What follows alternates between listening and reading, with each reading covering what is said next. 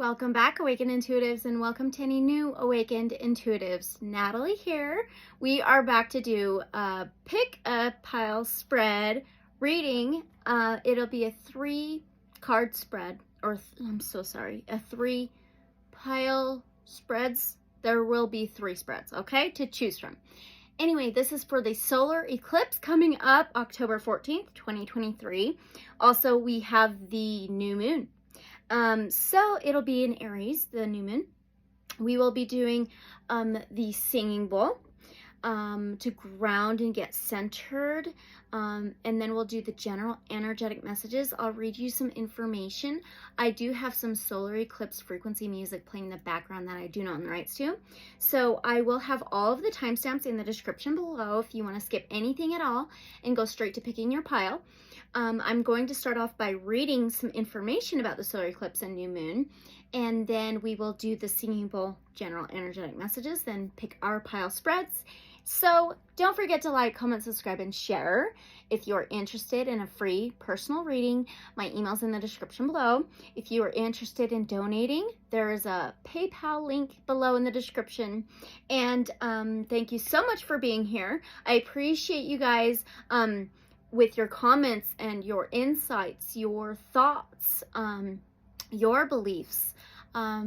Always have an open mind, always ask questions, use your discernment, take what resonates, leave whatever may not resonate, and unconditional love and light, so be it. So let's begin by reading some information. Let me timestamp that.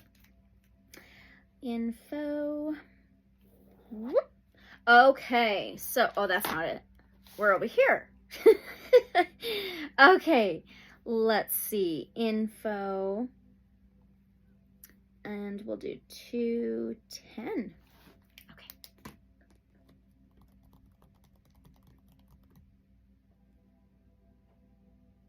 All right. So the solar eclipse and new moon, October 14th of 2023. We are reaching eclipse season. We will have the solar eclipse occurring on October 14th of 2023 in the sign of Libra at 10:28 a.m. my time. So it depends on your location in the world.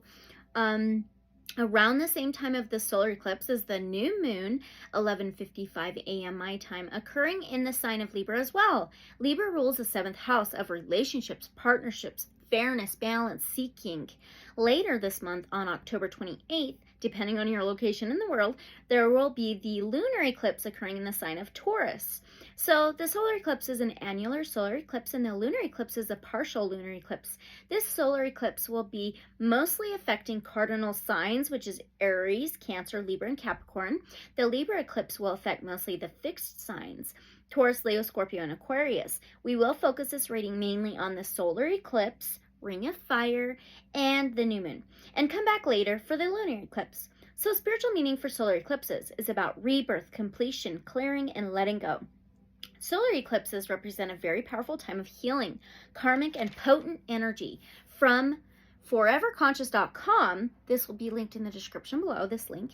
Ancient astrologers believe that solar eclipses were highly karmic events that helped to balance the scales of justice in the world. Ooh, I love that.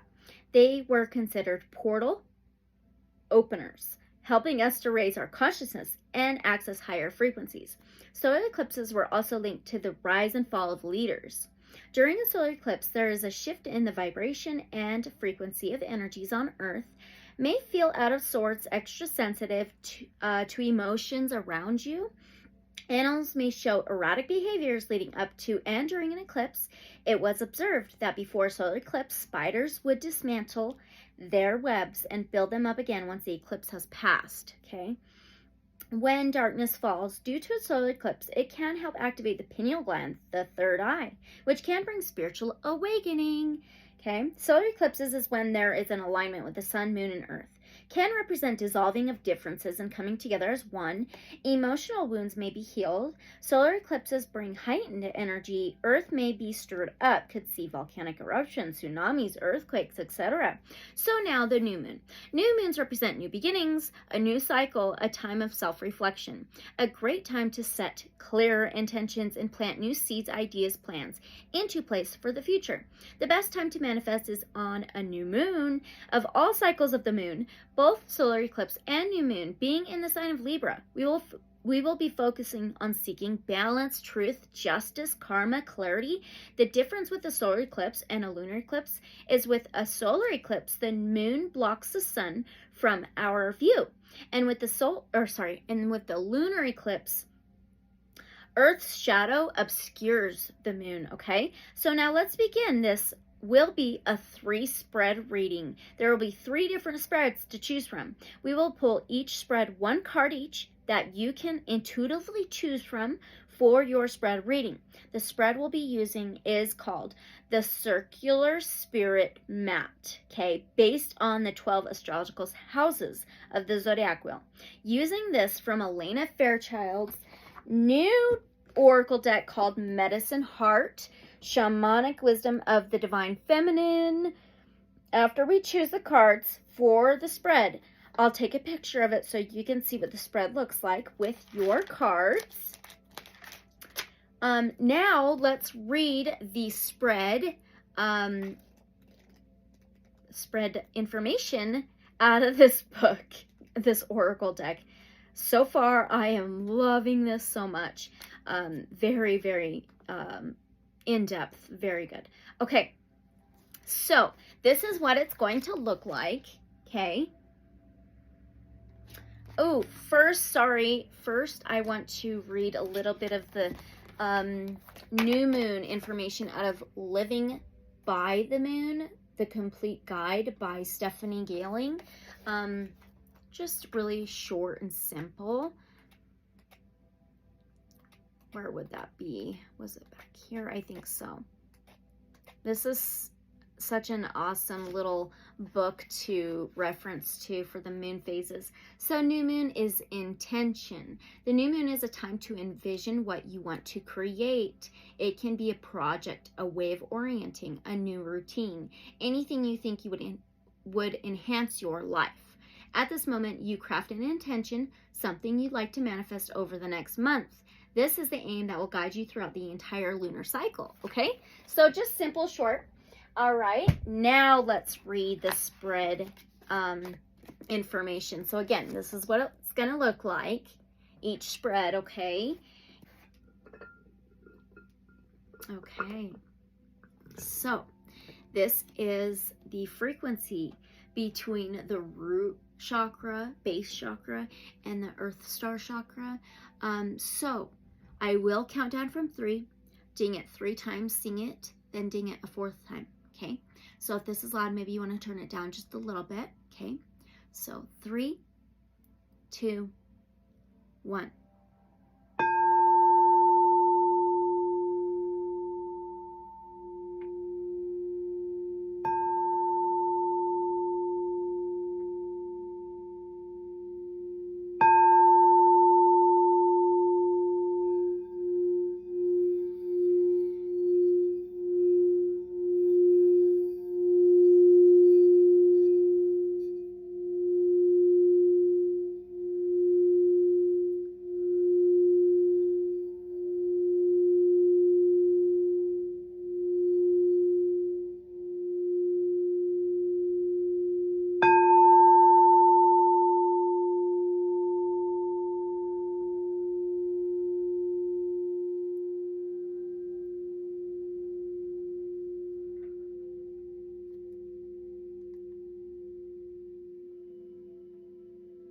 Woo!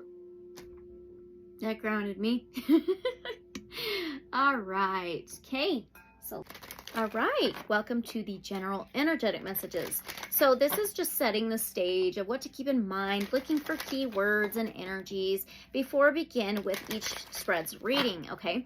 So all the decks I use in this reading, this video, will be linked in the description below. Will be listed in the description below, okay? These are the Angel Wisdom cards. I will tell you every deck, though, okay? We always ask Divine Source Light Creator, guides of love and light only, to guide us. What general energetic message can we begin with? Ooh, perfect. Acceptance. Acceptance means unconditional love. The angels remind you to accept everyone exactly as they are, without judging, blaming, or wanting to change them.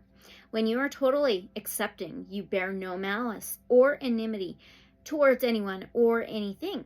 Harmlessness through acceptance is a high state of being, and this is a difficult quality for humans to embrace, for it is a divine quality. Nevertheless, the angels are drawing it to your attention now. You are also asked to accept yourself. When you truly do so, you feel centered and confident, and your divine self is revealed.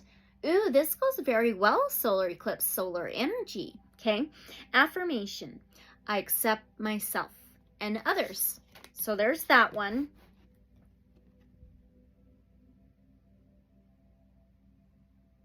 Acceptance. Love it. Okay, we'll set that right up here. Now, let's do the Awakened Dreamer Oracle.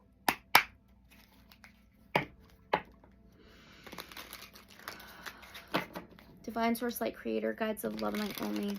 What is the second general energetic message that we can take with us, be mindful of throughout this reading video session? Blessed unrest. Whoa. Okay. Even in moments of dissatisfaction, be grateful that your preferred experience is being highlighted in your awareness. Ooh. Elevated above the loud crowd of possibilities. Now your desire is undeniable, so you can move more powerfully in the direction of your dreams. How dang perfect are these so far? With this solar eclipse energy, new moon energy we're coming up on. Ah, yes. Okay, last general energetic message from the Shaman Wisdom cards. All right, Divine Source, Light, Creator, Guides of Love and Light only. What's the last general energetic message? Oh, that's funny. Only one flipped upright. Card number 22. Oh, I just seen 1919. Okay. Oh, and on the bottom is 33. We'll take it. Okay, we have double numbers here. 22, 33. Maybe some of you are seeing double twos, double threes, double numbers. 22 is a 4. The 4th house in astrology is ruled by Cancer. And it is foundation. It's a structure. It can be home and family. Okay, and then 33.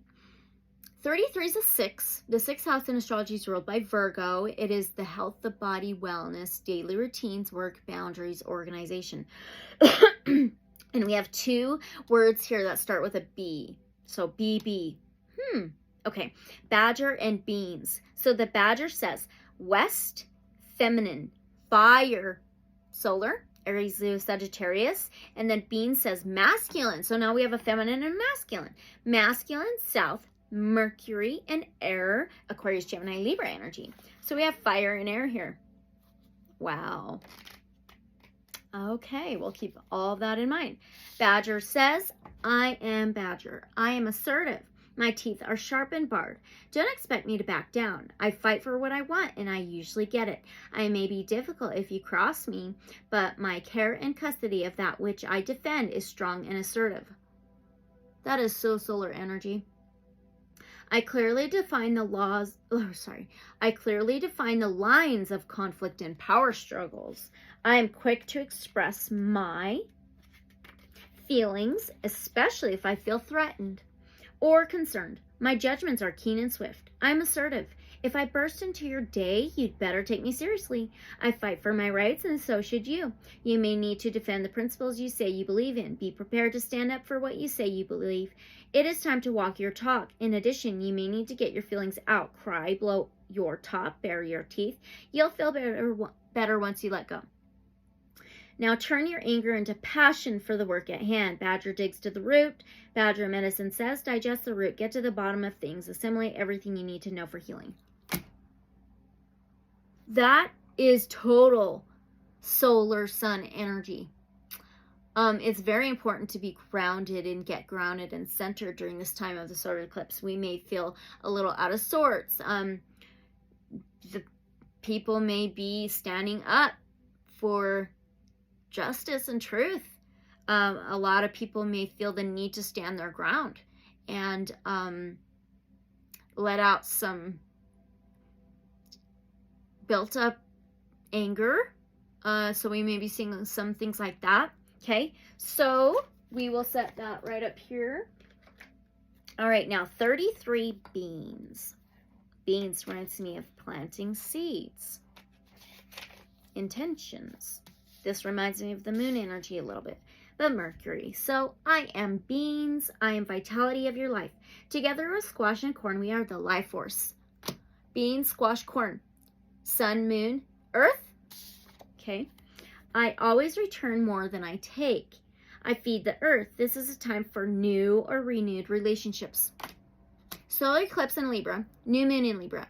Libra rules the 7th house of relationships, partnerships. Love is in the air. Developing harmony leads to security, which allows for advancement. Reconcile any old issues and concerns. I am versatile. Okay. Oh my gosh. How perfect are them? Oh, I love it. Yes, those are perfect. Okay. Ooh, now we're going to get ready to start our preparation pick a spread. Okay. I just seen 2323. Okay, so that's 5-5. Wow. 5s is all about changes, transformations, challenges. 5-5 is a 10. 10 is letting go of things to begin new things, cycles, endings, and new beginnings. Okay, so let's get ready to do our preparation pick a pile, and I'll be right back. Okay, welcome to the pick a pile spread. So we are going to be using the Shaman's Dream Oracle. And this is setting the stage for each spread reading. Okay, we'll choose one card for each pile spread reading. And use your discernment, whatever pile or piles you feel most drawn to, that's the one for you, okay? And timestamps are in the description below. We're also going to choose a double-pointed quartz crystal, okay? So we always ask Divine Source Light Creator, Guides of Love and Light only, okay, can we get our pile spread number 1, please?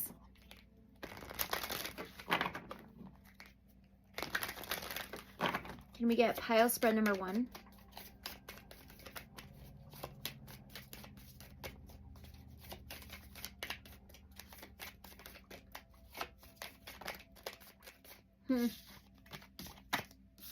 Try that one more time.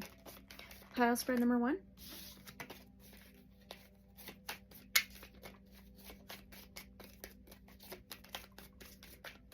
No? Okay, thank you. And I'll flip them all over, show you them, take a picture of them to give you a moment to choose. Can we get pile spread number 1's crystal? Thank you. All right, can we get pile spread number 2? Whoa, that was funny. Can we get pile spread number 2? Okay, that rolled perfectly into place. Oh my gosh. Pile spread number 3, please. Okay. And last crystal, pile spread number 3. All right, so for pile spread number 1, we have the double-pointed red jasper.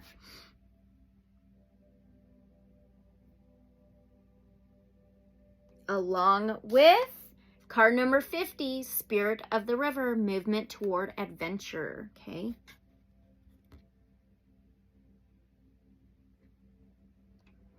That's for pile spread number 1. Okay. For pile spread number 2, we have the double-pointed lapis lazuli. Along with card number 43, overflow, overwhelm, and plenty.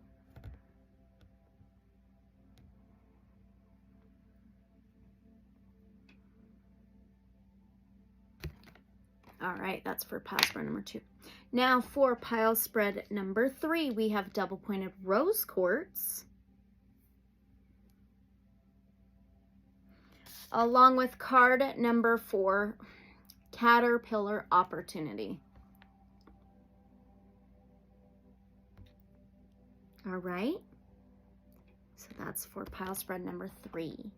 Okay, I'll take a picture of those, give you a moment longer to choose your pile or piles. You may feel drawn to watch all of them. Okay, so use your discernment, and timestamps are in the description below, and I'll see you at your pile spreads reading.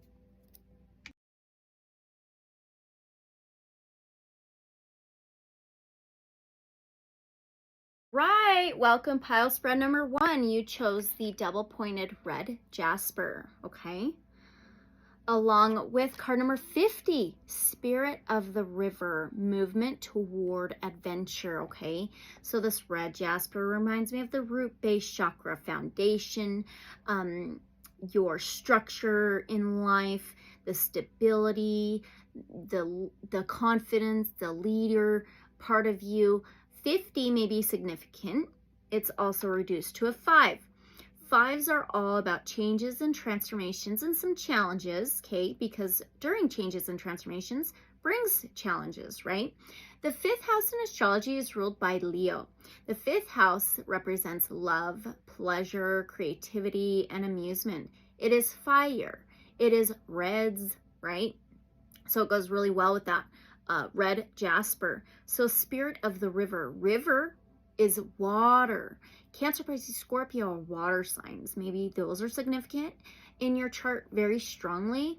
But the water is, it's emotions. It is feelings. It can be intuition.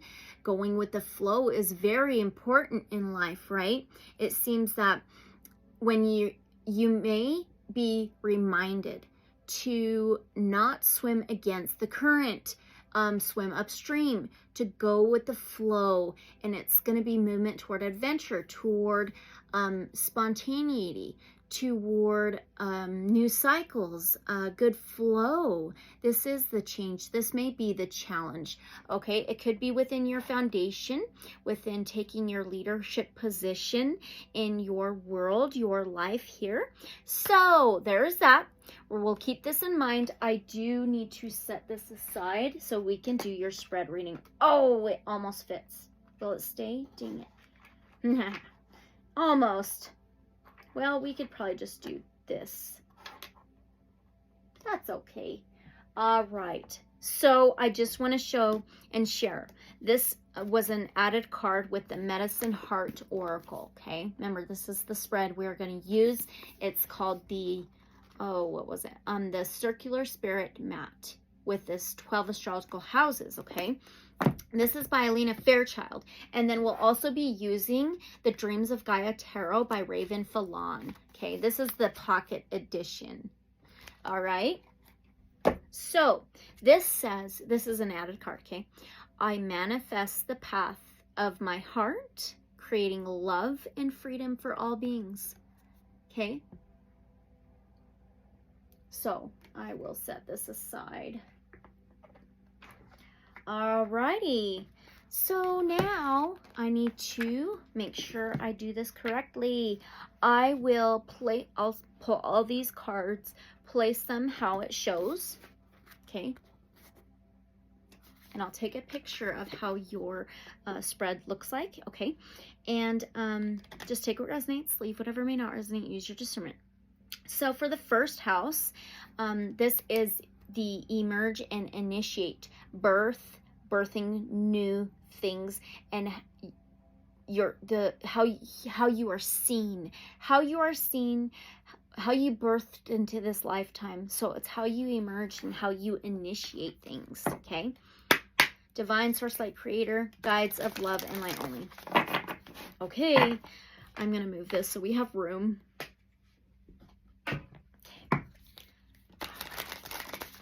Can we get the pile spread number 1's first house position for the initiate and emerge? Can we get, okay, perfect. Oh boy. Whew. These are just bigger cards. Okay. Can we get their position number 2? Oh, you know, I'm gonna have to. The second house, though, is it does say magnetism and attraction. It is anything in the tangible world, financial, material things, physical well-being, money, wealth. Okay, so values. So can we get pile spread number 1's position number 2, second house of the tangible world, the physical, financial, okay. All right. So can we get their position number 3 for the 3rd house, create and communicate? Okay, this can be communication, transportation, journeys, technology as well. 3rd house position for pile spread number 1.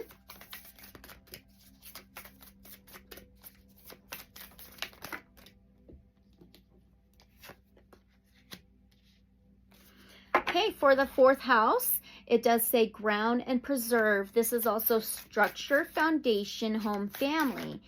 Okay.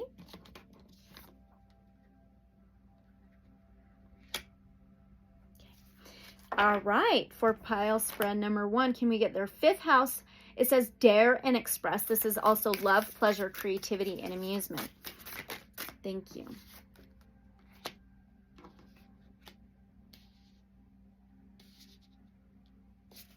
All right, for their 6th house, it says organize and eliminate. This can be the body, health, boundaries, work, daily routines.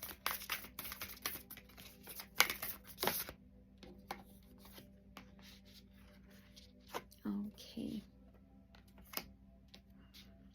Looking good, looking good. Okay, can we get their 7th house? This is partnerships, relationships, clarities and justice and balance. Partnerships, relationships, clarities, justices, balances, harmonies. Okay, can we get their position in the 8th house? Let go and transform. This is the death rebirth. It can be sex, money, sexuality. Perfect. All right. Okay, now can we get their position in the 9th house? This is this does say expansion and discovery. This is also spirituality, faith, higher understandings, higher knowledge, higher education.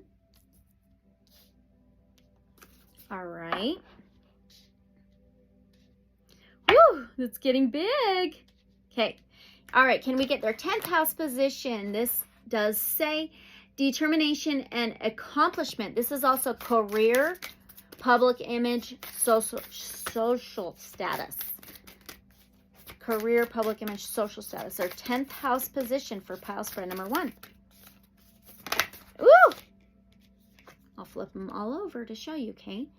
All right, can we get their position in the 11th house? It says innovation and freedom. This is also hopes, wishes, friends, and community.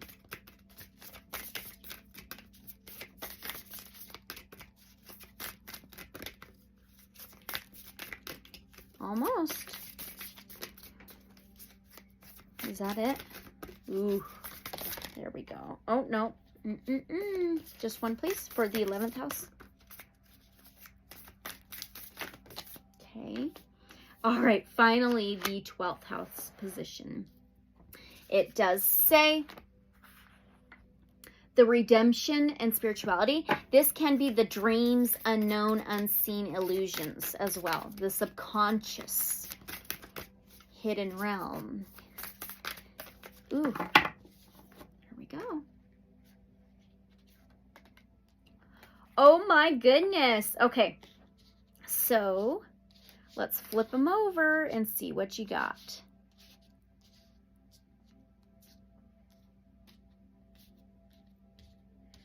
Is that correct? I am way too OCD sometimes. Virgo 12th house for you with Jupiter. All right. Let's flip them over.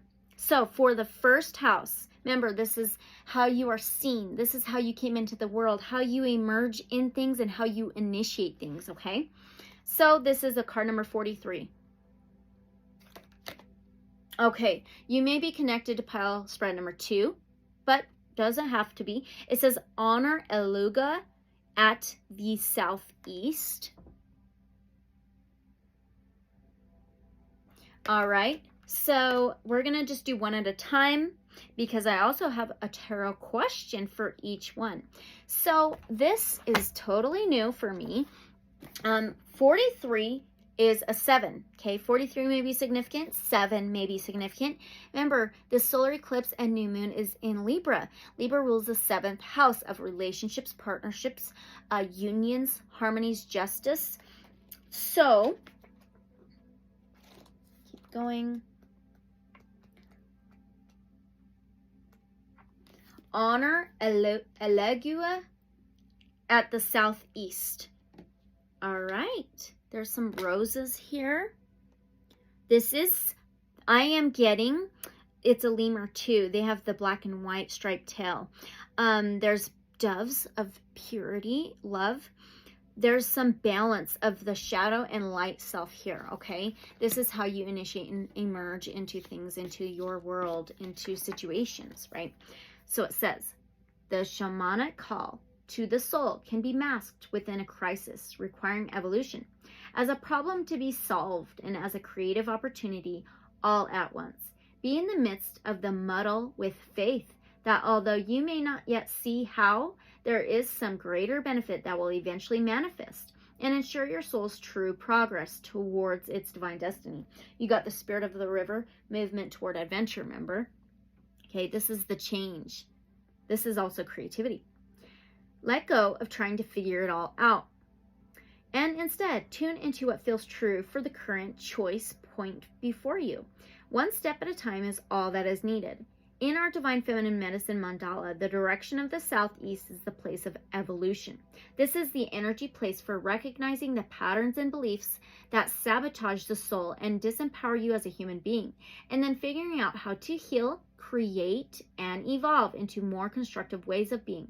The southeast is our crossroads of consciousness, and although it may not always fail as such, it is a vote of confidence from the universe that you are healing into a way of being, living, and creating that is more worthy of you as a sovereign spiritual being. Wow.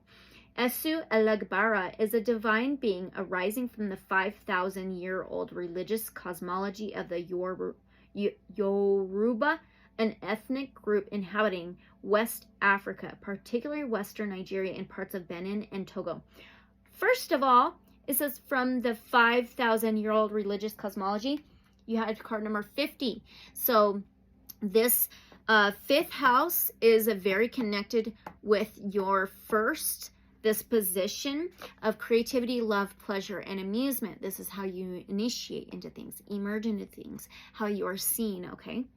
So it is through this being that can contact with the spiritual realm can take place. Eluga is the gateway to all things, from access to any other divine being to the beginning and ending of the chapters of one's life journey. What? Okay. Known as the Lord of Roads, particularly crossroads. He is inherent within every choice we make and every thought and word, for his is also the lordship of language, functioning as a divine messenger between humanity and the spiritual realms. In sacred red and black, alternating beadwork. You had the red jasper. Yep. Okay. Eluga is honored with each bead representing the interplay of endings and beginnings, such as peace, war, death, and life. Esu Elegbara is adored in Yoruba and in the many rich spiritual and cultural traditions that emerge from its nourishing roots. Wow. Such as Santeria and Haitian Vodun. Yet his potential dark side is acknowledged, and he is therefore respected as well as befriended. Wow. His presence can herald obstacles. That's exactly what we've been talking about.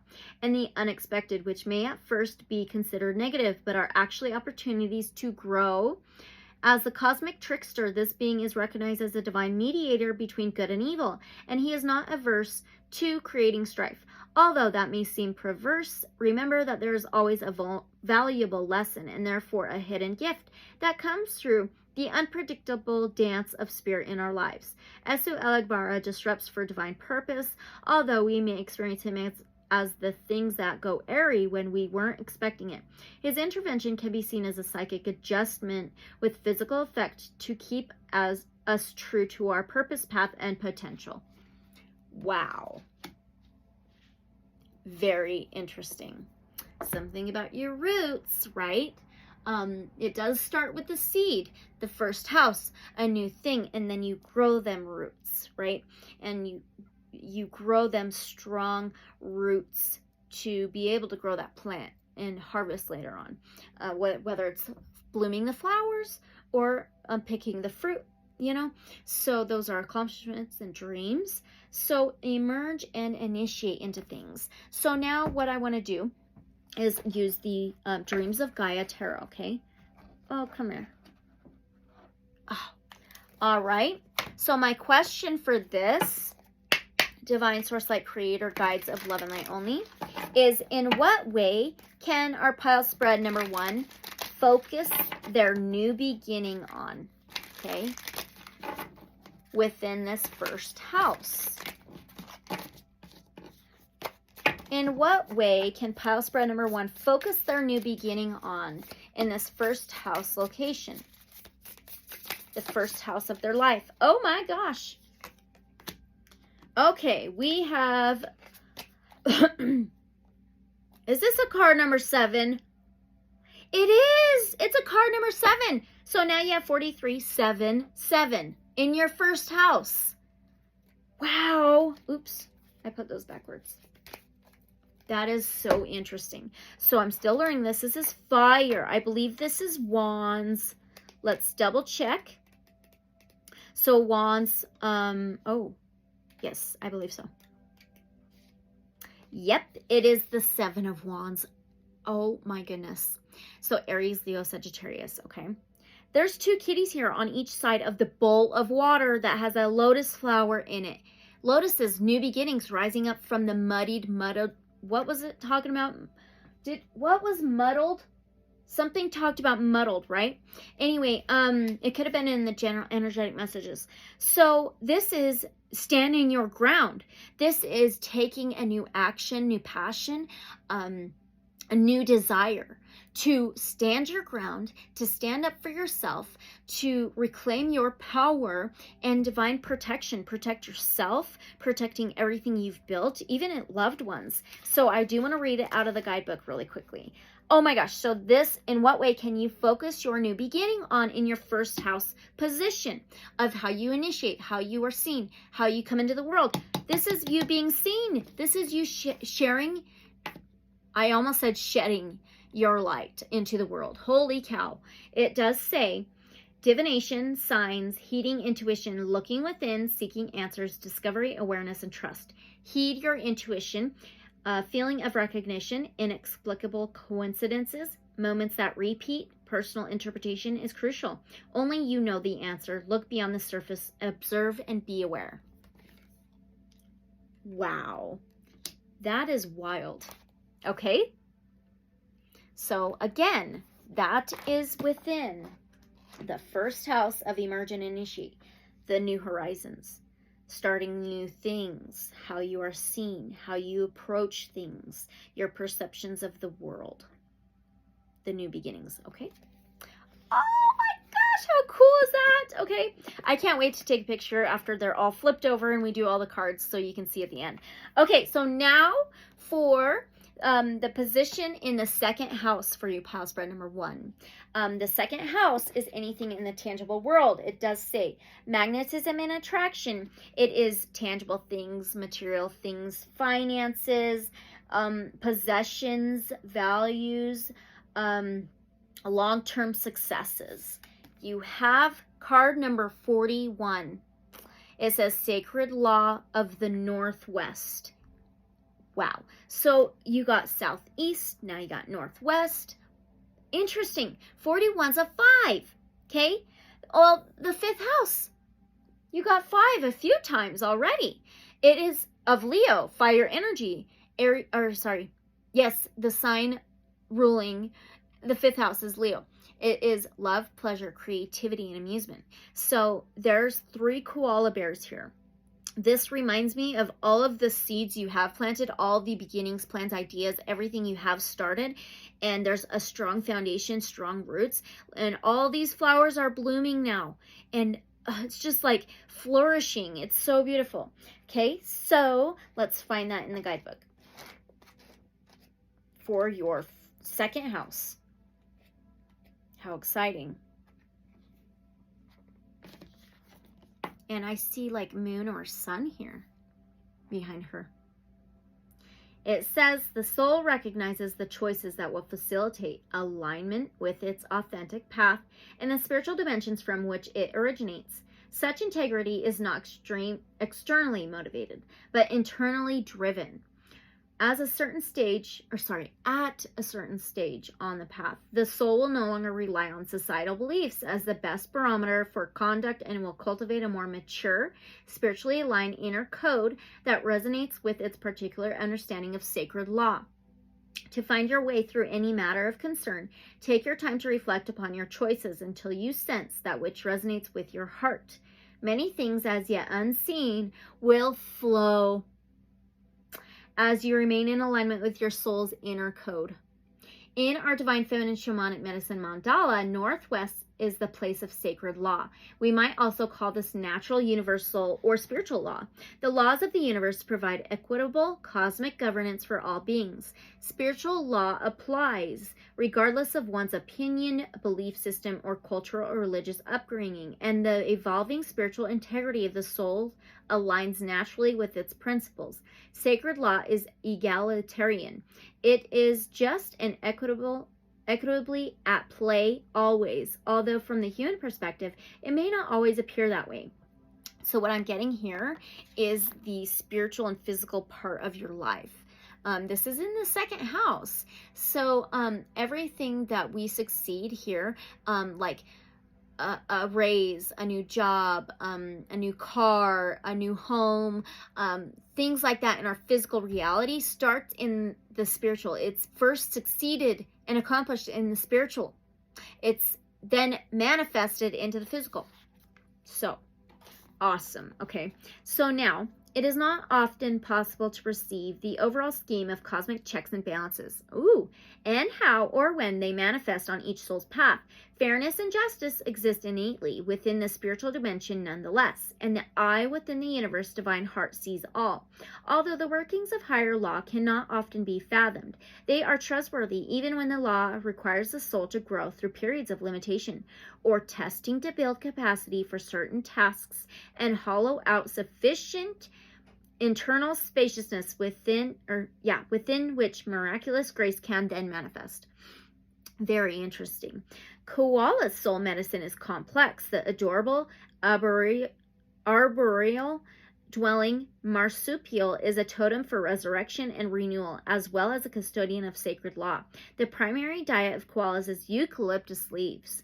These leaves contain toxic chemicals which create an increased need for rest to digest, and koalas will sleep for around 20 hours daily. What? That's so funny. 20? We are in the second house.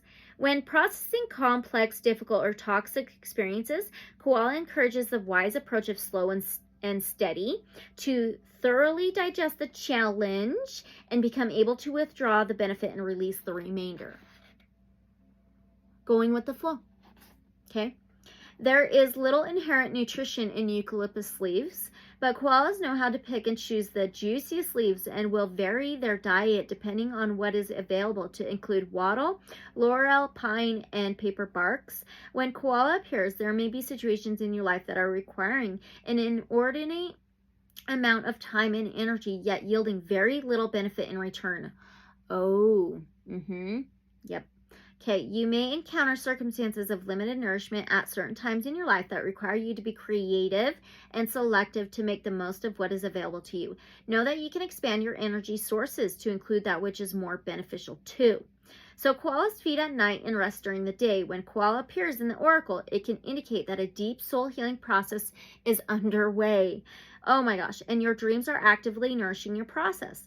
Night represents the mysterious, intelligent, slow-moving, restorative function of the deep mind, accessed through dreams, meditation, ritual, and sacred practices, and creative self-expression.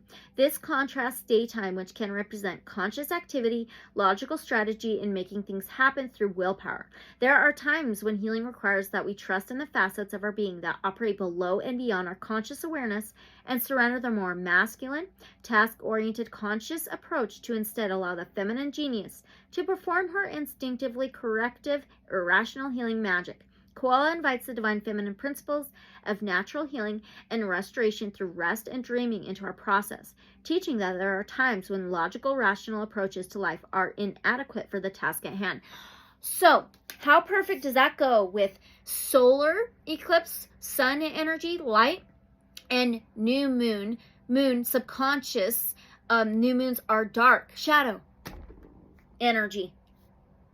It's a balance of both of those worlds and going with the flow. Okay, wild. That's crazy. So now we are going to ask a question for that one, for your second house. Same from the Dreams of Gaia Tarot. Yeah, I knew these were going to be very long.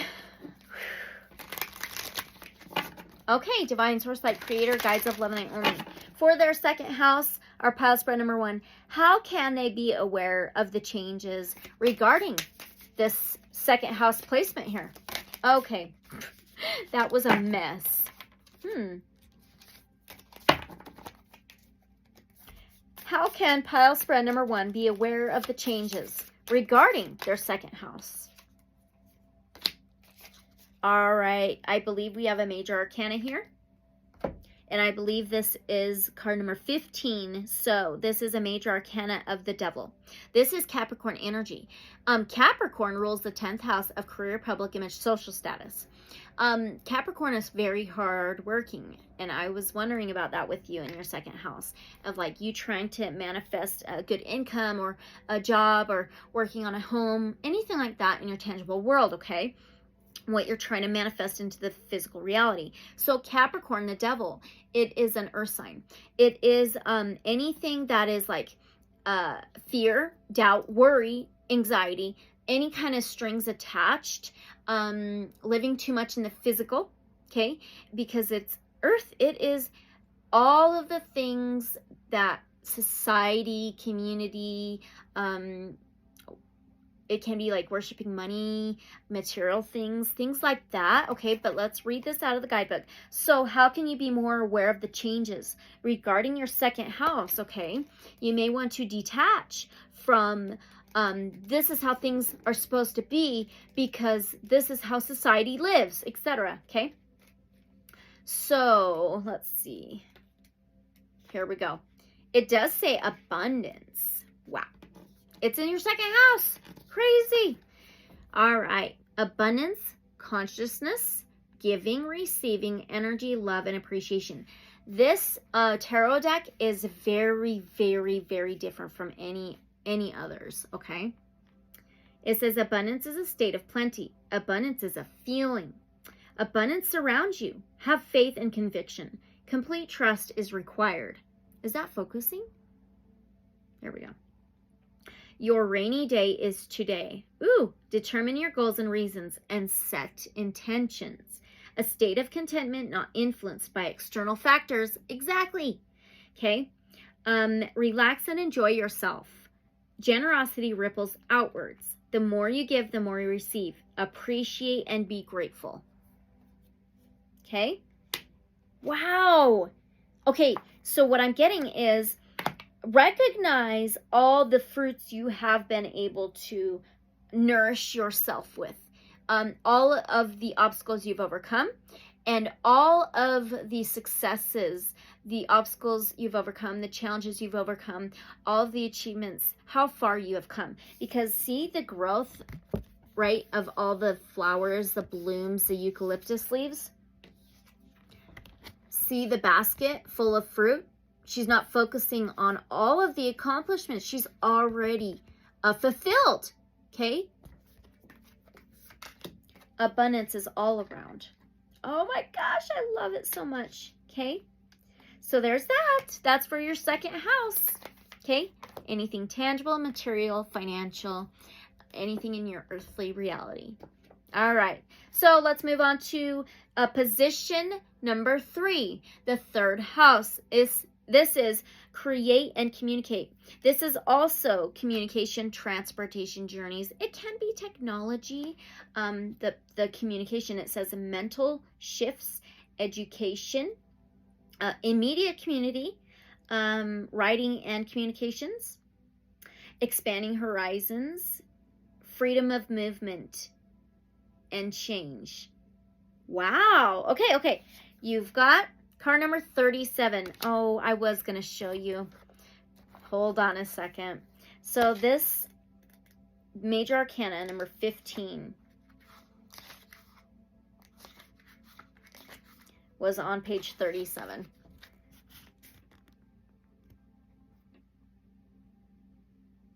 So now you have a card number 37. And see the dragon here? There's a dragonfly. And it says card number 37, Dragon Fae of the West. Have you been seeing dragonflies? Maybe they're about to show up. Maybe there's something significant about dragons in general. 37, though, is a number 9. The 9th house in astrology is ruled by Sagittarius. The 9th house represents faith, trust, spirituality, higher learning, higher education, higher knowledge, okay? So this is within your communication journey, teamwork, support, the change, education, mental shifts. Okay, here we go. So beautiful. Open your mind to the unexpected. This allows for the universe to intervene on your behalf and set the most blessed manifestation in motion for your benefit. To surrender attachment does not mean that you stop caring or wanting things to be a certain way. We were just talking about that with that devil card. What? The attachments, okay? Oh my goodness. And the attachments of anxiety, fear, worry, stress is attachment to the mind, okay? Oh my gosh, how cool. All right. It means that you are willing for the universe to show you the superior way to accomplish your mission. Such surrender will likely elicit a series of unexpected changes. Wow. And encounters as the universe nudges you in the right direction. Know that you'll be able to manage all twists and turns with skill. I cannot believe this. We're going throughout your whole journey. What? This is so cool. Okay. Believe in the goodness that is guiding you and trust in your abilities. Your soul has been maturing and spiritual harvest is imminent. Remember the fruits? Ah, yes. Okay. Soon you will realize that your time has come. Okay. Whilst there is suffering generated by insufficiency, there is also suffering generated by excess. Suffering due to having too much of something may seem unlikely, unless that which is in excess is considered a negative, such as anger or obstacles. Yet, even that which many would likely consider positive, such as owning numerous possessions or having every door open to you, can create a suffering born of insufficient limits. Sorry. That's very interesting. We've heard that word a couple times now. The interplay of abundance and limitation creates spiritual maturity, gratitude, motivation, and skillfulness. Without sufficient obstacles, tensions, and restrictions arising at times to build spiritual capacity in the soul, another type of suffering arises in its stead. That of superficiality, apathy, arrogance, weakness, unkindness, and immaturity. As the soul grows, the mind becomes more conscious and free when relating to the material world, and why one chooses to invest or divest oneself of certain possessions at certain times. To be able to build a successful business devoted to your sacred work might be a profound act of love and spiritual growth, particularly if you tend more towards flightiness and have to learn to commit and anchor yourself to something for long enough and with enough energy and effort to have it grow. The willingness to practice rigorous self-inquiry to keep your motivations pure is part of the ongoing spiritual cost of running that business and fulfilling your life's work. So it is with any possessions, material investments, or accumulations, even those of good karmic merit, through spiritual practice, which one begins to feel surrounding oneself like a blessed, shielding grace. Are you willing to do what is necessary to grow? The spiritual path does not ask that you make your life as difficult as you can. Neither shamanism nor spiritual path entail a call to renunciate material comfort simply for the sake of it. However, nor can one deny the potential to be spiritually waylaid by our attachments to comfort, certainty, and convenience. One Tibetan teaching that cleverly attempts to minimize this particular pitfall on the path is to transform our desires, that in their fulfillment somehow all beings gain spiritual benefit. This becomes possible as we evolve the quality of what we allow to motivate and inspire us, recognizing that whilst we may not have yet attained a saintly state of complete selflessness, we can still be compassionate individuals motivated by a higher calling to help alleviate suffering in our world. The personal healing path will be difficult at times, but it is thus with a loving purpose. It is meant to open the soul to grace. Sometimes when we are dealing with deep trauma or resistant patterning, there is an inner violence that erupts. It is essentially an expression of our suffering. But until we can develop sufficient compassion to hold space for it to self-liberate, it will manifest as dark fantasies or disturbed thoughts that may plague our minds. We are in the third house, communication, transportation, journey, technology, also the mentality, okay? This inner violence, oh wait, I already read that, didn't I? Oh no. This inner violence may also be projected outward onto the world. It can be through your communication, okay? Where we become afraid or enraged towards particular groups or certain individuals. We may also experience this violence through ill will directed towards us from others, fueled by their jealousy or fear, and yet taken very much to heart. If you are having such experiences, affirm your right to be treated with kindness and make sure to start with yourself. Being human is advanced spirituality. Do not judge yourself for the struggle. Have compassion for the suffering. This is the swiftest path to healing relief. The oracle speaks. We are in the house of communication. What? Jeez. Speaks of a natural lightening up taking place, a release of energies, and a reorientation to a kinder, brighter outlook that will regenerate your heart. For our divine feminine shamanic medicine wheel, the direction of the west relates to the quality of earth, the season of autumn, bones, and body. We are in the season of autumn. The physical realm and the need to deal with material matters. Clarification and organization, what to forego and what to harvest for the future are important at this time. This is a matter of hard work in the past bearing fruit, in the past of the braiding fruit. My goodness. And of your time to step forth into recognition and attainment and finally coming through. It is graduation celebration, whilst also acknowledging the end of a cycle which you have now outgrown. My goodness. Wow.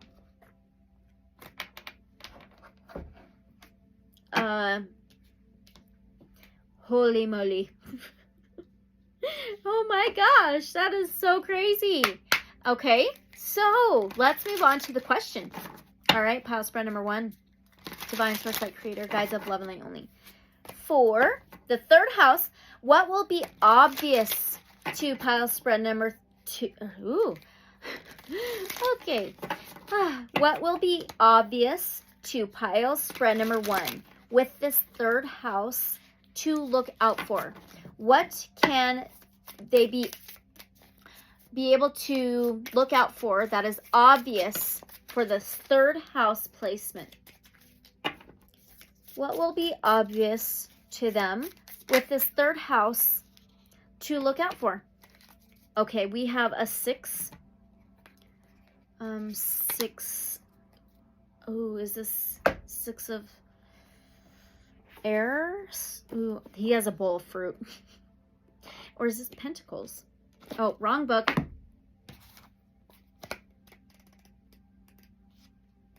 Let's see. It may just be... Yep, I think it's pentacles. 6 of pentacles. Are you kidding? Wow. Yeah. Yes, it is. 6 of pentacles. This is earth, okay? Remember, earth Taurus, Virgo, Capricorn, this is anything in the tangible world, anything in your reality, things that you've accomplished, the values, possessions, finances. Six of Pentacles is a law of attraction. It's a give and take.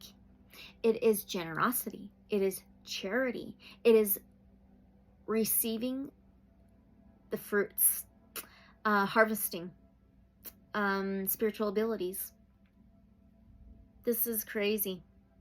He has a necklace of a key and a necklace of a locket. You have both. Oh, yes, I love it. Okay, let's read this.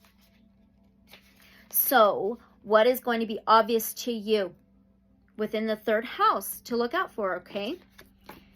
Family, community, providence, protection, dependability, responsibility, duty, service, self-sacrifice, martyrdom, responsibility and duty to family, give love, care, and support, lead by example, a time of sharing, important matters need attention, learn about nature, protect the animals, forests, and oceans, help for the right reasons. Wow. I feel like this is, that you're going to start seeing possible gifts, possible inheritances, possible successes with material things, what you can see into this reality, accomplishments, successes, reaching goals, achievements. Wow. I love it. That's amazing. So that's with your third house. This can be communicated to you. This can be as a teamwork. All right. I totally took that card out. I shouldn't have. So that is the create and communicate, as well as mental shifts, freedom of movement and change, expanding horizons, writing and communications, immediate community. How cool is that? Charity, generosity, generous-hearted. I'm excited for you. Awesome. Okay, so let's move on to the fourth house. It says ground and preserve. This is also foundation and your structure, your foundation in life, home and family. Okay, it can be celebrations as well. Ooh, it's a sideways card. Oh my gosh, it is a card number 40. We're in the fourth house. 4.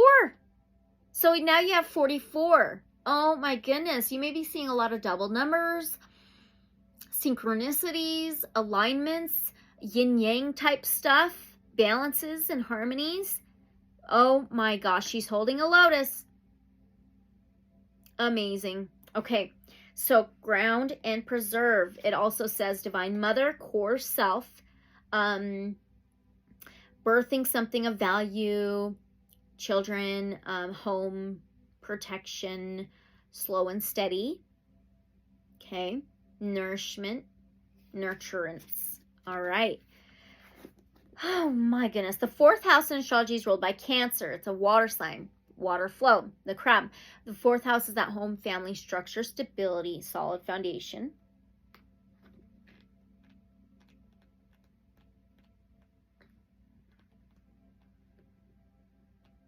Okay. Here we go. Fourth house for you, pile spread number 1.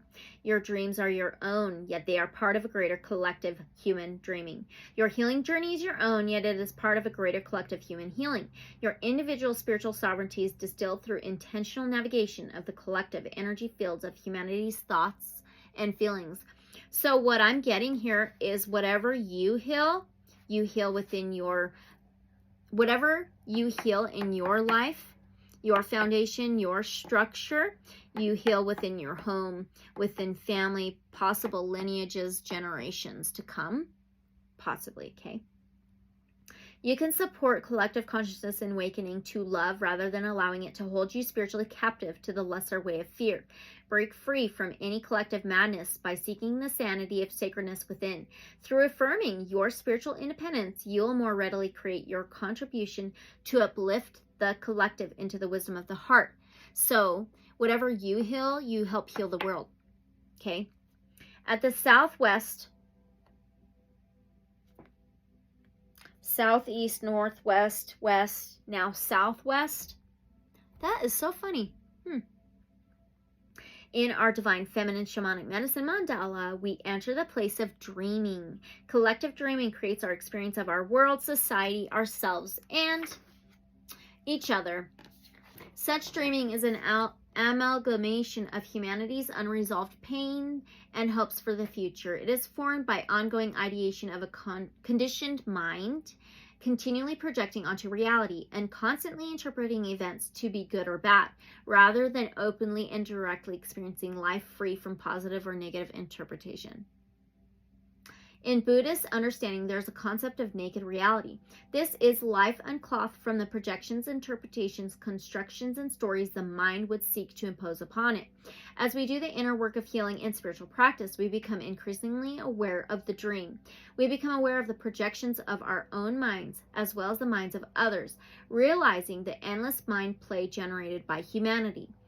This may have been involved within how you grew up, possibly the society around you, maybe your community as well, parents. The experience of our real nature slowly and steadily disentangled from the compelling visceral enchantments and terrors of projected perception. The dream that then becomes a creative dance rather than an unconscious trance. We humble ourselves. Did I say ass? Sorry. Okay. We humble ourselves before the tremendous power of the mind, and we empower ourselves to play, grow, heal, and express within the unlimited generosity and willingness of reality itself, which readily receives all projections offered to it and remains unchanged. We awaken to the human experience rather than unconsciously identifying with it. We become willing to experience our human life with curiosity and courage. We start to sense the spiritual rules of the game and how to play to win for all. Those who understand this can creatively engage with the dream place as a healing method, becoming capable of visionaries of a new world. This does not entail cultivating a worldview featuring yet more opinions about who should be doing what according to one's person's view on what reality should be for all. A new world requires a new vibrational embodiment of qualities that have inherent wisdom, which alleviates the need to try and control people or situations. This would instead bring about inspired and spontaneous activity in oneself and the world through a deeper spiritual truth of kindness, good-natured humor, compassion, love, and understanding, discernment and clarity, courage and strength, encouragement and reassurance. Such qualities are the fertilizer. Wow. Fertilizer. For the freedom to self-liberate according to each being's authentic soul journey. This is the way to mutually benefit. Awakening cannot be compelled or controlled, only facilitated and encouraged through loving wisdom. Embracing your spiritual freedom with humbleness and delicious divine defiance to live authentically and honor the way of the heart generates spiritual benefit for the collective, even for those who may feel thwarted in their attempt to tame your spirit.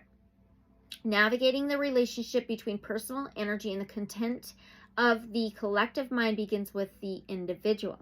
The oracle speaks of a time when your personal healing journey is particularly significant for the broader collective. What you are working with personally at this time is something that humanity is yet to fully grasp, ground, and generate in the world for the greater good. What you are attempting to distill, be it wisdom, inner healing, higher understanding, or an expansive perspective that frees you from a painful, reoccurring struggle, will eventually become a transforming grace and empowerment. You are unearthing a light that will provide clarity for many beings, shining in truth that helps to set the soul free. Almost done. The Inupiaq indigenous peoples of Alaska have survived in the harsh Arctic environment for over 4,000 years. Learning how to live in such conditions requires adaptation based on a humble recognition of the importance of the environment. This cultural group is unique in its subsistence hunting of the bowhead whale. Whales are enormous creatures, and a team is required to be able to hunt and prepare the animal to feed the community. Hunters believe that the whale gives itself to the community.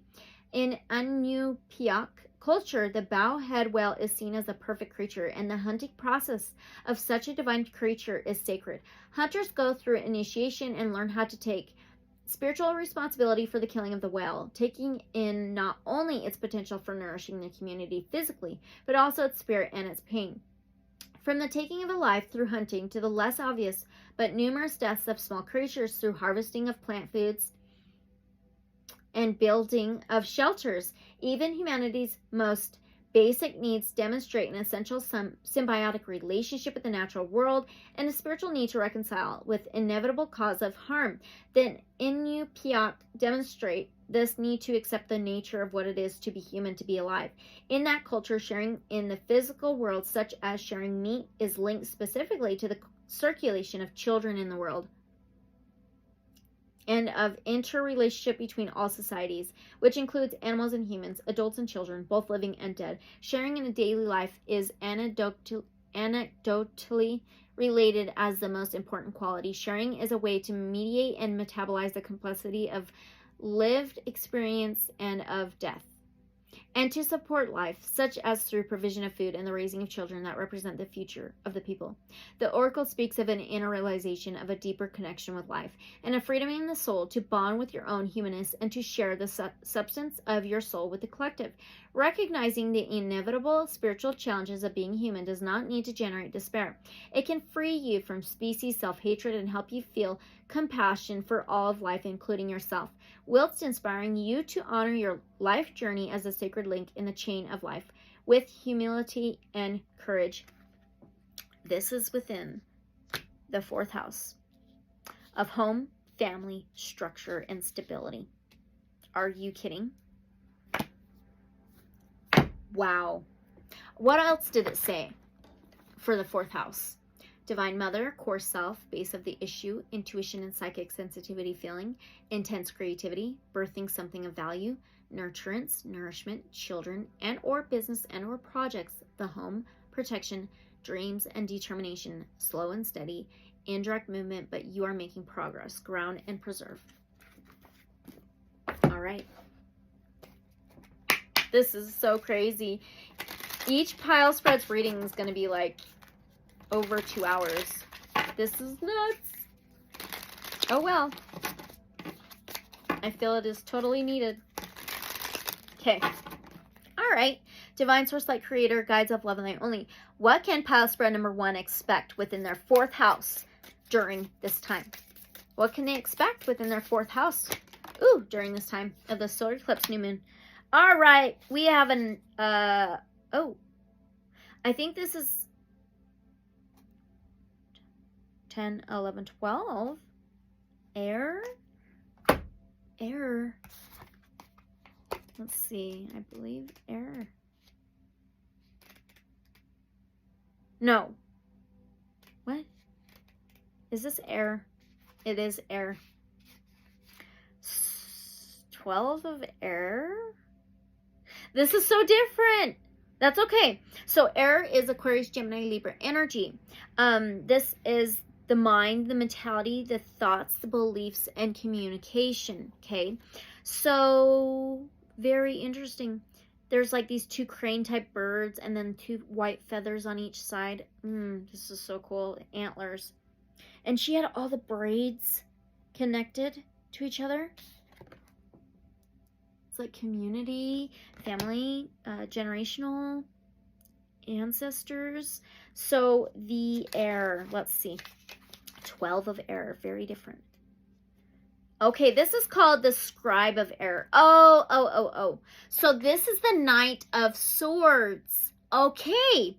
So the knights wear the armor. They're the battlers. They get in there and they battle. They're very, very fast with the mind, the thoughts, the beliefs, the communication words. So they can be very rash and reckless. So what can you expect within your 4th house during this time? So you may feel back and forth within your mind, within what to believe, your thoughts, how you communicate. Okay, let's read the Scribe of Air, which is the Knight of Swords. It says record keeper, information, knowledge, tradition, history, personal history, preservation, censorship. Wow. So I feel like this being in your 4th house, home, family structure, stability, the foundation. So you may be questioning what you've been taught, whether it was by family, parents, siblings, or the community, society. Okay. It says, look for an unbiased source, be objective and seek multiple perspectives, visit the library or archives, value the written word by writing things down. What? Document your life journey, make multiple copies of your digital files, and need to censor yourself, guard your personal information. Okay. Very interesting. So what can you expect within your 4th house during this time of the solar eclipse and new moon? Ah, wow. Okay. So we are moving on to your 5th house. Okay, 5th house we were talking about already. It's ruled by Leo, but it is love, pleasure, creativity, and amusement. It does say dare and express. Also, risk-taking, the heart, self-confidence and self-esteem, trusting your heart, and divine love. Wow. You got card number 1. Ah! How cool is this medicine circle? Can you hear the bird? You know what kind of bird that is? I have a family of blue scrub jays. Look at the blue birds. They're blue jays. Okay. So love, pleasure, creativity, amusement, the heart, self-confidence, dare, and express. So card number 1, medicine circle.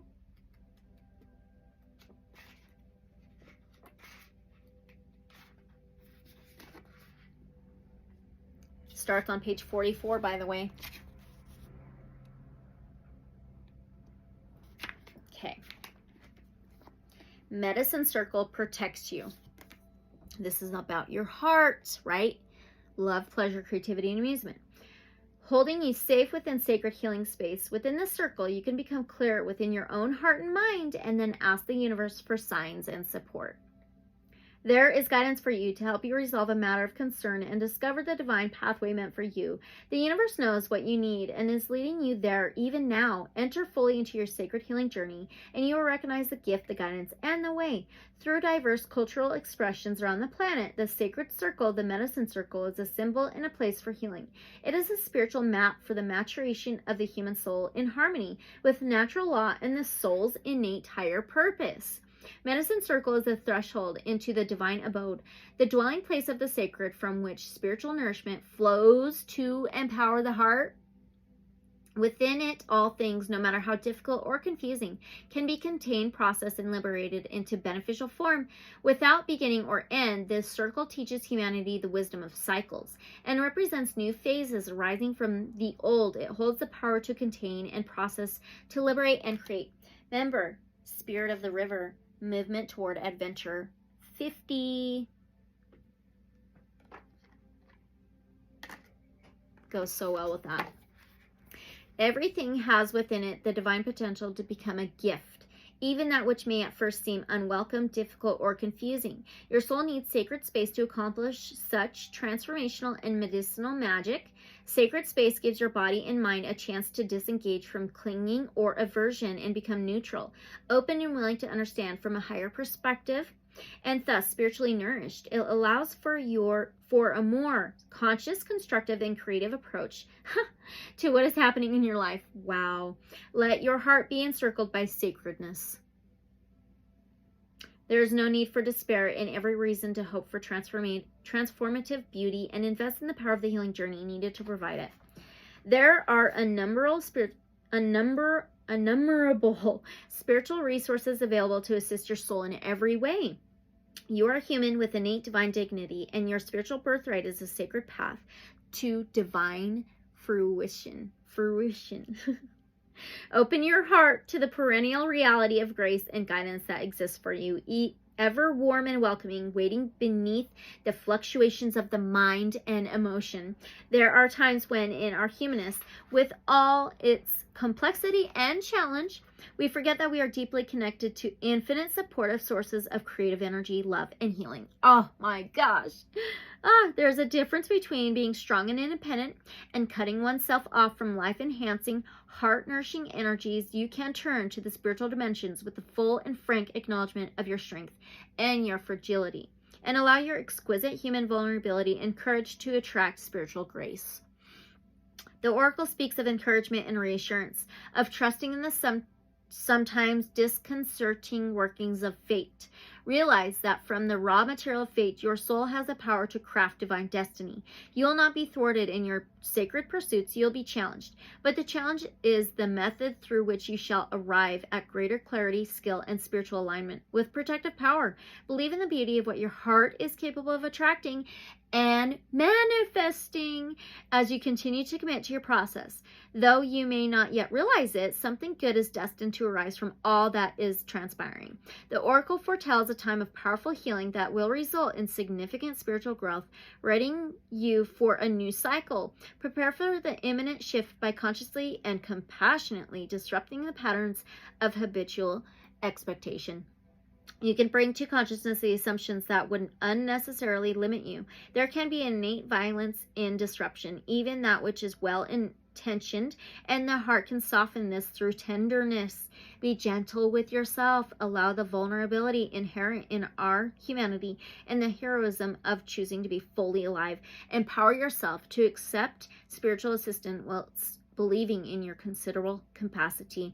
A beautiful practice from the Pawnee Native American tradition draws a circle upon the earth with the toe as a symbolic recreation of the eagle's nest. The circle is recognized as a sanctuary for living things, just as the nest nurtures the eaglet. The circle is a call to sacred homecoming. Even the most spiritually intrepid soul needs moments of restoration and rest to rally and replenish. The Oracle is a divine call to return to the heart and to the love therein, to remember who you are, your purpose, and your place, free from the projections, expectations, judgments, or hopes and wishes of the world. The sacred circle empowers your authenticity. Shed any psychic layers you may have unwittingly accumulated through your interactions with others and come home to your heart. Some of you may have an animal totem of a fox, eagle, bear, or a bird. Maybe even a deer, because there's antlers. There's moose antlers and deer antlers. That's within your love, pleasure, creativity, and amusement and courage. Passion. House. All of that is within yourself. All of it. That is amazing. Pile spread number 1. All right. Divine Source Light Creator, Guides of Love and Light Only. So what should pile 1, spread 1, expect with their 5th house during this time? What should pile spread number 1 expect within their 5th house during this time of the solar eclipse new moon? Ooh. Okay, we have, is that a 9? Yes, that is a number 9. What would that be? Okay, the 9th house is ruled by Sagittarius. The 9th house is faith, spirituality, trust, higher learning, higher perspectives, higher understandings. Okay, this is the 9 of Cups. Oh my gosh, yes! Okay, the 9 of Cups. Cups is water, Cancer, Pisces, Scorpio energy. The 9 of Cups is indulging in all good things, indulging in, it's like a rest. It's meditation. It is enjoying your moment in comfort. It is recognizing and indulging in all of your hard work you've already done and basking in all of that. And this is wishes heard to the universe. You've already weaved your web to catch your dreams and your manifestations in. How awesome! Okay, let's read this out of the guidebook. So, this is what you should expect within your 5th house of love, pleasure, creativity, amusement, courage, and passion. Okay, during this time. Illumination, acceptance, openness, emotional entanglement, strength, courage, fear, ignorance. What? That's crazy. Courage, strength. 5th house is ruled by Leo. Open your heart. I cannot believe this. Past experiences leave an emotional imprint. The weight of our emotions. Shine a light on the source of the emotional pain. The effect of past experiences on the present moment. So this is a lot of self-reflection. It is reflecting on all the hard work you've done and overcome. Okay? Emotional entanglement, the process of becoming lighter. Ignorance is not bliss.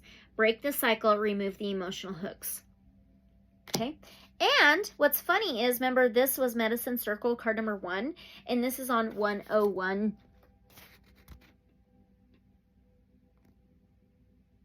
Can you see that? Okay? How freaking awesome. Oh, I love it so much. Okay, hold on. Okay, I had to relight an incense. So, pile spread number 1, let's move on to your 6th house. This is ruled by Virgo, but the 6th house represents the body, health, wellness, daily routines, boundaries, organization, work life. Okay, so it also says organize and eliminate. Also set up a system, daily habits, work and service, healing processes, cleansing and clearing. Okay, you've got card number 14. It says beauty of Ib. Okay, 14 is also a 5. Remember that 5th house, love, pleasure, creativity, amusement. 5 is all about changes, challenges, cycles, transformations. Okay, so beauty of Ib for your 6th house of organize and eliminate. Let's find 14. So beautiful. Okay. The way of the heart is the way of spiritual genius. Love is the divine elixir of the heart and is a trustworthy intelligence capable of creativity and transformation. Partake of that medicinal soul tonic by attuning to the wisdom, sweetness, and generosity that dwell within your heart. Cardiognosis, or heart knowing, manifests vision through the magnetic magic of attraction, which often supersedes logic. Embrace your heart and embrace yourself with love and positive expectation. An exquisite expression of your soul is naturally arising from the divine foundation of your heart. The significance of the heart in spiritual teachings is universal.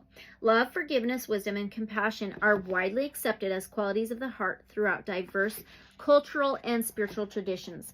A lot of the heart. Remember, we're in health, the body, daily routines, boundaries, work, organization. In ancient Egypt, Ib refers to the heart as an important facet of the soul. The heart was considered not only the seat of emotion, but also of thought, will, intention, and wisdom. The weighing of the heart of the initiate is a well-known ancient Egyptian depiction of spiritual initiation. The heart rests on the scales of divine judgment, with one feather of the goddess Ma'at resting on the other scale. If the heart of the initiate is lighter than the feather, then initiation is successful and the soul is able to proceed on its journey into the afterlife. If the heart is heavier than the feather, the soul is without rest and cannot continue to the next stages of the journey. This is not literal, okay? We're talking energetic, spiritual, okay? Just keep that in mind. Ma'at is divine feminine personage, embodying truth, light, the integrity of divine justice and higher order. If the heart is not allowed to rest in trust of the spiritual integrity of cosmic order, the initiate becomes weighed down, confused and disempowered, unable to navigate the challenges that would facilitate the soul's progress. Lightness of the heart is essential to fully embrace the mysteries of your soul's ongoing journey. Lightening the burdens of the heart does not prevent us from caring deeply. A heart can be light and free and yet care deeply and radiate compassion for all beings. To lighten the heart is to learn that we are worthy of love, of peace, of respect, of care. Rather than demanding that the world provide this for us, we learn to give this to ourselves. We develop the capacity of self-love. For some, those who experience such care early on in life, this is natural. For others, especially those that are called to a healing path this lifetime, this was often not provided to the shamanic journey. Cant and the shamanic journey can involve a dying of the old sense of a broken, inadequate, and unworthy self in order to birth a self that is recognized as divine, radiant, human, loving, and lovable. Wow. Okay. We allow our hearts to become symbolically light as a feather, freed from the weight of misplaced guilt, shame, and judgment, not through avoidance of dealing with our inner pain, but through direct confrontation, mourning of the pain, and evolving organically as a result into a new awareness. This spiritually light of heart become living invitations into an experience of inner peace so dearly needed in our lives and in our world, to facilitate the recovery from all kinds of disturbance and to break the cycle of ongoing violence, which is an expression of unresolved disturbances in the soul. In traditional Chinese medicine, Shen is the heart and the spiritual mind as one. When Shen is strong, we creatively and joyfully express our consciousness and radiate our presence into the world with love and happiness. Healthy, nourished Shen requires balancing practices and moderation. This results in fairness, calmness, happiness, and a natural spiritual radiance. The Chinese characters for Shen depict from the heavens, and from that all things are expressed. I just skipped a sentence. Sorry. For Shen depict the physical heart plus, I almost said pulse. Okay, take what resonates.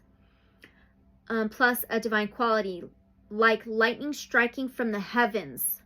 What? And from that, all things are expressed and made manifest. When you instinctively rest your hands at the middle of your chest, you are touching your Shen, for it rests in that what would otherwise be an empty void of internal spaciousness. This is the place where physical heart and spiritual mind intermingle, allowing for heavenly light to enter the physical world through the gateway of the heart. When the heart is spiritually light, divine beauty, goodness, and grace are manifested. At the heart of your soul purpose is the call to create healing for yourself and our planet. Sometimes our heart is so burdened by what we perceive around us that we become disheartened and confused, believing that humanity is a lost cause or that our planet needs fixing. What is actually needed is love, for all good things, including healing, begin with love. Connecting to the heart is natural, yet we can forget how to do so. A grounding and uplifting way to connect to the heart is to focus on gratitude. Your gratitude may encompass the gift of your body, the courage and wisdom to navigate your life lessons, the time and space for spiritual reflection, spiritual presence, inherent in nature. Imagine for just one moment being a person who saw a tree as a mere thing to be cut down rather than a living being of grace and generosity. Gratitude for perception, gratitude for awareness, gratitude for being capable of expansive love. When you are grateful, love increases and circumstances and situations can settle more readily. New recourses for change become suddenly available as if from nowhere. There may be a number of problems to be solved and troubles to be overcome, yet as the expression goes, love conquers all. The oracle foretells of a spiritual gift, a blessing of resolution made available through your hopeful, healing heart. Keep your faith in love. Stay true to your heart. Whoa. Well, this may be connected to literally your heart circulation, focusing on anything healthy for the heart, natural for the heart. It could also be the mind, your thoughts and beliefs about yourself. Sometimes when we're thinking, all the time when we're thinking and believing negative things about ourselves, we hurt our heart, we hurt our body, right? Anyway, so now let's ask our question for your 6th house. Divine Source Light Creator, Guides of Love and Light Only. So what can pile spread number 1 be mindful of within their 6th house? Try that one more time. Okay, we did get that one. That one was right in front of me. This is a major arcana. Oh my gosh. Okay, this is a card number 7. The major arcana, the Chariot. Okay, it's a major arcana. This is like, major arcanas are life-changing, like consequences, life-changing events. Okay, big deal. The Chariot is Cancer energy. Cancer rules the 4th house of the home, family, structure, stability, solid foundation, celebration. The Chariot is mixing two opposing energies very well for balance and harmony, to be able to move forward, to take control, to move forward, to like full speed ahead, moving forward, take control, take the reins, to steer the direction of your life. Okay, there's a wolf, there's an owl. He's holding this like wand staff stick, and the end is on fire. It's lit up. The direction of your life. This is forward movement with balance and harmony. Wow. And her hair, the ponytails or whatever on each side of her, and in the center of the chest, that medallion. Ooh. Right? Now, look at the image in the background, right above the head. Very interesting. Oh! This could be you taking control of your health, your body, your daily routines, work, boundaries, organization. Okay, within the 6th house. So, it says the Sage. Okay, this is the Chariot. Sharing, communication, knowledge, information, culture, tradition, advice, manipulation. Be the storyteller. Communicate your thoughts and feelings in a positive, healthy way. Okay. Know your audience. Devote time to research and investigation. Learn the traditions and customs of others. Know your ancestors and heritage. Sage advice, both given and received. There is no good time to give unsolicited advice. Question your traditional reactions and responses. Do not speak so much that you forget to listen. Be wary of the smooth talker. Do not embellish the truth. Very interesting, right? Wild. Okay. So, that is what can you be mindful of, okay? You can take control of the way you believe and think about yourself, how you talk about yourself. Taking the reins to steer the direction of what your life, what you want in your 6th house of your life, of the body, health, wellness, daily routines, boundaries, and organization, and even what you want to eliminate, okay? All right, spread pile number 1. Let's move on to your 7th house. This has been wild. Okay, so the 7th house is about partnerships, ruled by Libra. It is relationships. It can be marriage, romantic partners, but it's also harmony, balance, justice, truth. Okay, so it does say connect, prioritize, partnerships of all kinds, harmony, higher justice, style and creativity in expression, karmic healing, higher self communications, cosmic order, and divine timing. Ooh, I can't wait to see what you get. Okay. Ooh, you got a card number 8. Interesting. 8 may be significant.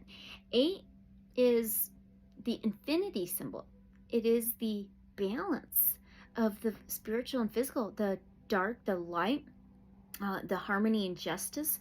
Look at the black and white. Okay, the 8th house, we are in the 7th house, but the 8th house is ruled by Scorpio. The 8th house is a death, rebirth, regeneration, endings and new beginnings, cycles, okay?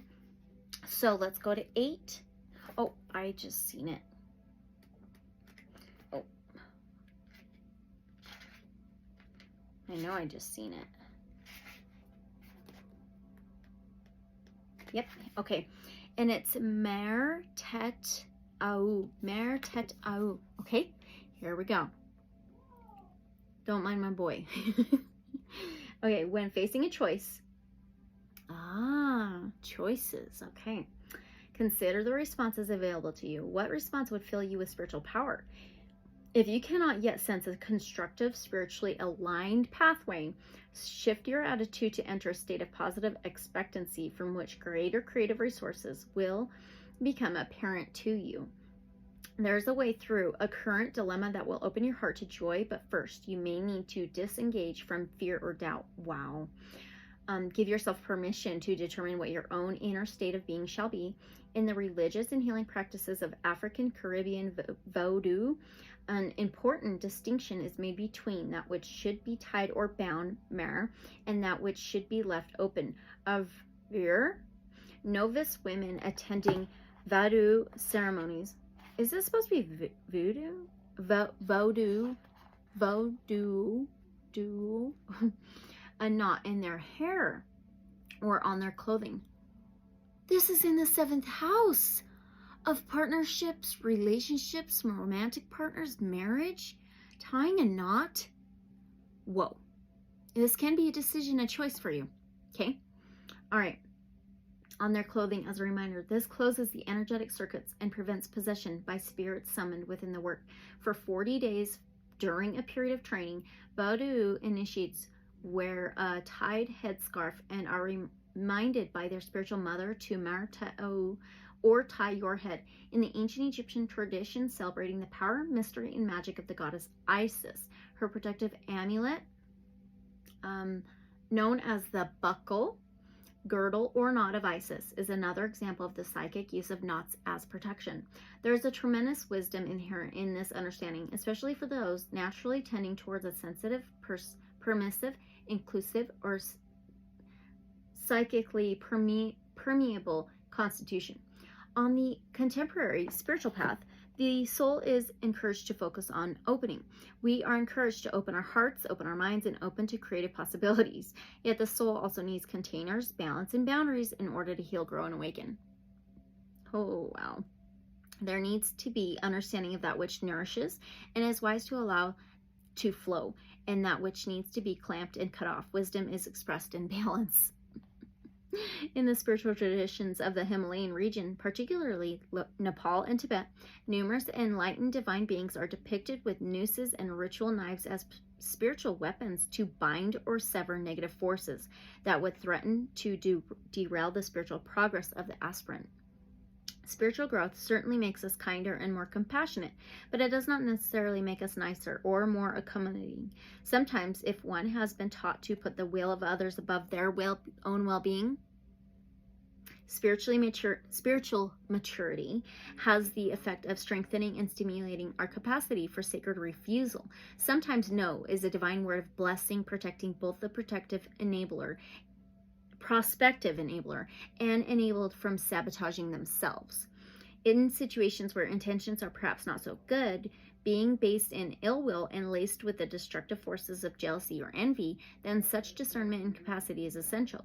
Wisdom is knowing when to open and engage from a place of authentic vulnerability, and when it is wiser to disengage and assert that a particular energy, behavior, or situation does not have your permission to enter the inner sanctity of your being. You are not judging the other person, nor refusing their innate right to choose how they live, but you are affirming your own right to secure the integrity of your energy and personhood. This is symbolically tying the knot or securing the boundary. It is just as important on the spiritual path as learning how to become more open and inclusive. Oh my gosh. Setting and having these healthy boundaries, that's crazy within your relationships. To set a boundary is not an act of spiritual bypass or immature avoidance, nor is it shutting you off or making you a controlling or judgmental person. It is as much a choice and an expression of personal will to allow yourself to be used as a psychic trash receptacle for others' disowned emotional material as it is to choose not to do so. It is a question of understanding what strengthens rather than weakens you, and giving yourself permission to love and value yourself, rather than fostering paranoia or fear. Opting into healthy psychic hygiene and emotional self-protection allows you to have more compassion, clarity, and effectiveness as a healing presence in our world. If you're struggled with such matters throughout your life, or through certain intense experiences where you may feel more psychically dissembled and vulnerable than usual, take heart. Your intention to secure your field and eject unwanted energies is enough to set the process in motion. A shift in mindset is often enough to set a boundary and sometimes evoke a testing resistance in others. Stay steady, calm, and secure in your right to choose. A strong spiritual light derails attempted manipulation, which may create temporary discomfort for those used to operating in such a way. Yet all beings benefit from enhanced spiritual light, even those who may not initially like what they see illuminated by your presence. If you're needing to say no to a certain situation or energy, make sure to bolster yourself by saying yes to that which sustains. The aim is to potentiate your energy field with such spiritual power that there is no place for hostile energies to land, or if they do, they are readily ejected before they can dig in and cause any long-term sabotaging effect. Shamans of the Tuva region in southern Siberia are known to focus less on psychic protection and more on becoming filled with blessings from the spirits. You have it within you to embrace this joyful way to say yes and no all at once. Oh my gosh. Holy cow. So you may be going through a process, a time of somewhat of changing and shifting and balancing relationships, possibly setting boundaries within relationships. It could be a relationship with you yourself. Okay. Wow. All right. So now from the tarot, divine source light creator, guides of love and light only. So what changes can pile spread number 1 expect within their 7th house? What changes can our pile spread number 1 expect within their 7th house? Along with this 8 martetto. Oh my goodness. Okay, this is the King of Cups. Wow. King of Cups, Cancer, Pisces, Scorpio. A king is balanced, especially with their feelings and emotions and intuition. There are 2 crescent moons here and a full moon. Almost it looks like a zodiac wheel, or even the sun with an eye opened. Okay, so he balances land and sea very, very well. Doesn't have to be he, but the King of Cups is intuitive, is an empath, sympathetic. I was going to say empaths put others' needs and energies before their own. Okay, and he may have very, very deep feelings and emotions, intuition, channeling type abilities, but he's very balanced with his emotional state and mental state. Okay. Holy cow. So yes, he's the last one in here. King of Water, King of Cups, Cancer by Scorpio, moon type energy. Okay. All right. So this is what you can expect within your 7th house during this time. Calm, contemplative, insightful, fluid, balanced, protective, nurturing. It can be jealousy and possessiveness. Key phrases say safe harbor in a storm. Let go of gender bias. Strength born of adaptability. Be present in your relationships. We are in the 7th house of relationships. Being present with your own emotions about the relationship. Okay. Marry critical thinking and emotional logic. Allow your feelings to guide a decision. A need for excitement. Address a cause for jealousy. And this is on page 106. 1 and a 6 is a 7.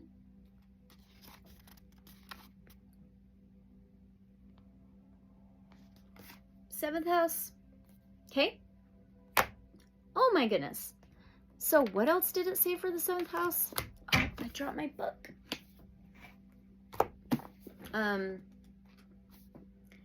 Connect and prioritize, and it can be about choices. All right. Oh my gosh, how cool. That is so wild. Okay, so now let's move on to your 8th house. The 8th house is ruled by Scorpio. It's water. The 8th house represents the death, the rebirth, changes, transformation, endings and new beginnings, regeneration, like a rising phoenix from the ashes. It's about cycles, okay? And it says let go and transform.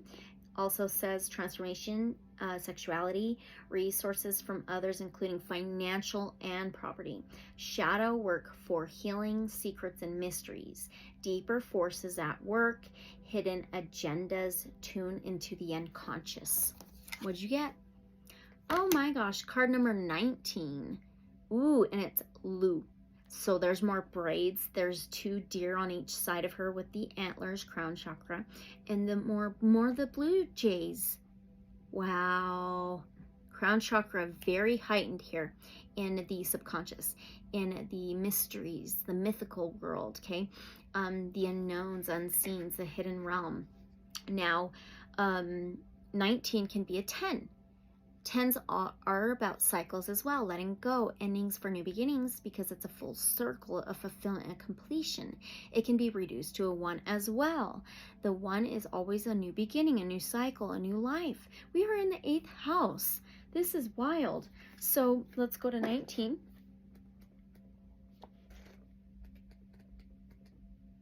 Lu. Here we go. The soul journey is a spiritual long game, though there will be spontaneous spurts of swift progress and rapid healing, recovering and rising through any difficulties. How perfect is that for your 8th house? Okay, you are also building a long-lasting legacy of sacred beauty. You are soul making. Value the process and value yourself enough to set boundaries with yourself and others. Okay, such a precious undertaking requires patience for the process, tending, and time. Contentment in the quality of the journey helps sustain and inspire you for the considerable task of generating your most sacred legacy. You're birthing this new legacy, new journey, new healed pathway. In Sinitic languages such as Mandarin and Cantonese, the character for deer, Lu, also means abundance. In Chinese culture, deer represent good fortune and prosperity, happiness and long life. Teachings of the deer sacrificing itself to the hunter appear in some stories from Buddhist and Native American cultures. This sacred act honors the needs of all beings. Deer is a symbol of profound generosity of the spirit and also of Earth Mother, providing and supporting life, including human life. So in the 8th house of death, rebirth, it's a cycle of life. You're going through a huge cycle, a huge transformation, transition. A lot of us are. Okay, so the oracle encourages you to contemplate your spiritual relationship with the earth, to give and receive openly, fearlessly. Dear Woman is a prominent spirit in Native American traditions, such as Lakota, Potawatomi, and Omaha.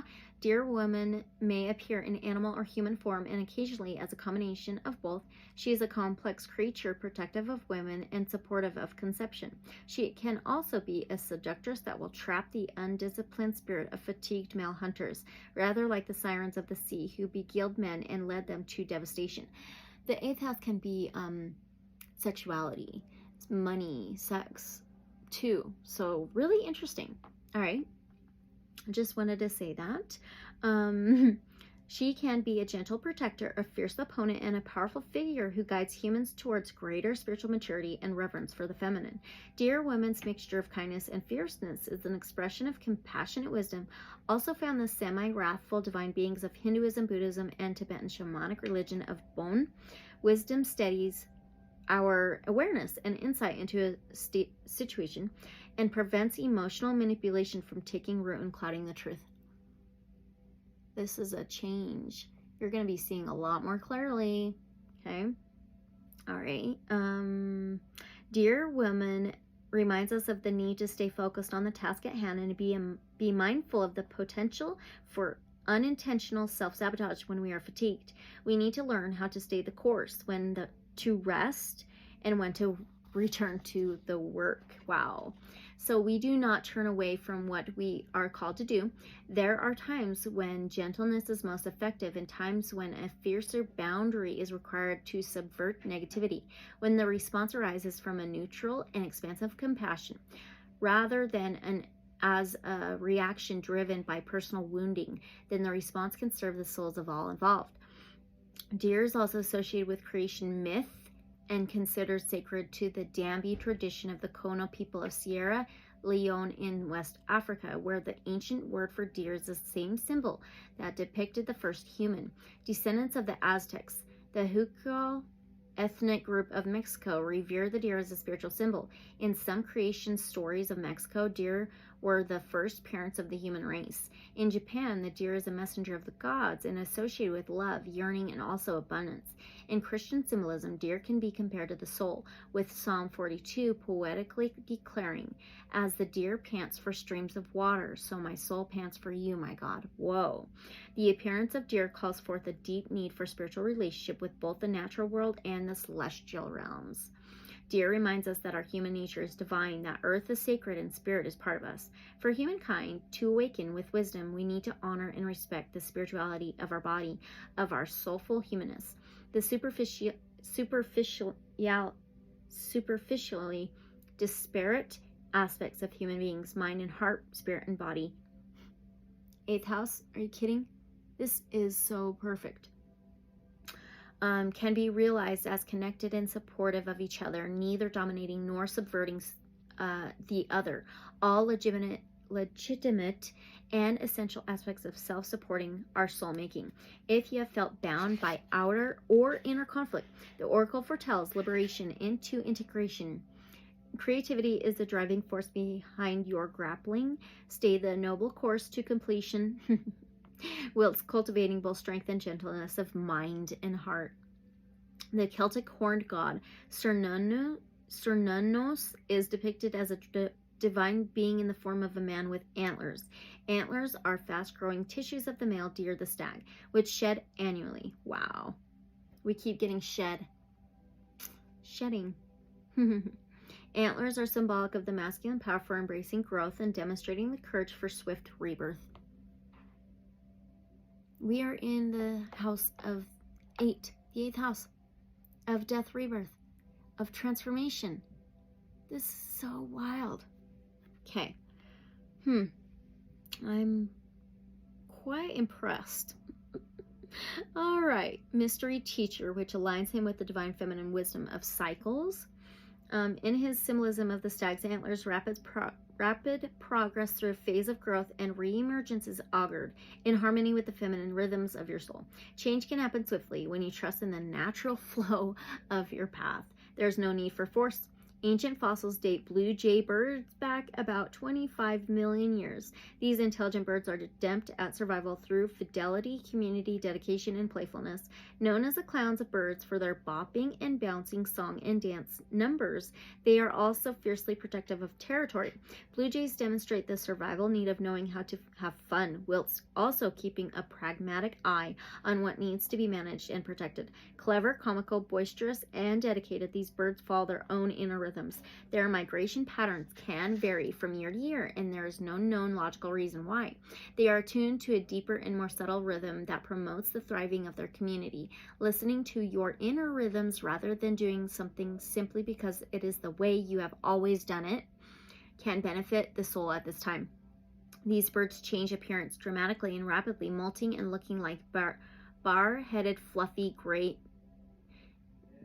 miniature vultures during the summer. However, they regrow their feathers in a short number of weeks, like the fast regenerating stag antlers.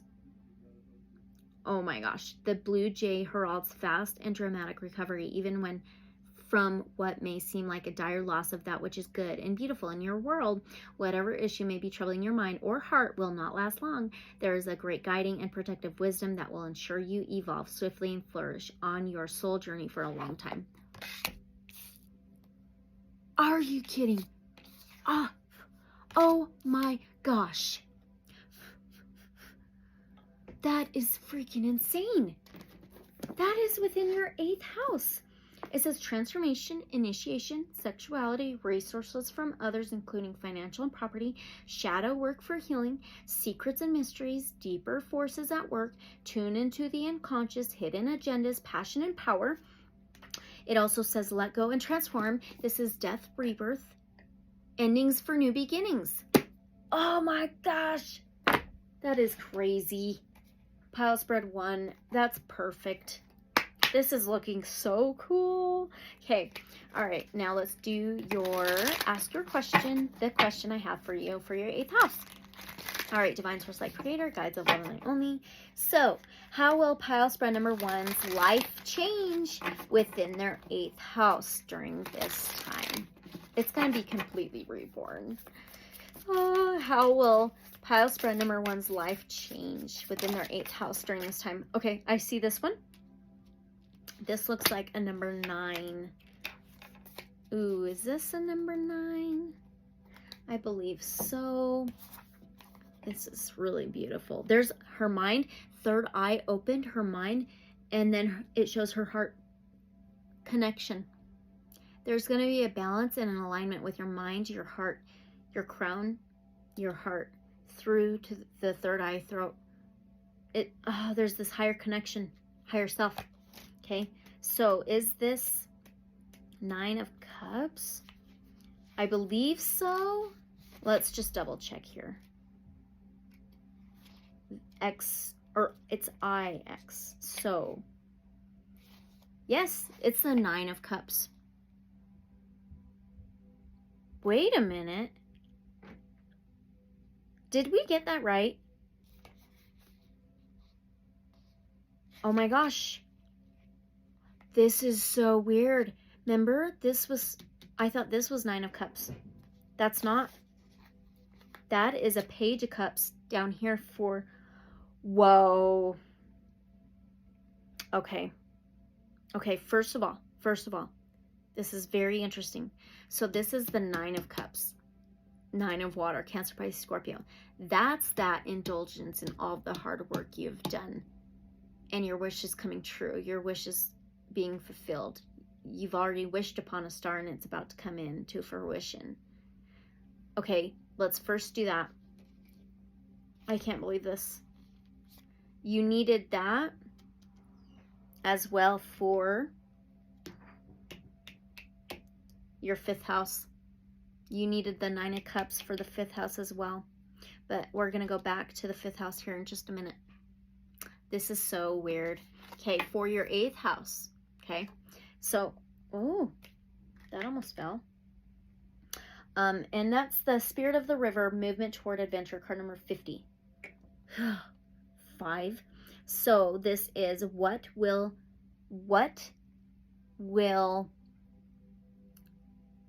how will your life change? Okay, how will your life change within your 8th house during this time? Okay, this is illumination, acceptance, openness, emotional enlightenment, strength, courage, fear, ignorance. Open your heart. Past experiences leave an emotional imprint. The weight of our emotions. Shine a light on the source of the emotional pain. The effect of past experiences on the present moment. Emotional enlightenment. The process of becoming lighter. Ignorance is not bliss. Break the cycle. Remove the emotional hooks. That's the 8th house of death, rebirth, leaving things behind to begin new things. Simple as that. Okay, so now back down to your 5th house of love, pleasure, creativity, amusement, courage, strength. You got the medicine circle with the 1. This is a Page of Cups. Okay, Pages is younger, new energy as well as a 1. Okay, so the Page of Cups offers opportunities, new things and messages of love, of unconditional love, of alignment of the heart, of going with the flow, of intuition, of feelings and emotions. So I have to read it. 11 of Water, that's the Page of Cups. Emotion and intellect, okay? It says emotion, intellect, love, fear, expression, suppression, head, heart, ease, dis-ease, Influence of emotional disharmony, both love and fear motivate. Is fear the more dominant force? Unvoiced emotions must be expressed. Suppressed emotion creates disease. Address unhealthy imbalances. Seek a productive means of emotional release. Be proactive and mindful of your emotions. That is so trippy. Weird, and they are mirrored here from each other, the 5th house and the 8th house. Okay. I don't know. That's definitely significant. All right, 5th house, 8th house. Maybe for some of you, you have this solar eclipse or the new moon transiting or activating your 5th and 8th house. You know? All right, so now let's move on to your 9th house. Okay, the 9th house is ruled by Sagittarius, but the 9th house is spirituality, faith, higher learning, trust, higher education, higher knowledge. You have a number 16 here. It's Neng Pa. I love this card. I do. There's some white orchids, a little birdhouse. Can't remember what that flower's called.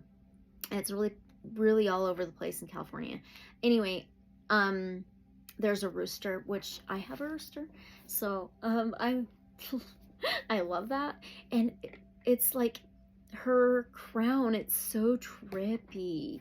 Okay, so the 9th house also says expansion and discovery, as well as intuition, cross-cultural explorations, blessings and good luck fortune, opening up to new worlds, all types of law, travel and freedom, discerning the best point of focus. Okay, this is your higher self connections, connections with divine source like creator, you know, your faith, your spirituality, also that higher wisdom, higher realms, higher knowledge. Okay, so 16 Neng Pa. Here we go.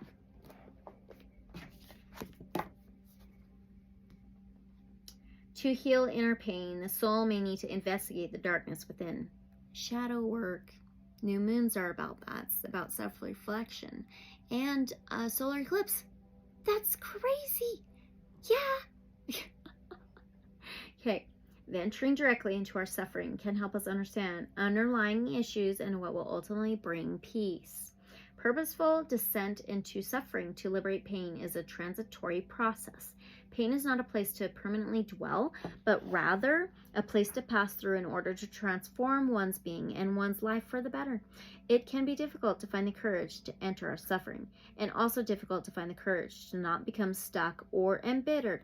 You are traversing a path that is ultimately leading you towards the light, though it may first lead you through darkness. Stay connected to the instincts that tell you good things are on their way, and do not allow your mind to become clouded by doubt or fear. Yeah, it's having faith and trust, okay? Allow such thoughts and emotions to pass by, like shifting weather. Stay steady and persevere, but keep your experiences in their proper context as a healing journey that will resolve itself. That which was dark shall become light. That which wrought suffering shall become your key to freedom. Be reassured, beloved, for the rising of the light is imminent. Rooster signifies the break of dawn. It is honored as a symbol of the sun, resurrection, solar, masculine potency, and good fortune throughout numerous cultures of our world. Rooster is a powerful symbol for the rising light and triumph of the good. In a spiritual sense, this refers to the ending of a time of suffering and struggle and the timely arrival of a clarity, understanding, and spiritual mastery, generating peace, happiness, and relief. The Tibetan word for a Buddhist is Neng Pa, which literally means one who is inner directed. 9th house? Yes. The oracle of Neng Pa relates to those times in life when our soul demands that we practice an inward-looking hermit state. As the Sufi mystic poet Rumi and the parable of playful sage Nasruddin Hoja put it, there is no use looking outside for the key that is within. Oh, that is so the 9th house. Wow. Okay. where am I? Simply because the light is better out there. Sometimes we must venture into the unknown inner realm to find what we seek. Disengaging from the ordinary world to search out the extraordinary meaning and purpose of our soul journey. The call to go within may give rise to a temporary conflict between the need for social connection or validation and the need for the type of awareness that can best arise in solitude. The call to the sacredness of solitude is not an abandonment of the world or worldly duties. It is a state of cultivated consciousness where one turns the spiritual eye inward, ready to see and know an important truth that can only be found within. Whilst we may have many around us offering well-intentioned advice, there are times when we must tune in and make decisions for ourselves based on our inner knowing. Consciously chosen inner alignment can result in disengagement from mainstream consciousness. This brings freedom, but it is not without a price. There can be pain in no longer relating to the stories of consciousness, the common views that once bound you to certain people or ways of being. As you let go of fear-bound collusion in victim-oriented reality, you'll become aware of those who cannot stand strong in the center of their own individuality, and therefore cannot comfortably tolerate yours. Wow. You can have the exact same love and compassion in your heart for someone whilst also recognizing that if your desire to remain in connection overpowers your soul's urging to let go, then the pressure to lower your vibration through adopting beliefs and ways of being that do not resonate with your heart may weigh heavily upon you. There will be many people that you love. Some will be wound mates. Some connections will manifest as situation shifts, relevant and vital only for certain phases of your life, and other humans will be the pathmates and soulmates that can travel alongside you, growing with you. Sometimes only time itself and your own courage to continue on your life journey will reveal the nature of your relationships, and all connections can be respected for what they are. Such insight can liberate the soul, whilst also requiring a journey of grieving and healing to find the peaceful wisdom of acceptance. Oh my gosh, the spiritual reorientation process is an essential facet of preparation for a new cycle in your life. It may involve specific individuals, entailing a reframing of past relationships to be able to fully put the past behind you, and therefore being able to open to relationships in new ways. This process may have a profound effect on your sense of place in society, allowing you to naturally settle into a role of spiritual friend and guardian to humanity. Such a role involves bridging the realms of darkness and light and utilizing your presence and voice to call forth a more generous, radiant consciousness of hope, love, and enlightenment to benefit all beings. The Oracle speaks of tidying up loose ends, clearing the past, and initiating karmic release from an old way, and also of creating new connections and directions. That is so exactly what it's about with the solar eclipse. Eclipse season and this new moon. Jeez, almost there. If that ending is leading you into the unknown, a time of confronting fear, shame, or grief, and releasing old identities, have faith. For this is the way through to a time of greater light, love, freedom, and peace in your life. It is a sacred spiritual storm of clearing that you are moving through. You will emerge cleansed and spiritually renewed, ready for the fresh divine dawn.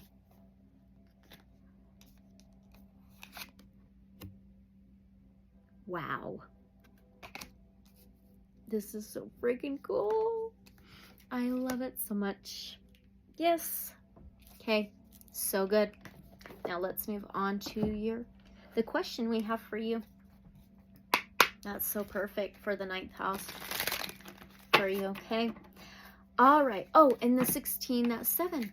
It talked about relationships, right? And the solar eclipse is going to be in Libra. The new moon's going to be in Libra. Relationships, partnerships, balances, truths, justices, unions. All right, Divine Source Light Creator, Guides of Love Light Only. What can pile spread number 1 be mindful of regarding their 9th house during this time? Be mindful of. Ooh, 5. This may be the 5 of Wands. It looks like fire, solar energy. I believe so. I think this is the Wands. Yep. So this is the 5 of Wands. Okay. So the 5 of Wands is Aries, Leo, Sagittarius, fire energy, and that's 5 of Wands can be any struggle, any kind of conflict, any type of tug of war, battles, a tug of war, any kind of conflict and struggle, okay? So what to be mindful of regarding your 9th house of spirituality, faith, trust, higher learning, higher connections, higher self, okay? It says rivalry, competition, aggression, bullying, conflict, discord, chaos, and obstacles, a time of chaos, conflict, or confrontation, a battle for control or dominance, a desire for power, influence, or wealth. Do not judge or condemn others. Base your concerns in fact. Avoid pack mentality behavior. Make no place for bullying. Focus on your vision, not on what others are doing, okay? Whoa, that is so interesting. So yeah, I mean, the energies of the solar eclipse season in general, is stirring up a lot of energy, a lot of emotions, a lot of arguments and things like that, especially within relationships, okay? Libra season. All right, so that's it for the 9th house placement for you, pile spread number 1. So now let's move on to your 10th house placement. So the 10th house is ruled by Capricorn. The 10th house can be career, public image, social status. The 10th house also says determination and accomplishment. Also, father authority, leadership and structure, success in the long term, hard work with excellent long-term rewards, and spiritual growth and initiation. Okay, all right, so you got card number 15. Ooh, the Priestess of Tellura. Okay, brides, one on each side of her. Crazy. There's a full moon behind her. It could be the sun as well. She's spreading her wings. Very interesting. A lot behind the head and the heart for sure for you. Okay, so 15. 15 can be 6. The 6th house is ruled by Virgo. It's the body, health, wellness, daily routines, boundaries, organization. So Priestess of Tellura. So this is career, public image, social status, the 10th house. All right. Let's see, 15, sorry. 15, there it is, there it is. Here we go. That is a 13. There we go, I got it, finally. All right, here we go. In the ancient and sacred Chinese art of Taoism, life is revered as an expression of supreme wisdom with its own innate natural healing intelligence. The wise soul chooses to align with the way of life, the Tao, feeling rather than forcing its direction. Earth constantly expresses Tao, radiating life force through her subtle energy currents. The soul can connect to these vitalizing telluric currents through the body, especially via the soles of the feet, and be spiritually supported by them to grow in wisdom, just as the bird uses invisible currents in the air beneath its wings to take flight. An important decision will lead to significant and uplifting change in your life. Feel for deepest alignment with wisdom to make your own choice, as you lovingly and creatively shape your future in harmony with the universe. You may already be sensing the imminent change. Trust in Mother Earth's encouragement and support. Okay. On any journey, when one has been traveling for long enough, a fork in the road will present itself. This will be a choice point where one must decide to leave something behind in order to make a commitment to what is sensed as the authentic path. Very interesting. Career, public image, social status, the hard work. Okay. As the soul evolves, many options for expression and creative engagement open, yet the path itself becomes more refined, and that which may have been appropriate in the past will no longer be able to support the evolving vibration of the soul. Akin to an increasingly refined spiritual palate, the soul will gravitate towards that which can nourish its maturing tastes and gracefully release that which is no longer compatible, constructive, or aligned. Crossroads are considered powerful places, recognized as such in folklore around the world. Hecate, the ancient Greek crone of the underworld, presides over crossroads, along with the messenger of the gods, Hermes, also known as Thoth in ancient Egypt.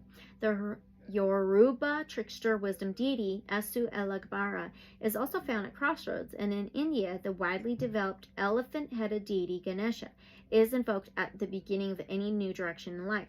In numerous cultural traditions, shrines were often established at crossroads.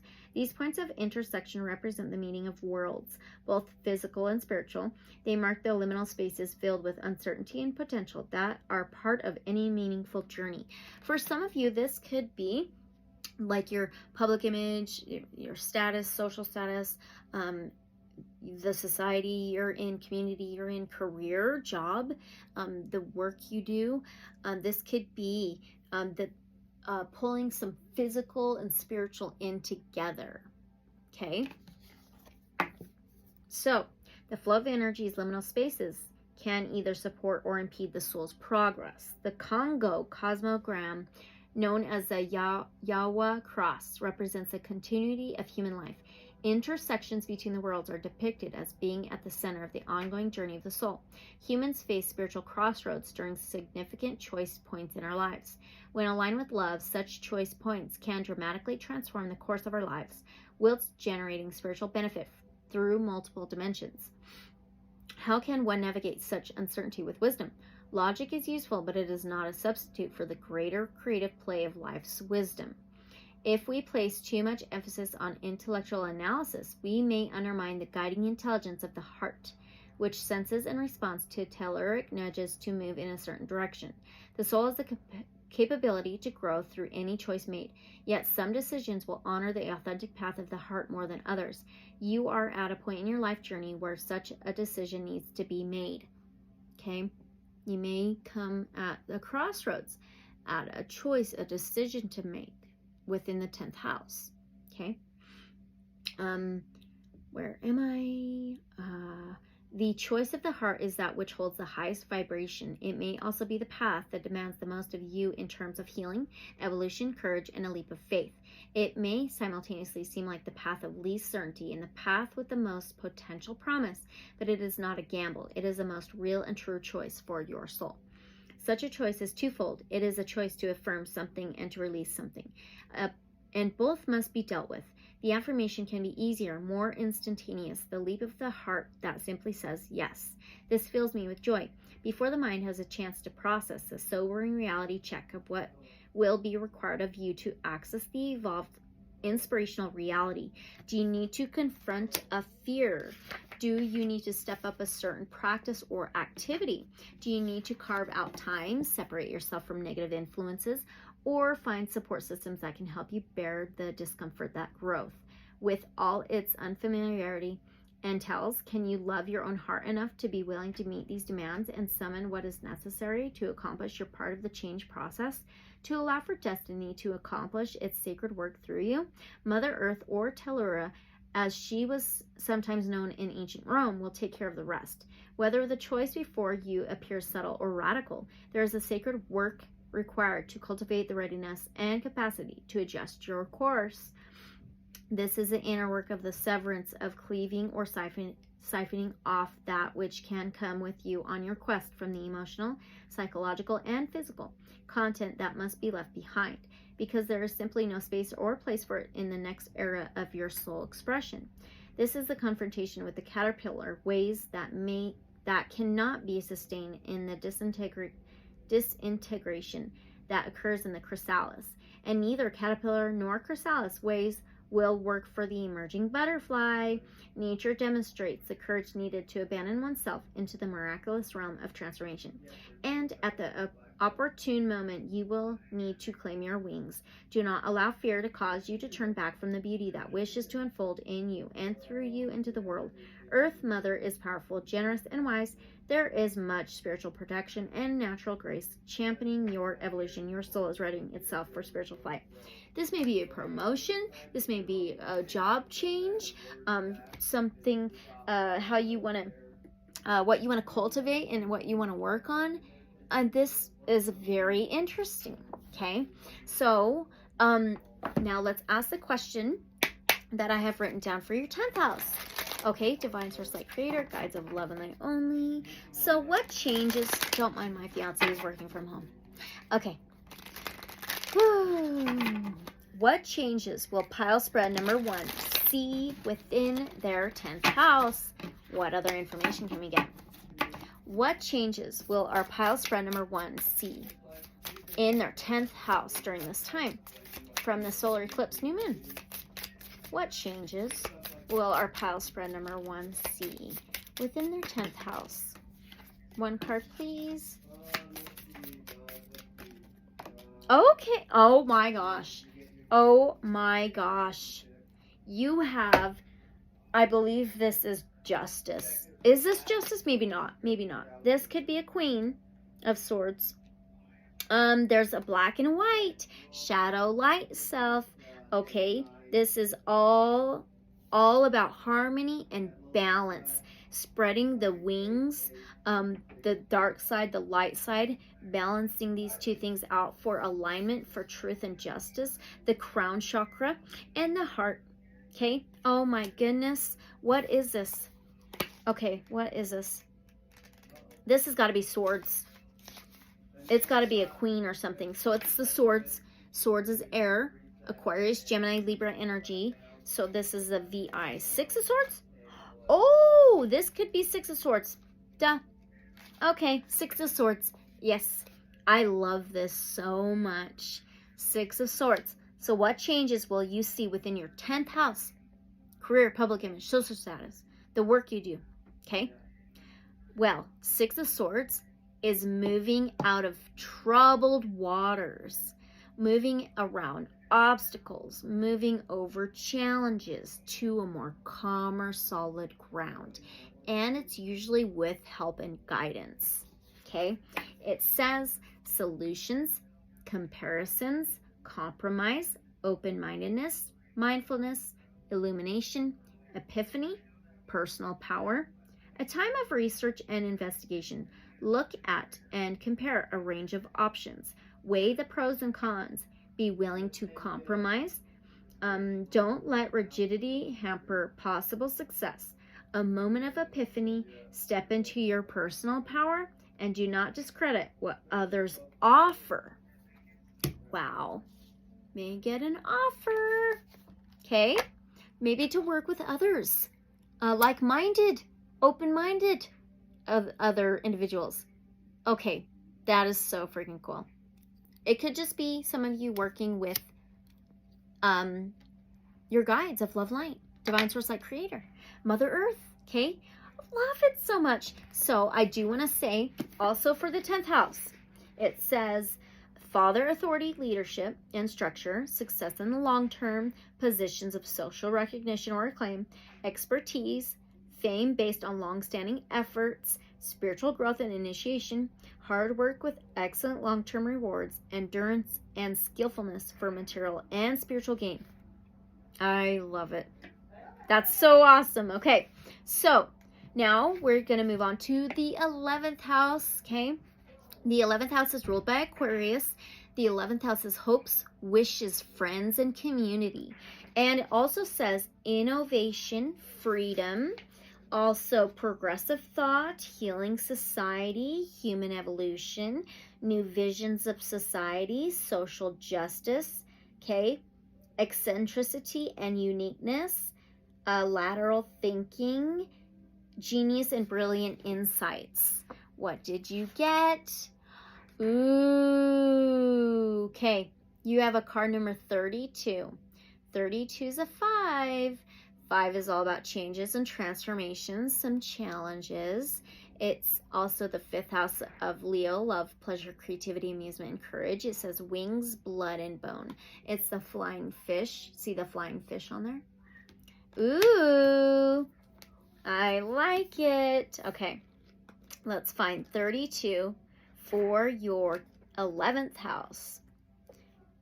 We're almost there, finally. This was definitely longer than I thought it was going to be, but it's definitely needed. Okay, so where did it go? I just seen it. Okay, wings, blood, and bone. 32 for your 11th house. Here we go. You are spiritually outgrowing a difficulty in your life. Continue to act with trust, moving through unfamiliar territory, and your evolution into a new and less problematic era is assured. What? We're in the 11th house. That's crazy. You will instinctively know when and how to take your leap of faith. You will recover from any temporary upheaval involved in this process swiftly, and you need not fear it. The patterns of the past have no power over you. Your journey may not always be understood by others because you are able to thrive through unconventional approaches to life, where others may not be quite so bold. 11th house, hopes, wishes, friends, community. Okay.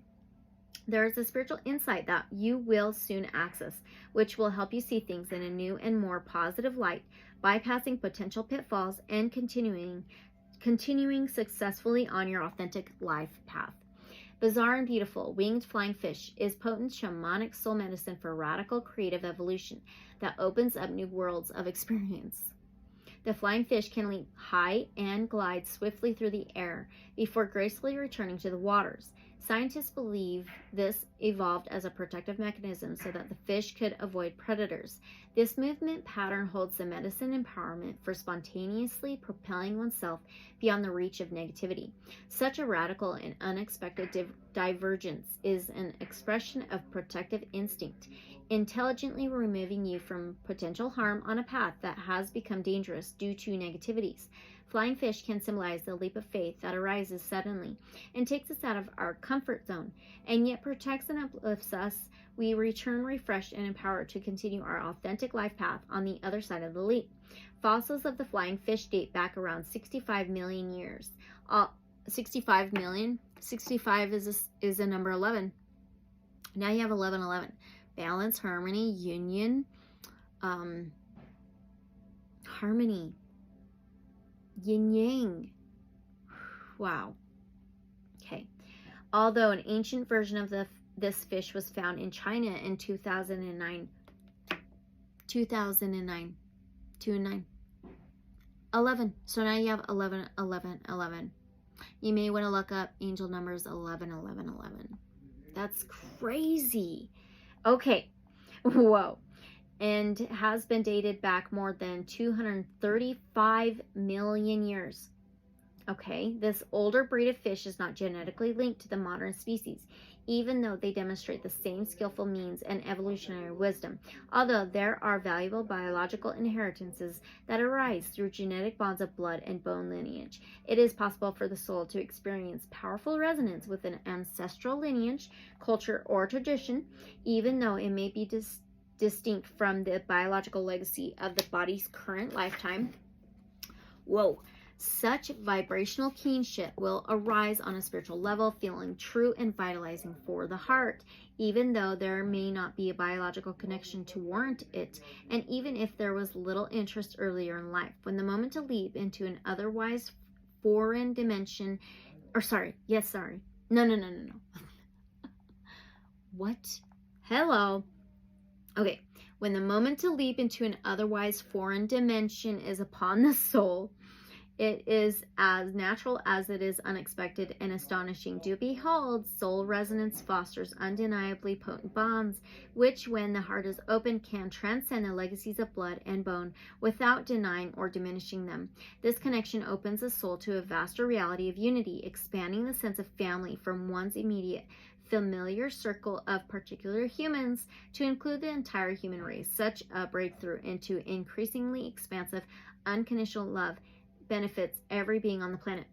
You know what? Some of you may have just watched the show. I know it's on Netflix. The show Blood and Bone. Okay. There's a white stag that she's very connected to. And she's very powerful. It's actually really good. You may want to look into watching that if you haven't yet.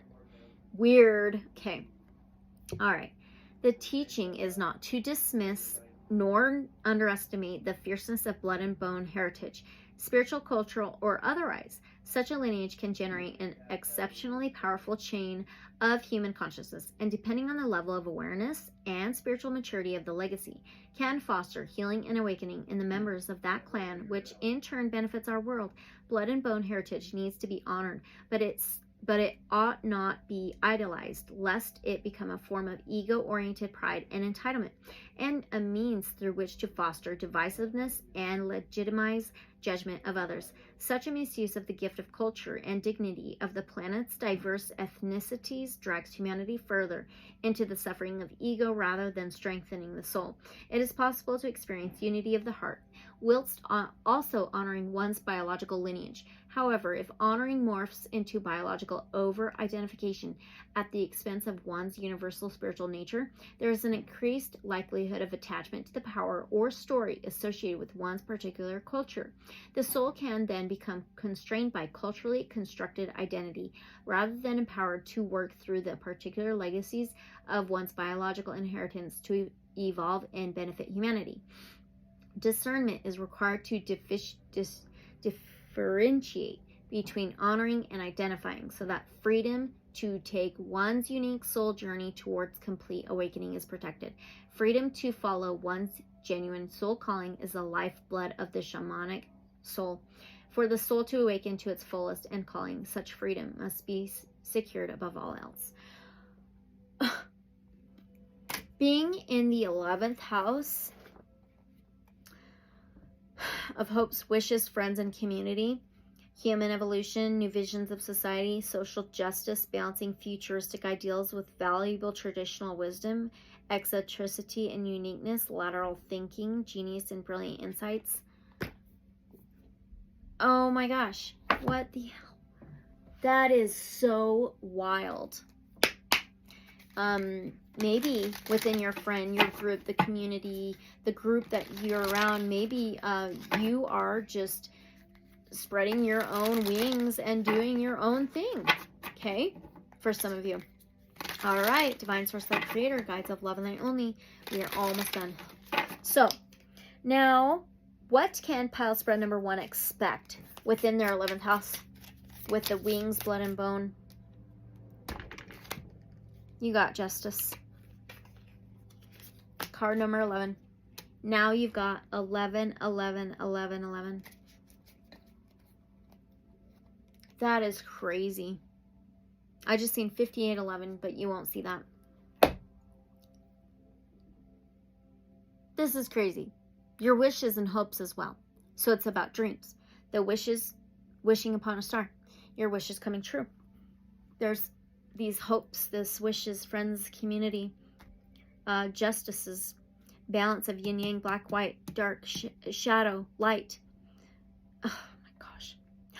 Oh my gosh. No, that show is not called Blood and Bone. It's called Shadow and Bone, isn't it? It's called Shadow and Bone, I believe. Weird. Oh my God. This is the scales. This is Libra energy. Major Arcana number 11. Major Arcanas are life-changing consequences. It's about life-changing events, okay? The scales. This is truth and clarity, balance, karma, justice, yin-yang. This is crazy. Wrong book. So, what can you expect within your 11th house? Balance, truth, clarity, justice. What more can I say? Okay? Wait a minute. Is this justice? Maybe not. Let me see. Hold on. I know it's Swords Air though, for sure. This is going to be the page. Weird. Yeah, this deck is different. I have to get used to it. That's okay. But look how much it looks like a card of justice. So, okay, the Page of Swords, Aquarius, Gemini, Libra energy. We are in the 11th house of Aquarius. Air. Air is all about the mentality, beliefs, the thoughts, the mind, the words, and communication.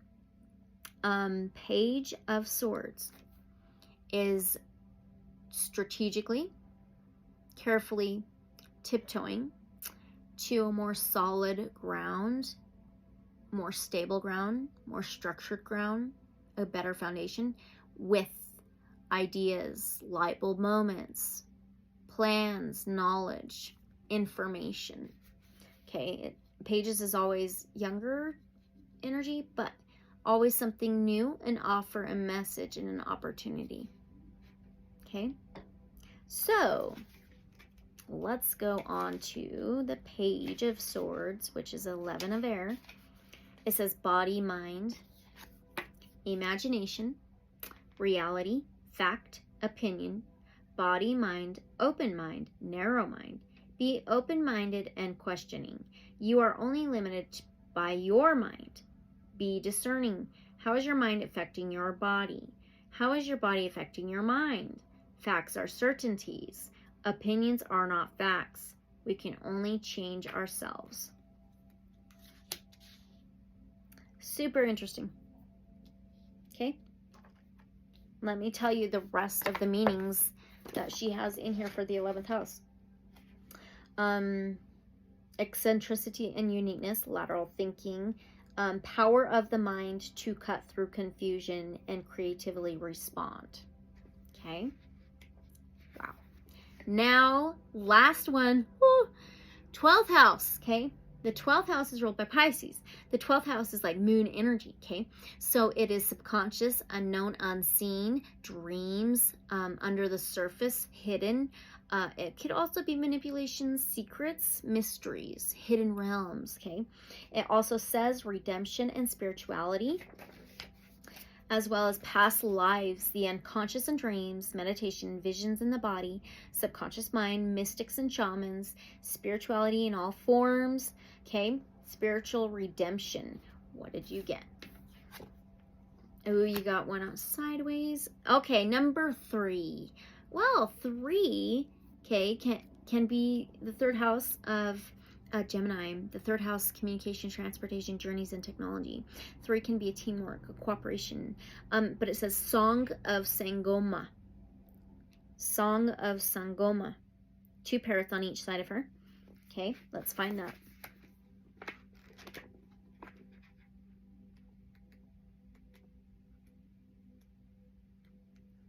Ooh. Song of Sangoma. Here we go for your 12th house. Within the spiritual power center of the throat chakra dwells your creative healing potency of voice, choice, vibration, and resonance. Honoring the significance of your words and choices is a path to activating your creativity and opening to the generous flow of higher guidance, inspiration, and healing energies that want to manifest in your world. The oracle acknowledges a potential within you that is worth the time and effort necessary to develop it. The choice is yours to set priorities, tune into your heart, and seek out your soul voice. There are healing songs that your soul yearns to sing. Only you can give yourself permission to set your voice free. Many will benefit if you do so. Shamanic song expresses healing through the potency of energy and voice. Receiving a personal song from the spiritual dimension can be an experience of sacred mirroring, allowing the recipient to feel deeply seen and acknowledged. So, during this time, you may just be feeling like you're seen when you weren't before. Also, there may be some songs that are really sticking out for some of you, maybe. Okay. The song may intuitively express an intimate understanding of personal suffering or offer a personally meaningful experience, such as through a vision or realization. Such a spirit song may manifest literally as music or symbolically as a song in the form of a poem, a dance, or simply an inner knowing. The healing song may signify a therapeutic initiation or shift has taken place. The song thus received can break the constraints that once shackled the heart and free the soul into new realities of experience. The Sangoma healer singers of Southern Africa receive initiation and training, the beginning of which is typically triggered by an extended period of suffering. So the Sangoma refer to this troubled time as, here we go, Ayamanzini, which translates as being in or underwater. We're in the 12th house, under the surface, hidden, unknown, unseen. What? During this time, the initiate learns how to navigate the spiritual realms, 12th house, and face the challenges inherent in such experiences. The oracle speaks of the hidden initiations that we encounter in our lives, dressed up as difficulties that catalyze soul growth. There is a temptation to become self-critical or judgmental of the world when we appear to encounter more obstacles than triumphs in our lives. Yet, at the appropriate moment, there will be a realization that what has unfolded was a spiritual preparation period, which perfectly equipped you for expansion into a greater sphere of expression. If you are working through a troublesome time, particularly if the issue is long-standing or one that feels like it is truly testing you at a deep level, the oracle speaks of your soul's ability to outgrow this phase in your life. Your future will not be bound by the struggles you are grappling with. Your life path will be enhanced and empowered through what you are currently learning, and the efforts you invest now will repay tremendous divine dividends. The indigenous Australian Walpuri women performs healing songs and ceremonies that offer healing and social support to those who are unwell. The oracle encourages creative explorations as a means of expressing and releasing energetic blockages. Conscious community can offer support for those who have the sole task of processing societal maladies through their own energy field. The oracle reminds you not to try to do everything on your own. Allow yourself to be supported by those who understand what you are experiencing and have a compassion for your journey. Make sure to extend such compassion to yourself. This may be a time when you are experiencing a disturbance within the collective field, as though it was happening in your own personal energy body. We are feeling this on a subconscious level, okay? Yes. Whilst you can acknowledge this in order to process it more readily, you are also encouraged to identify what does not personally belong to you and provide yourself with adequate boundaries and nourishing restfulness to take care of yourself at an individual level. This will allow for any collective process being supported by you at a soul level to move through you without causing undue confusion or stress. You can render such moments spiritually advantageous by calling in greater light, compassion, and loving wisdom to simultaneously lighten the psychic burden and your heart. What you give, you receive, and such offerings to the planet attract enormous support from Mother Earth in return. Own this, but be kind and do not ask too much of yourself. The Sami peoples indigenous to the large northern regions spanning Norway, Sweden, Finland, and portions of Russia possess a potent and ancient lineage of shamanic musical expression. Through their traditional music practice known as joking, a person's spirit, animal, or place is expressed or reflected in song. Jokes are particularly associated with the Noaidai or some Sami shamans. Such shamanic musicality fosters communing with the spiritual worlds to discover what offerings need to be made to reestablish balance and harmony between the spiritual and material dimensions. The right offering is believed to hold the power to return an individual to well-being. The oracle speaks of a powerful and relevant connection between your soul and the guiding spiritual realms. Truly effective spiritual support is available to you. Tune in and sense the best way to connect with and honor your spiritual guidance. Choose the way that feels the most joyful to your heart. Dance, meditation, writing, prayer, creating an altar, or contributing to a meaningful cause. In doing so, you'll empower your capacity to self-heal and through that, support greater societal healing. Use your voice in constructive ways. Give yourself and society the gift of figuring out than asking to receive what it is that your heart yearns for. Believe that divine support will rally to answer the call of your heart. Joaquin is similar in a sense to the chants of some indigenous peoples of North America and the practices of Sanskrit chanting of certain mantras or sacred sounds, in that there is not always an exact word translation of sound. The sounds themselves can be the evoking principle with medicinal quality. Sanskrit in that sense is a medicine language, a spiritually shamanic transformative language designed to liberate the multifaceted interior of soul piece by piece. The voices of the shamans from many parts of the world may not speak in languages that the reasoning mind can understand. The shaman's voice more often speaks directly to the heart. Piece by piece reminds me of Kelly Clarkson's song, Piece by Piece. You may want to listen to it. Maybe there's a message in there for you. just take what resonates, okay? Okay, we are almost done. In this sense, the oracle reinforces the power of the soul, knowing where you can feel, you can know without their needing to also be a logical left brain indication for why something is so. These soul currents can be sensed. They rise and fall with wisdom about when to rest, when to move, when to say yes, and when to hold back. This wisdom has little to do with external factors and everything to do with the timing of your own inner healing and unfoldment. You are encouraged to listen to the wisdom that may not always manifest in words, yet swells within the heart, reassuring you of your direction, value, purpose, and place. Rest steadily, beloved, in the eternal refrain of this love song, resounding between your soul, humanity, and the universal divine heart. Okay, I feel like this is very connected to songs and poems, something like a rhythm, okay? So, interesting, right? Now, oh, I gotta keep that separated here. Let's get your last tarot message. Holy cow. And still focused on the 12th house of unseen, subconscious, hidden, unknown, unseen, dreams, divine foresight creator, guides of love and light only.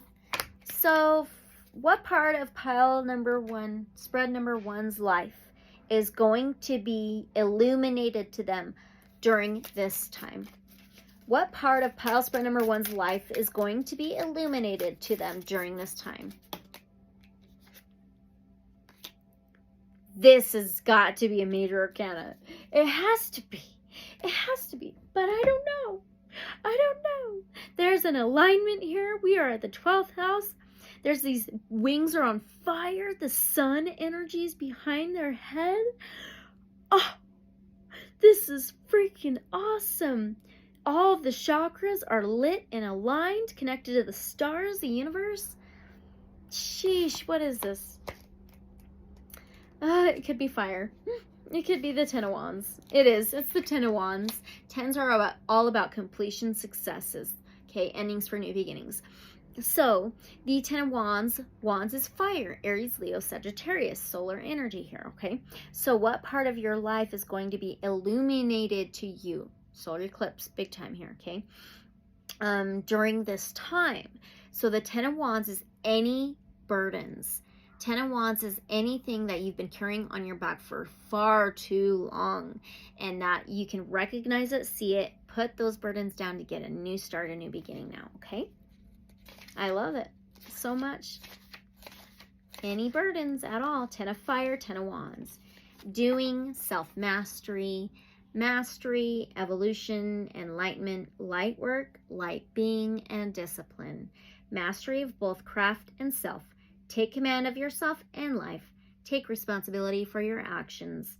Do not be a slave to outside forces. Order, structure, and simplicity. Be disciplined and dedicated. Stop making excuses. Act. You can do anything you set your mind to and act upon.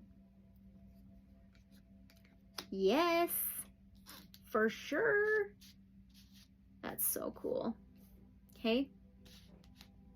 All right. So now that was it. Let's just read the last little bit of what else the 12th house she has in mind, or I mean in the book, sorry. In mind. Interesting. What's on your mind? What is on your mind? Pile spread number one. Okay. Also for the 12th house. Redemption and spirituality, remember that. Past lives, the unconscious and dreams, meditation, visions, and the body, subconscious mind, mystics and shamans, spirituality in all forms, grace, divine blessings, spiritual redemption, compassion, pure love. Something may appear other than what it is for a while, but there will ultimately be healing. Wow! Okay, got it? Good. Okay, so what I'm going to do to end your reading, pile spread number one, is pull a crystal card. This is like Gemstone Cards edition number 2 or something like that. I don't know. Anyway, I don't even know who it's by. But we are going to see what gemstone, rock, crystal, that Divine Source Light Creator, Guides of Love and Light Only can gift to you. It could just be the message of it. Oh, I just had ringing in my right ear. Yep. Almost gone now. Okay. What gemstone or crystal for pile spread number 1? Thank you. Diamond. What? Maybe diamond is your birthstone for some of you. I don't know, but it says chakra crown. Wow. It says chemistry C. All carbon and can contain impurities of other elements can be found in octahedral crystals, dodecahedrons, cubes, and tetrahedral. Beneficial for purity, enlightenment, commitment, creativity, ingenuity, fear, mental pain, brain, allergies, detoxification, love, and new beginnings. Healing properties. Diamond is found as a stone of love, symbolizing love from the husband and wife. It bonds relationships. It amplifies energies and can counteract negative energies. It promotes spiritual evolution and enhances your inner light. So it's by Moon Mountain Gems. Oh my gosh. That's wild. Okay. Well, pile spread number 1. That was your reading for the solar eclipse in Libra and the new moon in Libra. Okay. And I will take a picture of what your spread looks like. Thank you so much for being here. Always take what resonates, leave whatever may not resonate, use your discernment. I would so love to know what your thoughts, feelings are on all of this. Anything that resonates, what came to your mind, what you would like to share with me. Whatever you may want to do, okay? I would love it. You can also email me. My email's in the description below. So thank you so much for being here. And I will take a picture and a little bit of a video just to kind of show you. And thank you so much again. Unconditional love and light, so be it. Don't forget to like, comment, subscribe, and share. And I'll see you in the next reading or video. Bye.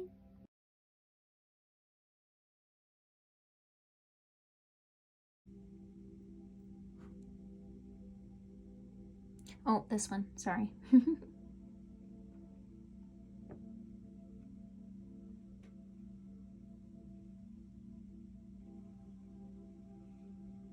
Right? Am I doing it right? I think so. Oh man, that's a lot of cards.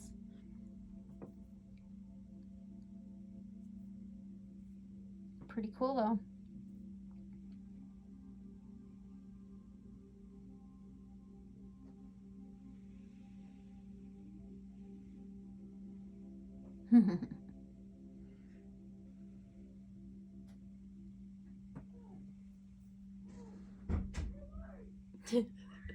Oh man, cool. All right, welcome pile spread number 2. You chose the double pointed lapis lazuli. Beautiful. Along with card number 43, overflow, overwhelm, and plenty. Very interesting. Well, this reminds me of the throat chakra with the lapis lazuli. The blue, the throat chakra of speaking, of communication, speaking up, standing up, sharing your authentic self, okay? And the 43 may be significant for some of you, but it's also number 7. Well, the 7th house in astrology is ruled by Libra. This solar eclipse and new moon is going to be in Libra, okay? Ruling the 7th house of relationships, partnerships, marriage sometimes romantic partners, unity, union, harmony, balance, choices, 2 energies, okay? So we have overflow, feelings and emotions, intuition, it can be love, and then overwhelm and plenty. Very interesting. Well, the new moon, the eclipse season, these emotions are stirred up and there's a lot of them. So we may feel out of sorts or just back and forth, very emotional, okay? So what we're going to do is we're going to keep this right over here, okay? We'll keep that in mind for you, and I'm going to set this aside. We're going to get ready to do your spread, okay? This is the Elena Fairchild Medicine Heart Oracle, remember? So, what I want to share with you really quickly is an extra card that she had in here, and it says, I manifest the path of my heart, creating love and freedom for all beings. Beautiful. Okay, I'm going to set that right over here. So now let's shuffle this pretty good. We'll also use the Dreams of Gaia Tarot by Raven Falon for our tarot questions. I have one question for each position of the 12 houses. Come on, stay lit. So I had to relight that for you for some reason. Pile spread number 2. Okay, so let's get ready. Remember, it's going to look like this. Okay. So for the first house, it's going to be emerge and initiate. It is also birthing new horizons. It is how you are seen and how you see the world, how you project yourself, how you emerge and initiate things in your life, okay? All right, so we always ask, Divine Source Light Creator, guides of love and light only, can we get pile spread number 2's position for the first house? Pile spread number 2, their position for the first house, okay? I will flip them all over one at a time, okay? And then I'll take a picture and video of what it all looks like after, okay? Okay, so now for the second house. The second house is material things, financial things, possessions, anything of value. It also says magnetism and attraction. So tangible results, grounding and building a foundation, it says. So anything in your earthly reality. So pile spread number 2, can we get their second house position, please? Remember, this is the circular, what was this called? I'm sorry. Circular spirit mat. Can we get their position for the second house? Ooh, okay.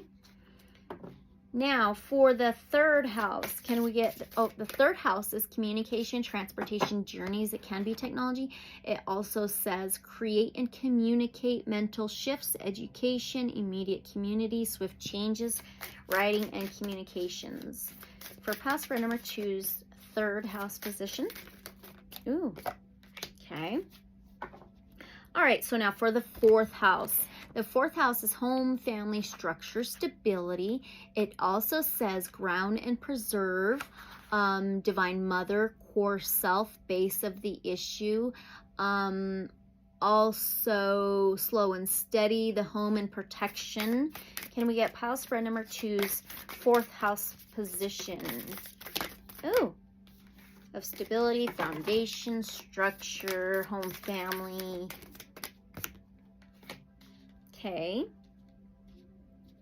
For position in the fifth house is love, pleasure, creativity, amusement, and courage. It also says dare and express. It says passion, risk-taking, romantic love, the heart. Can we get pile spread number 2's fifth house position?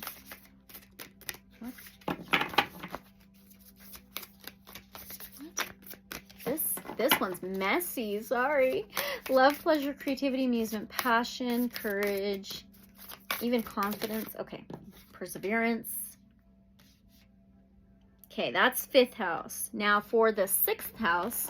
Sixth house is the body, health, wellness, daily routines, boundaries, and organization. It also says organize and eliminate. Also, methodical, set up a system, daily habits, work, and service. Okay. Can we get spread pile 2's sixth house position? Almost. Okay. All right, there it is. We'll take it. Like I said, I'll flip them all over later on. So now, can we get pile spread number 2's 7th house position? The 7th house is relationships, partnerships, can be marriage and romantic partners, but it's also the balance and justice and harmony, unity. It says connect and prioritize. Also, partnerships of all kinds, harmony and higher justice, style and creativity and expression. So can we get pile spread number 2's 7th house position, please?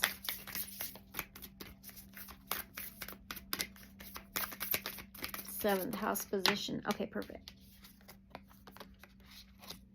All right, can we get the 8th house position? 8th house is any changes and cycles and transitions, death, rebirth, regeneration. It says let go and transform.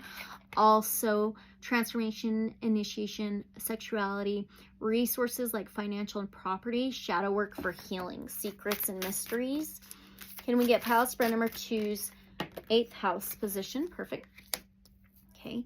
So now can we get the 9th? The 9th house is it's faith, spirituality, trust, higher learning, higher education, higher knowledge. It also says expansion and discovery, as well as intuition, cross-cultural explorations, opening up to new worlds. Okay. Pile spread number 2's 9th house position, please. Pile spread number 2's 9th house position.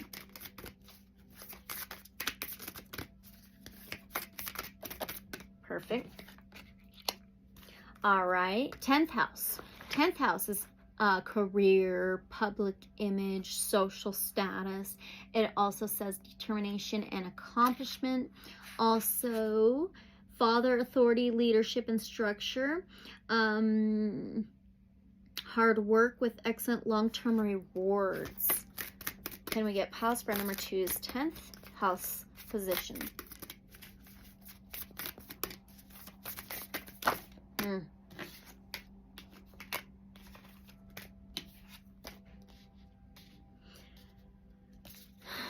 Pile spread number 2's 10th house position, please.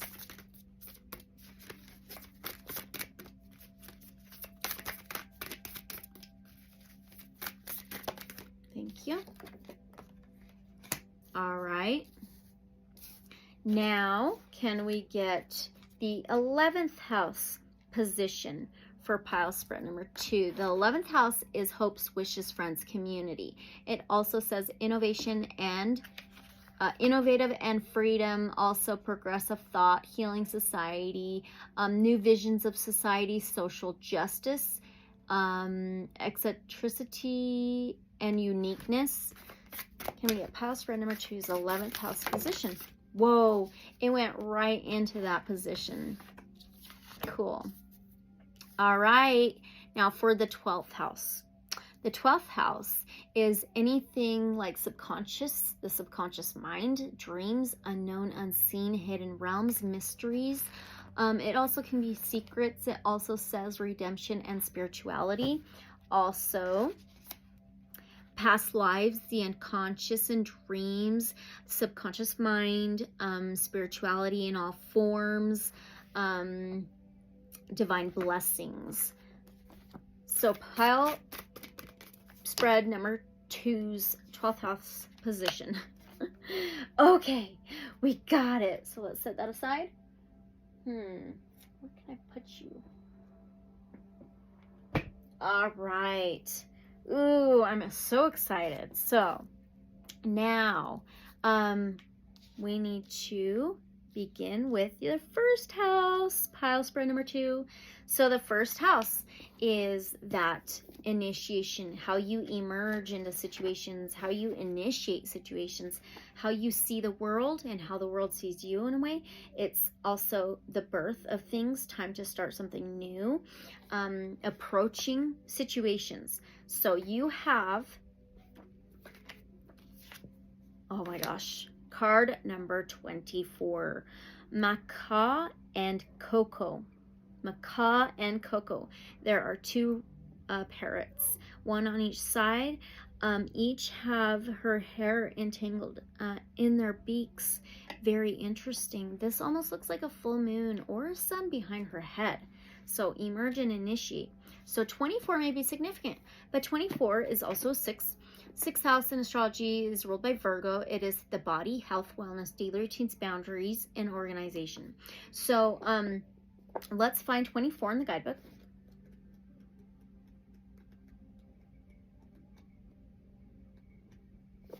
Macaw and Coco for your first house. Okay, look how beautiful.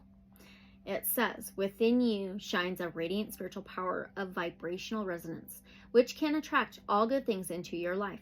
Make peace with your experience and expression of power. Wow.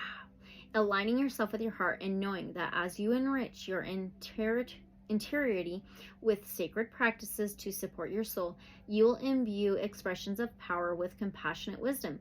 It is spiritually safe for you to be empowered, and you can be so with consciousness and kindness.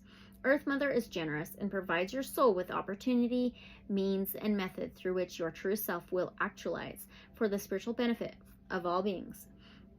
Use your power to flow rather than force, and you'll rally tremendous support for rapid manifestation. Coco ceremonies have been practiced since the reign of the Mayan and Aztec civilizations of Central and South America. Ceremonies inspired by these ancient rituals are widely practiced in contemporary spiritual communities with varying purposes, such as medicinal and spiritual empowerment, inner awakening and expansion of consciousness, enhancement of creativity, and overall well-being. The formulation, declaration, and potentiating of intention is believed to be heightened during a Coco ceremony. You are in a fertile place in your soul journey to clarify your intention. First house is about that. It's about new things, new seeds, new intentions, new cycles, new journeys, births. That's crazy. So, and experience the power of intention to bring your heart's vision to fruition. Regardless of whether you feel guided to work with Coco in a ceremonial context, the Oracle brings guidance to carefully, consciously, creatively, and responsibly play with the methods and means through which you can shift your emotional and psychological orientation. At this time, especially, opening your heart and mind to broader horizons can create long-term benefit and help you understand your life journey from a higher spiritual standpoint. You can then set an intention, if you so choose, to invite enlightened spiritual guides and Mother Earth's bounty to support your soul in divine actualization. This will benefit the greater good. Scarlet macaw is a vibrant parrot found in the Americas from southern Mexico down to Peru, Bolivia, Brazil, and Trinidad. Social, noisy, communal, and faithful, macaws are also known for their ability to eat fruits that are toxic enough to poison other animals. One theory is this might be due to their ingestion of clay, which may neutralize some poisons. Even so, theobromine found in cocoa cannot be digested by them. Medicine wisdom of scarlet macaw is the balance of oneness in awareness of limits necessary for well-being. Though you may have a strong spiritual digestion, you're able to process, understand, and release a vast array of energies and experiences, likely considerably more than many others around you. It is important that you do not overexert your system. There are certain things that are simply best avoided. You are encouraged to apply yourself to the wisdom of sorting, sifting, and discerning, reflecting upon that which is naturally harmonious and good for your soul, and that which is not. How others respond to something is not a benchmark for you necessarily. Even if some souls can tolerate a certain energy or practice, or even if they thrive in certain situations, for example, it may be a completely different story for you and vice versa. There does not need to be fear, suspicion, or paranoia in the exploration of healthy limits, nor does there need to be justification for setting such limits, whether at certain times in your life or as a lifelong commitment to self-love, respect, and care. Understanding and faithfully applying limits helps prepare you for the challenges of managing powerful, expansive bliss states such as, but not limited to, those for which cocoa ceremonies are famed. There are challenges in the pursuit of spiritual expansion. The personal work of learning to hold supportive boundaries is essential. If one has a natural tendency towards dissolution and permeability, which many healers, sensitives, empaths, and natural psychics do, then expanding into altered states comes naturally. To conserve your well-being, you will need to manage that talent with wisdom, knowing when and how to switch off to ensure the integrity and purity of one's energy can take some practice. We need to allow space for integrating what took place in an altered state so that our experiences fuel ongoing spiritual development and improve our lives. Without this grounded, pragmatic approach, altered states can become addictive forms of escapism that undermine rather than strengthen the soul. The practice of developing a limits-aware life is an ordinary form of preparation with potentially extraordinary benefits. This is especially so in a society or a personality type that tends towards the valuing of extremes, something which is often relevant for shamanic soul types in particular. Okay, the oracle speaks of giving yourself permission to retract your energies, to gather yourself within, to shed and nullify that which is not working for you, and in doing so, regenerate your potency. Allow intentional disengagement may seem to run contrary to the spiritual principles of openness and inclusivity. It is healthy to close down and zero in at certain times to garner clarity, steadiness, and strength. A more expansive openness and vaster reach will occur spontaneously, effortlessly, when the natural time for opening up again is sensed and acted upon.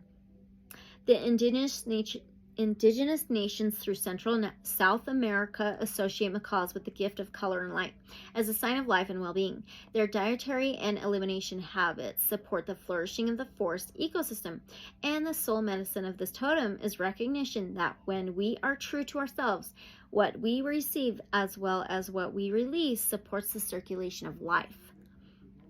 There is no need to guilt or fear in letting go, for all beings are served when individual components within the greater system of life awaken to balanced well-being.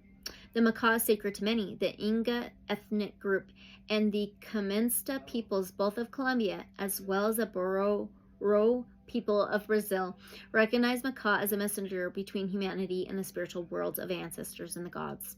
The macaw can symbolize song and communication, and noting macaw's ability to mimic human speech is considered as a divine messenger for humanity. In the Pueblo culture, macaw is recognized as a solar symbol. We are focusing this reading on the solar eclipse and new moon. Whoa. Okay. Solar symbol, and the vibrant feathers of the macaw have long been highly prized for their significance in Pueblo cosmology, designating directions, particularly the south, associated with healing from the past, and are also utilized in ceremonial attire and ritual tools such as prayer sticks. The song and chattiness, color, sacredness, and strength of scarlet macaw is a call to a ritual, a call to prayer, and a sign of divine guidance and empowerment headed your way.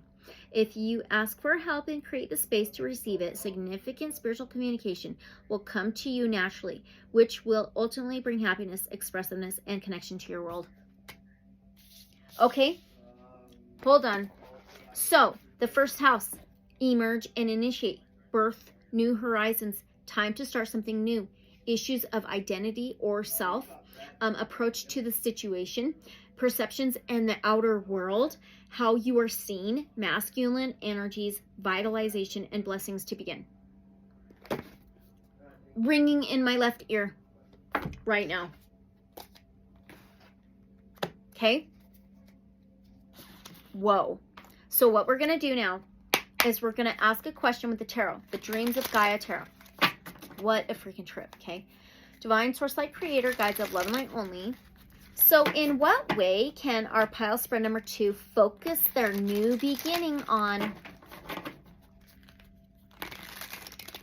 In what way can our pile spread number 2 focus their new beginning on? All right, we have a King of Cups here. That is Cancer, Pisces, Scorpio energies. There's a 2 crescent moons on each side of the sun, or full moon. I don't know which one it is, okay? But the King of Cups, water, empath abilities, sensitive but more balanced in his life, sympathetic, balances 2 different worlds very, very well, emotions and logic, like emotions, feelings with the mind, okay? So, in what way can you focus your new beginning on? Okay, balancing 2 different worlds, empathy, sympathy. It could be for yourself, okay? It says, King of Water, King of Cups. Calm, contemplative, insightful, fluid, balanced, protective, nurturing. It can be jealousy and possessiveness. Safe harbor in a storm. Let go of gender bias, strength born of adaptability, be present in your relationships, marry critical thinking and emotional logic, allow your feelings to guide a decision, a need for excitement, address a cause for jealousy. Okay? Very interesting. Wow. Okay. So that's for your first house. All right? Did I read all of the meanings they had? Yes, I did. Okay, emerge and initiate. That was your first house. Look at that. The incense went out again. What is going on? That is crazy. Okay, so pile spread number 2. Let's move on to the second house. What did you get? Card number 30, and this is Ma'at, okay? So there's a white feather that's fallen, and she's either got her eyes closed or she's looking down at the feather, okay? So some of you may be finding white feathers in general. Doesn't have to, though. Feather is light. So Ma'at, card number 30. Well, we could reduce the 30 to a 3. Third house in astrology is ruled by Gemini. It is communication, transportation, journeys. It's also like a cooperation and a teamwork. So the third house here says create and communicate. It also says, oh my gosh, not third house. I'm sorry. Second house. Sorry. We are in the second house. Okay. So the second house is create. Oh my gosh. No. The second house says magnetism and attraction. Ugh. Now it says financial well-being, physical well-being, money, wealth, magnetic attraction, values and possessions, tangible material things, okay? So let's find Ma'at.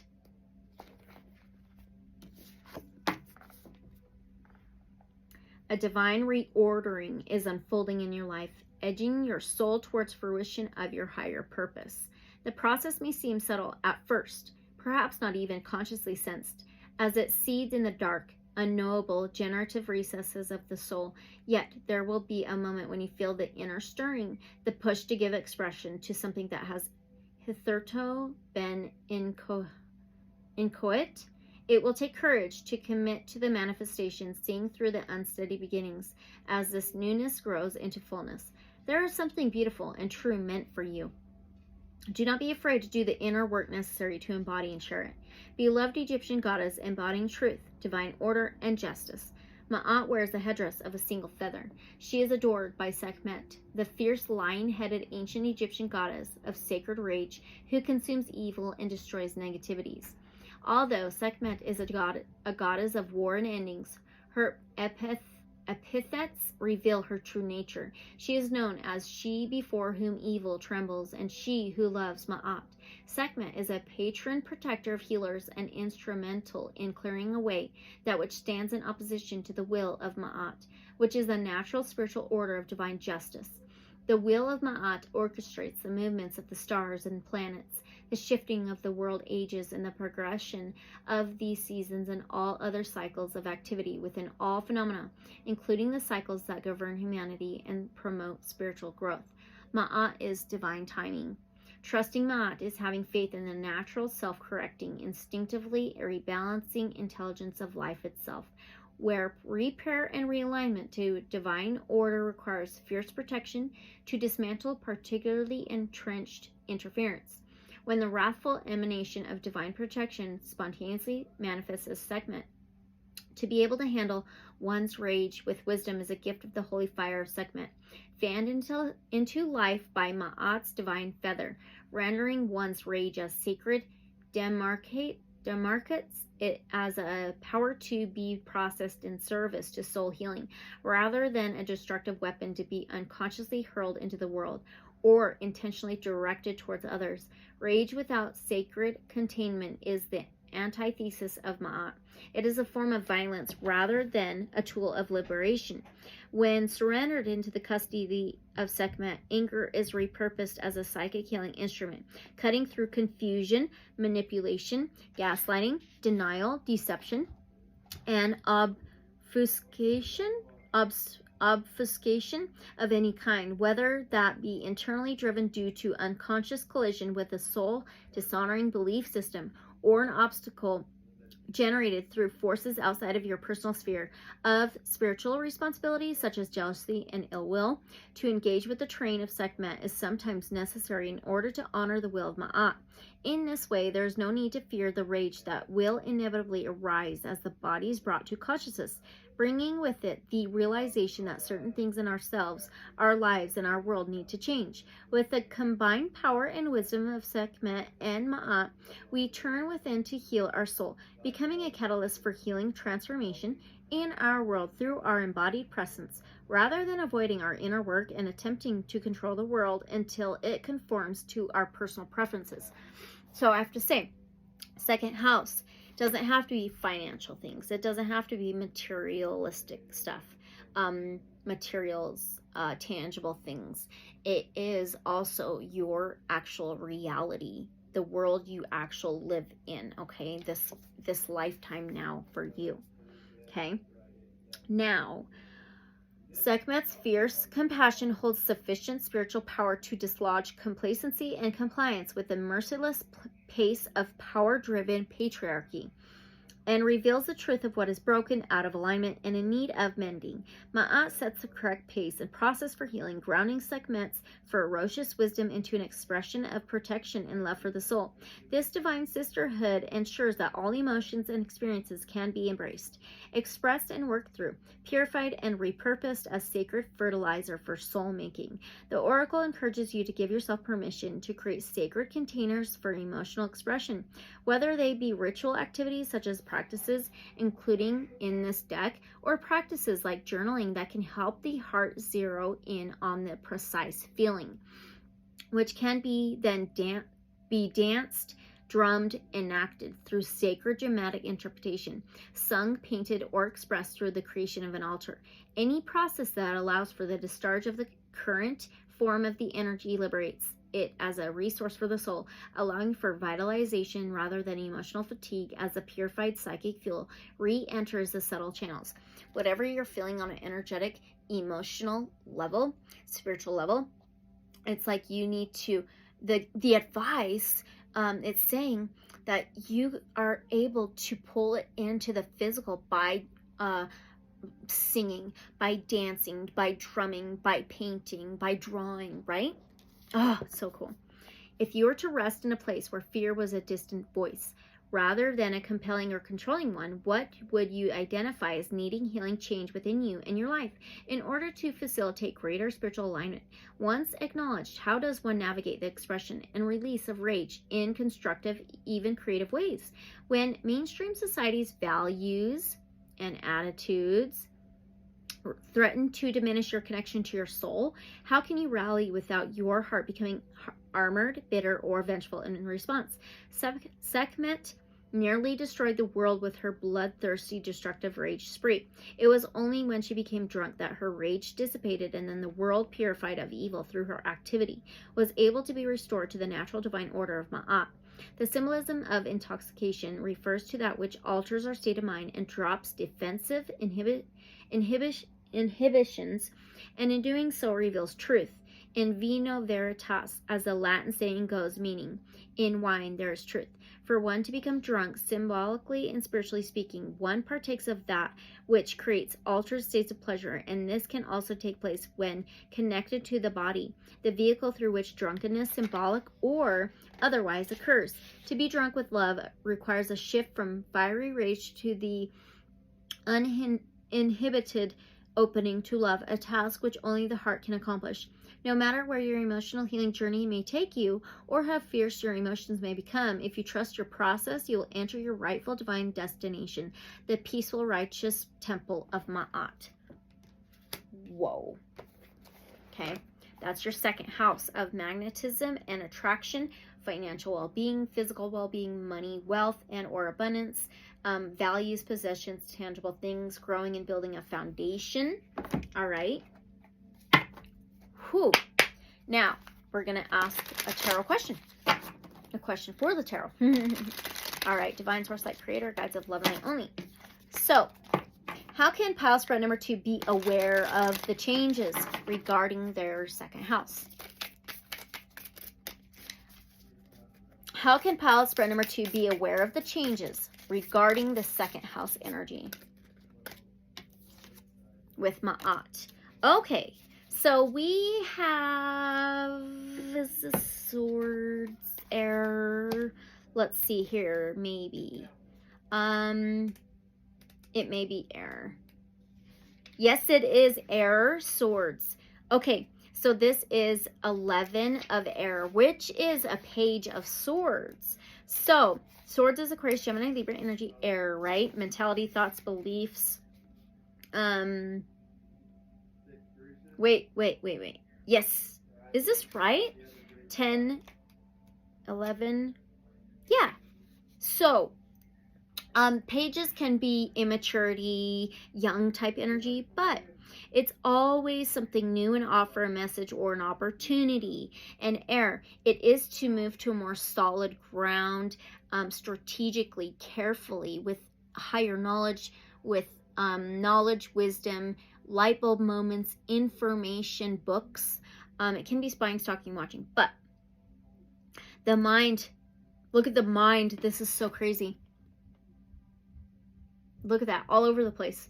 So it says imagination, reality, fact, opinion, body, mind, open mind, narrow mind. So we asked, how can you be more aware of the changes regarding the second house, that Ma'at, okay? Be open-minded and questioning. You are only limited by your mind. Be discerning. How is your mind affecting your body? How is your body affecting your mind? Facts are certainties. Opinions are not facts. We can only change ourselves. Whoa. Okay. Very, very, very interesting. All right.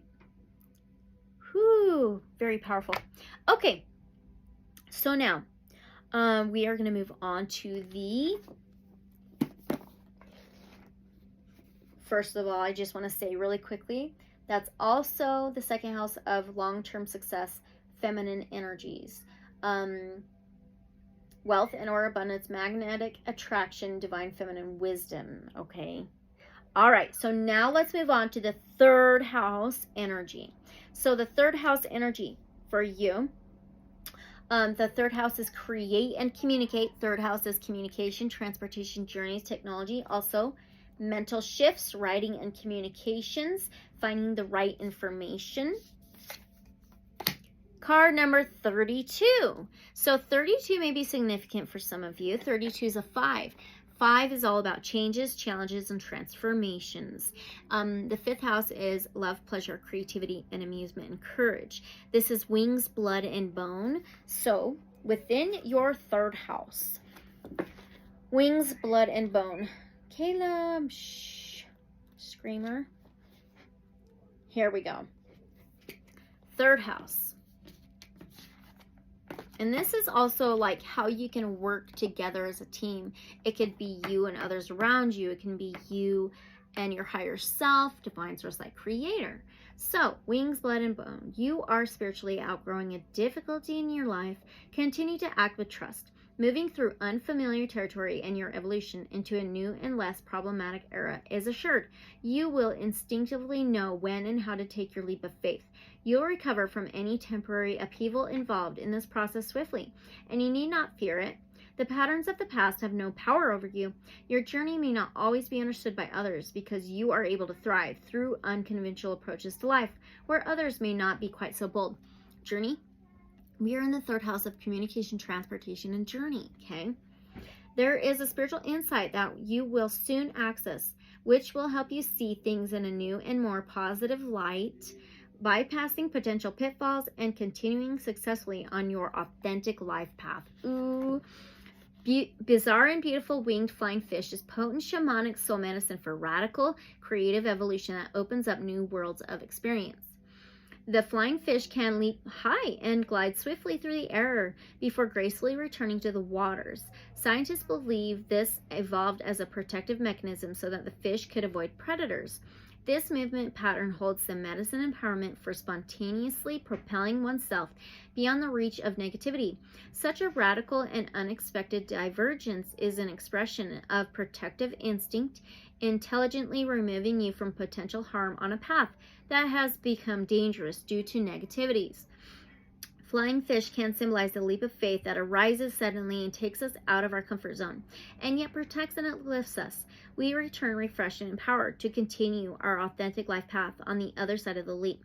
Fossils of the flying fish date back around 65 million years, and although an ancient version of this fish was found in China in 2009 and has dated back more than 235 million years.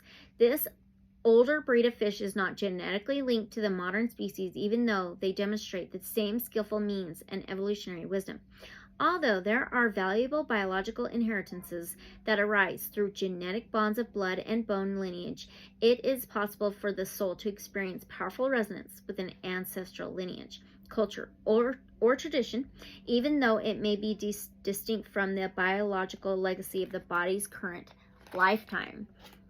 Such vibrational kinship will arise on a spiritual level, feeling true and vitalizing for the heart, even though there may not be a biological connection to warrant it, and even if there was a little interest earlier in life. When the moment to leap into another otherwise foreign dimension is upon the soul, it is as natural as it is unexpected and astonishing to behold.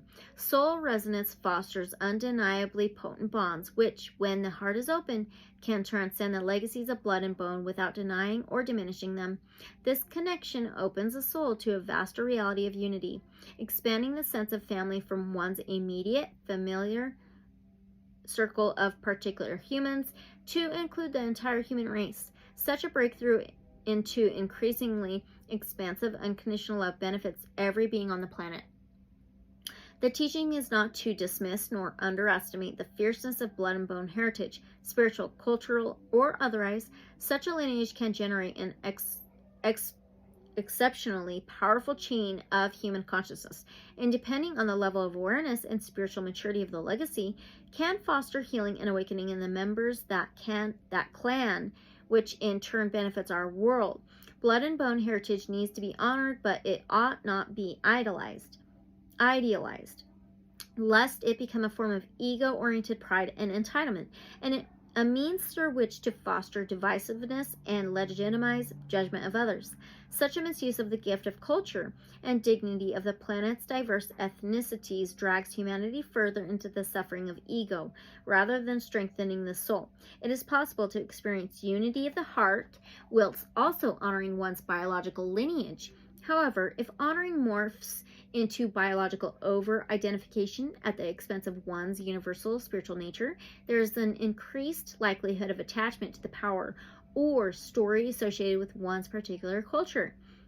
The soul can then become constrained by culturally constructed identity, rather than empowered to work through the particular legacies of one's biological inheritance to evolve and benefit humanity.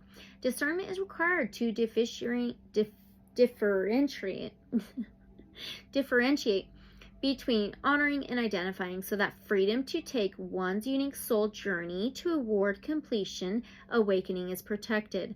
Freedom to follow one's genuine soul calling is the lifeblood of the shamanic soul.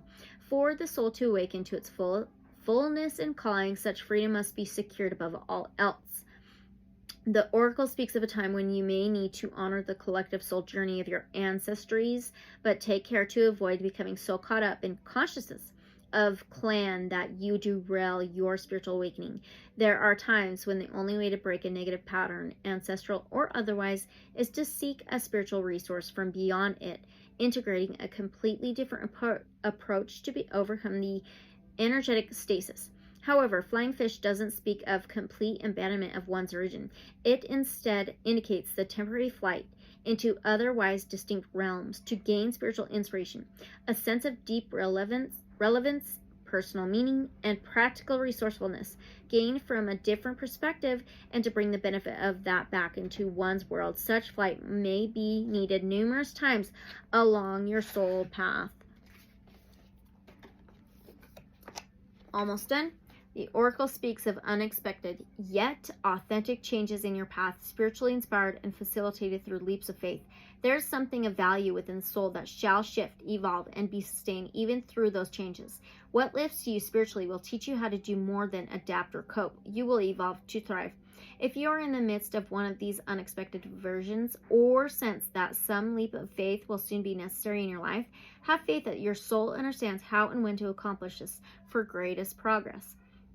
You may not realize it consciously, but you have an enormous inner energy that will instinctively and spontaneously propel you into new levels or worlds at the right moment. Trust the spiritual intelligence within and don't hold yourself back. That's within your third house, communication, transportation, journey. It says create and communicate. Also, this is for mental shifts, education, youth, immediate community, swift changes, writing and communications, expanding horizons, finding the right information, another side of the story or a shifting viewpoint, and freedom of movement, change. Holy cow. That is pretty amazing. Beautiful. Okay, so now the question I have for you, pile spread number 2. What will be obvious to pile spread number 3 with this third house to look out for? What will be obvious to pile spread number 3 with this third house? What will be obvious? Ooh. What will be obvious to pile spread number 2 with this third house and what to look out for? Okay, I believe this is 8 of Swords. This is definitely Swords. This is air energy again. Aquarius, Gemini, Libra energy. Mentality, thoughts, beliefs, words, communication. So 8 of Swords. 8 of Swords is walking away from anything that no longer serves your highest good anymore. It is leaving situations behind, traumas behind, negativities behind, old patterns behind, old attitudes behind, even people, relationships, places, for better things, for your highest good, for what you want to accomplish. Okay, so let's find this in the guidebook. So yeah, what's going to be obvious to you within the third house? Jeez. Oh, one more. 8 of air, 8 of swords. The ego, truth, power, responsibility, consequences, cause and effect, lessons learned, and memory. Okay, focus please. Ego does not always tell the truth. Effect will always follow cause. Time to change your ways. Admit that you made a mistake. Self-justification does not mitigate harm. Consequences are inescapable. We all make mistakes. Memory is imperfect. Whoa. That's wild, especially with the third house of communication, transportation, journeys, technology, mentality. Amazing. Okay. All right. So that was for your third house. The incense just does not want to stay lit. So now for the fourth house, moving on to that. The fourth house is home, family, structure, stability, solid foundation, your foundation in your life. It also says ground and preserve. It says divine mother, core self, base of the issue, home, children, and our business and our projects. So you have card number 42, Ashura of the Northeast. Very interesting. 42 is a 6. So the 6th house, the body, health, wellness, daily routines, boundaries, organization, daily work. So Ashura of the Northeast. We are in your 4th house of home, family, structure, stability, home protection. 42, here we go. Sacred friendship can arise through human relationship and the living bond that you experience with nature and our creatures, as well as the subtle realms of the spiritual dimension. The gift of friendship is an invitation into freedom, authenticity, flexibility, and equality. A friendship that is healthy, positive, and holds meaning for your heart, provides nourishment for the soul, affirmation of your personhood, and encouragement for your authentic life journey. You can choose to be such a friend to yourself and to others, increasing happiness in your heart and our world. The spiritual wisdom of Zebra can teach humanity much about the sacredness of friendship in all contexts, and how to be that friend to ourselves and each other for the greater good. The direction of northeast in our divine feminine shamanic mandala is the place of the higher self, which is akin to our spiritual best friend. The higher self loves, honors, guides, and affirms you with compassion and wisdom always. This is the direction of the life your higher self wants for you. In Swahili, the name Ashura translates as friend, as one who accompanies. Through Celtic spirituality, the term Anamkara arose to mean a soul friend, a person with the capacity for unconditional loving presence and the ability to know and read the truth of someone's heart. Wow. These are qualities of the divine friendship that is experienced when you are connected to your higher self. Zebras are undeniably beautiful African equine animals with a striking combination of white stripes on their black underlying fur. Conjecture on the purpose of their stripes has confounded scientists for over 100 years and is still not entirely clear. From a unique biological marker akin to a human fingerprint to a multifunctional protective mechanism including thermoregulation and confusion of predators when many zebras are gathered in an aptly titled dazzle. Zebra stripes are not generally accepted as camouflage because they make the zebra stand out when they are feeding in the open grasslands. So there is an interesting confluence with zebra medicine of not hiding that which is unique and makes you more visible, and at the same time connecting with like-minded people who are also perhaps eccentric or simply stand out in their own way. As a form of support, on a spiritual level, when we are most in touch with our authenticity, we are most attractive to those who resonate at a similar level. And through the resonance we share with each other at a soul level, we can empower each other to avoid harm and thrive. Such authenticity leading to mutual enhancement is a good indicator of genuine friendship. Zebra is a wild animal. Unlike its relatives, the donkey and the horse, it has completely evaded domestication. Failure to train the zebra was not through lack of trying. The personality and character of the zebra eluded all human attempts to make the animal conform to desired behavior. A true free spirit, zebras demonstrate a healthy form of masculine differentiation. When zebra appears, you are encouraged to be true to yourself and take care that you are not allowing your desire to bond with others through being agreeable to lead to inauthenticity. Seek to adapt and connect, but never to the point of losing yourself. Being untrainable also mirrors the spiritual nature, which is never able to be controlled or tamed. Spirit will always evade any attempts to do so. It is inherently free, and in that sense, completely unconditioned and wild. This renders the spiritual self and the genuine spiritual path completely honest and trustworthy because it cannot ever be compromised or contrived. Zebra reminds us of the spirituality inherent in our nature that will always be true to itself, sovereign and free. Zebra successfully integrates individual empowerment with community support, demonstrating the art of social bonds of friendship that strengthen and empower all within the group. Zebras will be on the lookout during feeding and sleeping so that other zebras can immerse themselves in the tasks. The lookout role is then passed on to other zebras, and each group member is supported in having their needs met. If pairing up, they will often face opposite directions so that they can be aware of a full range of view in order to protect the group. Zebra models a highly effective, functional, relating, teaching the art of teamwork so that together it is possible to cover all angles, benefit from multiple perspectives, have a sense of self-esteem so that one knows how to contribute effectively to the team, and also how to allow others to support you.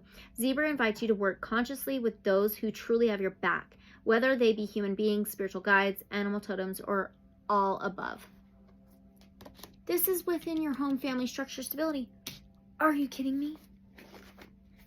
Also, it says ground and preserve, divine mother, core self, base of the issue, intuition and psychic sensitivity feeling, intense creativity, birthing something of value, nurturance, nourishment, children and or business and or projects, the home, protection, dreams and determination, slow and steady, indirect movement, but you are making progress.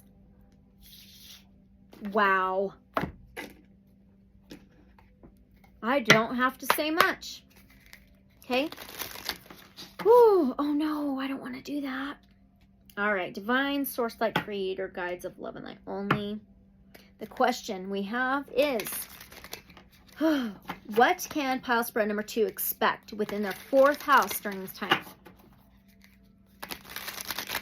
What can pile spread number 2 expect within their 4th house during this time?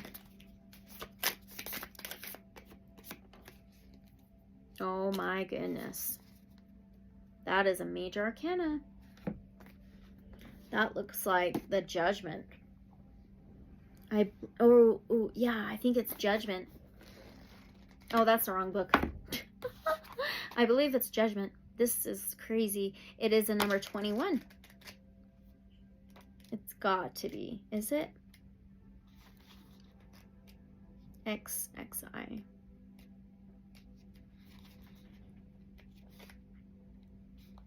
No, this is not. This is the World. This is the World. This is a major arcana, which is, major arcanas are all about like consequences, life consequences. It's also big life-changing events. Okay, the World card. There's this, ooh, this is so freaking cool. She's like dark black, but she has like these white feathers coming from her mask, and then this big old sword of like truth and clarity. Ooh, this is so cool. This is the World card. It's called Perception in this tarot deck. So the World card is a completion. It is success. It is triumphant. It is a travel and a journey. Okay. It says Perception.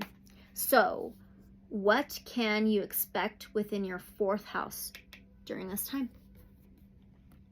The World. Perception, understanding, worldview, opinion of self, clarity, objectivity, understanding. Perception shapes your worldview. Understand what your senses tell you. Knowledge and understanding are limited. Changed perception cannot be unchanged.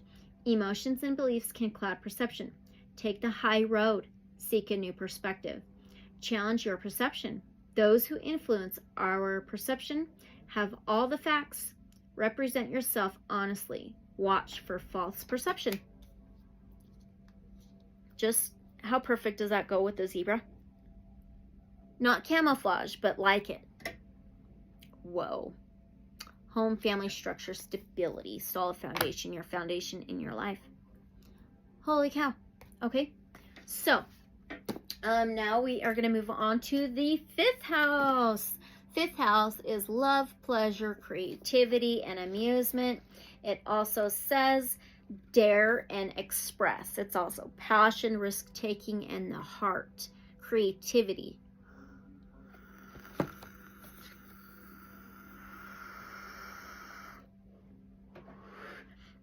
You have a card number 18. It's Metta Bhavana. Oh, so beautiful. So 18 may be significant to you in some way, but 18 is also a 9. The 9th house is spirituality, trust, and faith. higher learning, higher education, higher knowledge, okay? The 5th house. So 18,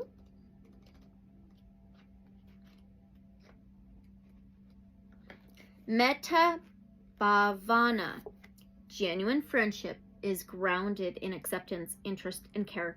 It brings out the best in us, offers encouragement for growth, and acknowledges our limitations and challenges with compassion. We're in the 5th house of compassion, passion, love, creativity, amusement, pleasure, courage. Friendship is a relational capacity for regard, reassurance, and relief. Be such a friend to yourself. Be sweet to yourself. Drop the inner war with your body, your mind, or your life, and consider how you might befriend yourself unconditionally. Again, befriending yourself. Oh my goodness. Surrounding yourself with others who truly are your friends, love you, okay? There are many good things that want to make their way into your life. Generating the emotional safety of friendship within naturally opens your heart to attract and enjoy the divine warmth that desires entry into your world. Metta in Pali, or Maitri in Sanskrit, translates as genuine warmth, kindness, and unconditional friendship. This is the quality of benevolence and arises as a natural active interest in others.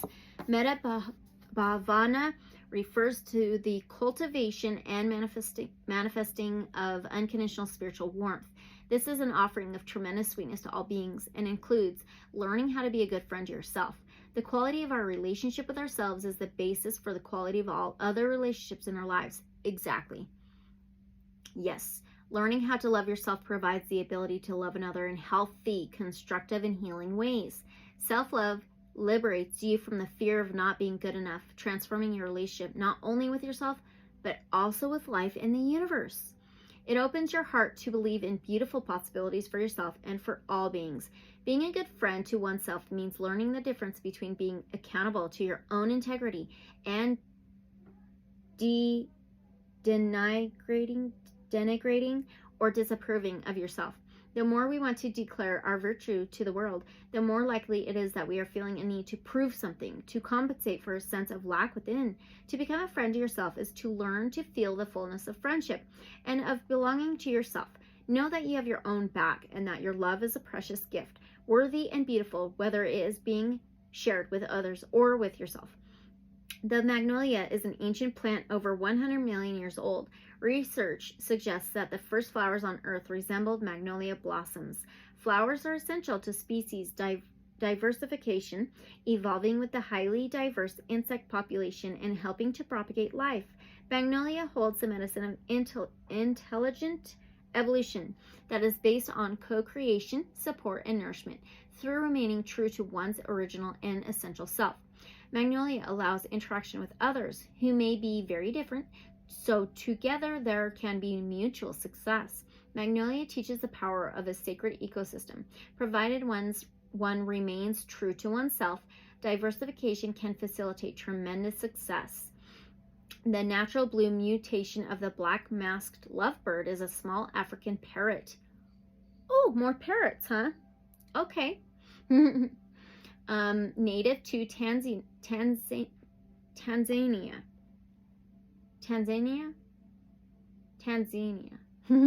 And also found in Kenya.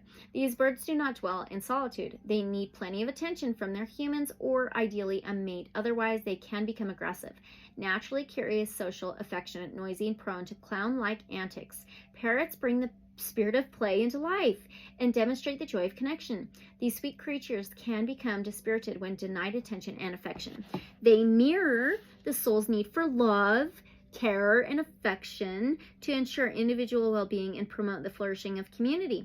The oracle speaks of the need to care for yourself, to balance inner healing and self-love with nourishing connections. From that space, your natural ability to be a constructive bearer of the consciousness of love in our world will follow. If you have been in a phase of solitude for a time, the oracle indicates a playful and light-hearted reconnection with others opening up for you naturally, and encourages you to trust in your ability to be authentic, true to yourself, and simultaneously connected to others with a sense of balance and wisdom. Okay? Oh my gosh. If there has been a matter of concern in your life, you are asked to turn to the light within your heart as a place of sanctuary. kindness, unconditional support, and true friendliness with yourself. Know that all is not lost and that love is the most powerful, enduring, and healing presence in all of existence. Sense the sacred friendship that exists between the divine heart and yours. Give yourself the gift of love. Keep your heart hopeful, for love will always find a way. That just described like the 5th house. Totally. That's Dare and Express.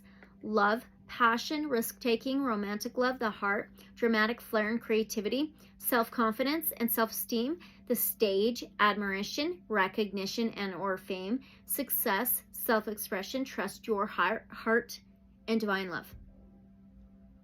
Are you kidding me? Holy cow. All right. The question I got written down is Divine Source Light Creator Guides of Love and Light Only. So what should pile spread number 2 expect with their 5th house during this time of the solar eclipse and new moon? Oh no. No. What can pile spread number 2 expect within their 5th house during this time? Oh, okay. All right. We have a number 6. This could be the 6 of Wands. I believe so. Nope, this is a major arcana. Right? Yeah. This is a major arcana. This is it's called the Crone. This is the Lovers. Another major arcana. The Lovers, this is Gemini energy. The Lovers, we are in the 5th house of love, pleasure, creativity, and amusement. Now you have the Lovers. The Lovers isn't just about a relationship, partnership, balance, unity, harmony. It is also about a choice and a decision. Oh my gosh, the Crone. What can you expect during this time within your 5th house, okay? This is wild. Feminine power, fearlessness, authenticity, individuality, independence, new purpose, freedom, shadow self. The woman who understands her true nature. Be aware of your choices. Be unafraid to walk your path alone. A life of your own design. Untapped power and potential. A fertile and productive future. A childless state. Be unbowed and unapologetic. Respect and cherish your elders. A direct and forthright approach is needed. Do what's necessary, not what's expected. It is time to be fierce and fight back. Fight for yourself. Holy cow. I cannot believe all of that was for your 5th house. Okay. So we are going to move on to your 6th house. 6th house can be the body, health, wellness, daily routines, boundaries, and organization. It also says organize and eliminate. Also methodical, set up a system, daily habits, work, and service. Okay.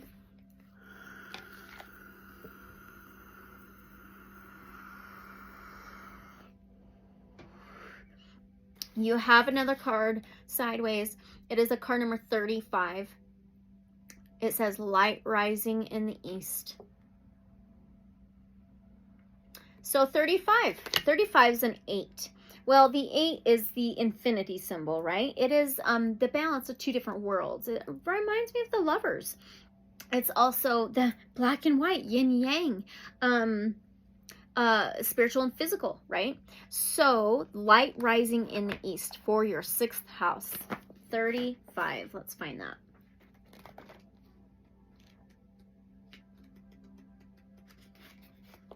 Here we go. I love this so much. Light rising in the east. Sacred space opens in the east, bringing with it in the light of a new day. Light represents the dispersion of confusion into clarity. It reveals the truth of a situation, which in turn allows for wise, constructive response. You possess the ability to accomplish what you desire. What you need is an understanding of the steps to do so. A divine light is going to be shed on a matter of concern, revealing the way through. Open your heart and mind to new insights, new potential. Something significant is beginning, and much beauty will come to fruition through you. Give yourself permission to start afresh. In the east, the sun rises. The spiritual symbolism of the sun mirrors its physical effects in our world. We are in the house of physicality. Sixth house. Weird. The provision of light and warmth that supports life. The oracle speaks of a source of light, of life, either returning or rising anew in your world. This may take the shape of a person, a teaching, or a resurgence of inspiration. Confidence and renewed enthusiasm, particularly after a period of experiencing a lack of direction or feeling burdened under the weight of confusion and uncertainty. The symbolism of the rising dawn encourages you to face what is new in your life. Let go of the past and open to a clean slate on every level. New opportunities will arise from the old. Allowing yourself the flexibility to evolve will support your personal freedom to chart your course and make the greatest progress on your path. This does remind me, take what resonates, use your discernment of like stretching, of walking, things like that, okay? Reflect on how you would like to embrace a new cycle or way of being in your life. That may simply be allowing yourself a completely fresh start or committing to a deep soul honoring revision of attitude and approach to an important situation in your world. The opportunity for this fresh evolution is arising organically. Take what resonates. Use your discernment. Available to you as a natural consequence of your ongoing inner healing journey. Through your inner work, you have been strengthening the spiritual bedrock of your being, upon which you can now lay new foundations to build an enhanced, expressive, soul-respecting life path that affirms your light. The oracle encourages you to trust in your journey unconditionally. In doing so, you give yourself permission to chart your course from the heart. You may sense a particular project, path, or potential is calling to your heart, calling with the promise of greater soul fruition and sacred fulfillment. You may feel some doubt. Doubt can arise due to past experiences of not being able to make happen what you wanted to happen, combined with not yet recognizing the underlying spiritual protections hidden in those false starts or derailments. You may feel some fear. That can be an excellent sign that in order to access a new way, you will need to evolve beyond your current limitations. Pathways most compelling and generative for your spirit typically contain not only the most exquisite promise of fulfillment, but also the greatest personal testing. You have surmounted obstacles to your evolution before you will do so again. You are more ready than you may realize.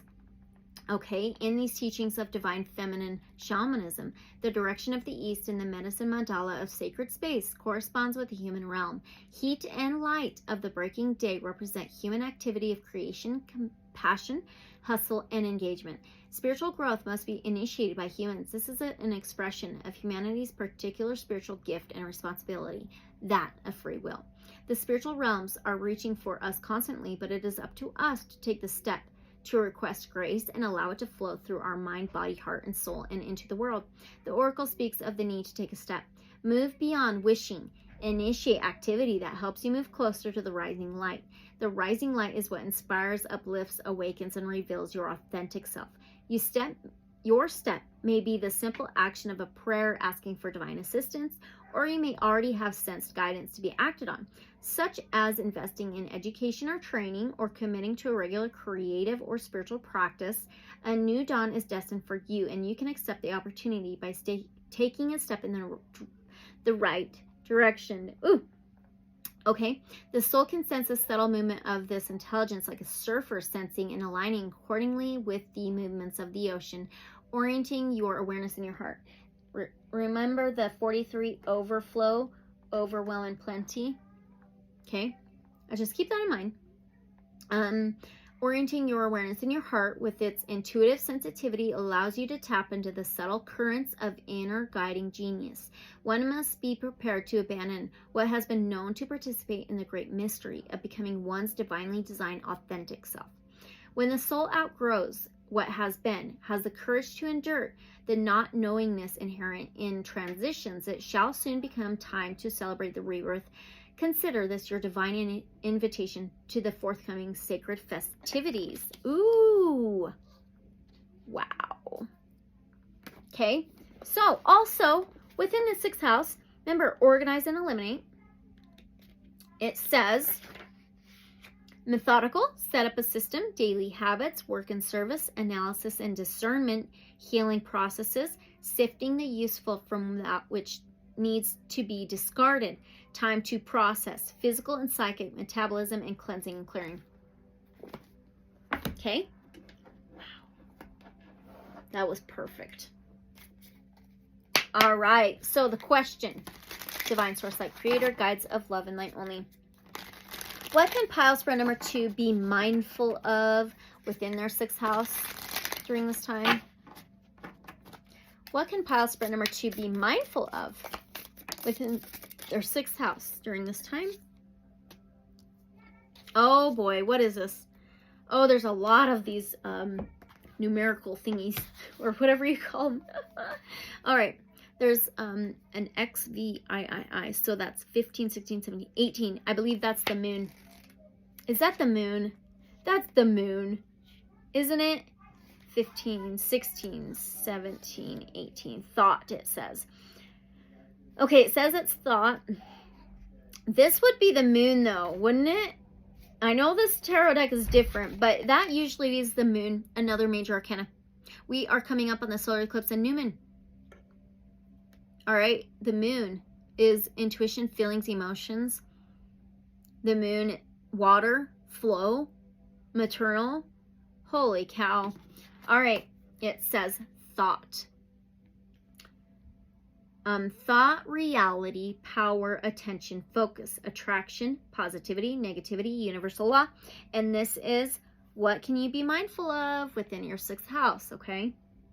Thought creates reality. Thought is the foundation of consciousness. Don't rush your thinking, be certain. Thought is energy. Energy flows where attention goes. Be mindful of the universal laws. An accord between conscious and unconscious mind. Be realistic instead of optimistic or pessimistic. Good and bad go hand in hand. Change your mind, change your life. Do not overthink or speculate. Question the critical mind. A big part of our physical reality, even our body, has a lot to do with how we think, our thoughts, our mentality. Okay? That's what you need to be mindful of. Your thoughts, how you talk about yourself, and start acting instead of think, right? Okay. So there's that for your 6th house. Now, the 7th house. Oh my gosh, this is wild. So the 7th house is ruled by Libra. 7th house is relationships, partnerships, unions, balance. It can be romantic partners and marriage, but it also says connect and prioritize. Okay. Also, partnerships of all kinds, higher justice, harmony. You have, oh my gosh, you have a number 7. We are in the 7th house, and you have a number 7. Okay, Libra energy. So, relationships, partnerships, balance, harmony, unity, union. The scales. Holy cow. Saiba,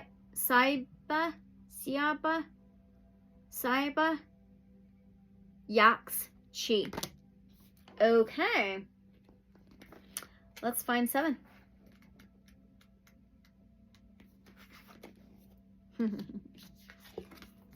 Crown chakra. Saiba, Yaks, Chi. Turn within to experience steadiness, becoming restful upon a firm inner spiritual foundation. From your soul's vantage point, the path before you now and how to best navigate it is clear. Your soul knows how to receive and act faithfully upon the guidance of spirit, even throughout the moments when your conscious mind doesn't understand what is happening or why. When change, upheaval, or confusion is upon you, know that this is the chaos that precedes creation. Return to your spiritual roots to ground yourself, anchoring your mind to your heart. Allow your life to unfold according to a generous universal wisdom that is aware of your potential and what is necessary to actualize it, and is actively supporting your divine fulfillment. Saiba is the sacred tree of the Maya. Yakshi means green tree or first tree. This is a universal tree, the natural home of divine presence, the world tree that connects all dimensions and realms of life. Another name for this spiritual tree is the world axis or axis mundi, linking the north and south poles of the globe and stabilizing the energetic flow that circulates through our planet. Flow, stabilize the north-south poles. We are in the 7th house. Wild. During times of change, stress, or unexpected events, the energy of our world can feel destabilized, emotionally, psychologically, or even physically. That's exactly what we're all going through. We're going to have 2 eclipses. Solar eclipse this month, lunar eclipse this month, okay? All right. The disruption can be rendered divine when we are able to respond to it from a soul level, utilizing the dismantling of comfort as a call to evolve into a new and more conscious way of life. The Oracle of Saiba Yakshi is a call to steady yourself, to work on your internal spiritual state, to plant your spiritual roots deep enough that you can feel spiritually supported, even during times of upheaval and transformation. From that inner steadiness, trust in the ultimate reordering of the emotional, psychological, and physical world that will take place and bolster your courage to engage with what is happening. Sometimes the momentum of life uproots us from nourishing sources without us consciously realizing it is happening. It is not until we begin to reroute ourselves to Mother Earth, engaging in processes for sacred tethering of mind to body soul, that we recognize how much we needed that intentional reconnection and how much we had unintentionally become reactive or ungrounded as a result of the fluctuations. Did I say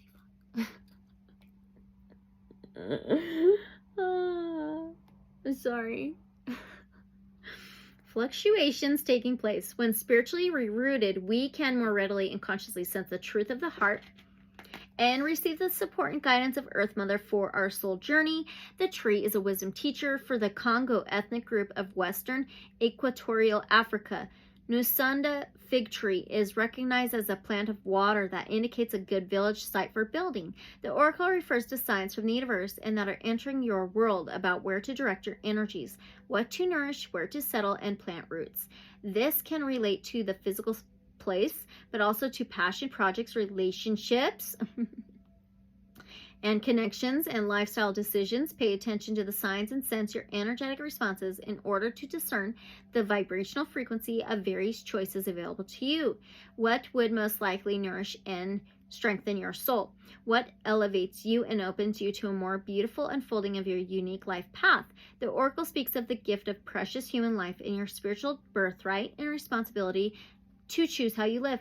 Roots, trunk, bark, branches, flowers, and fruit all manifest from the intelligence of the tree.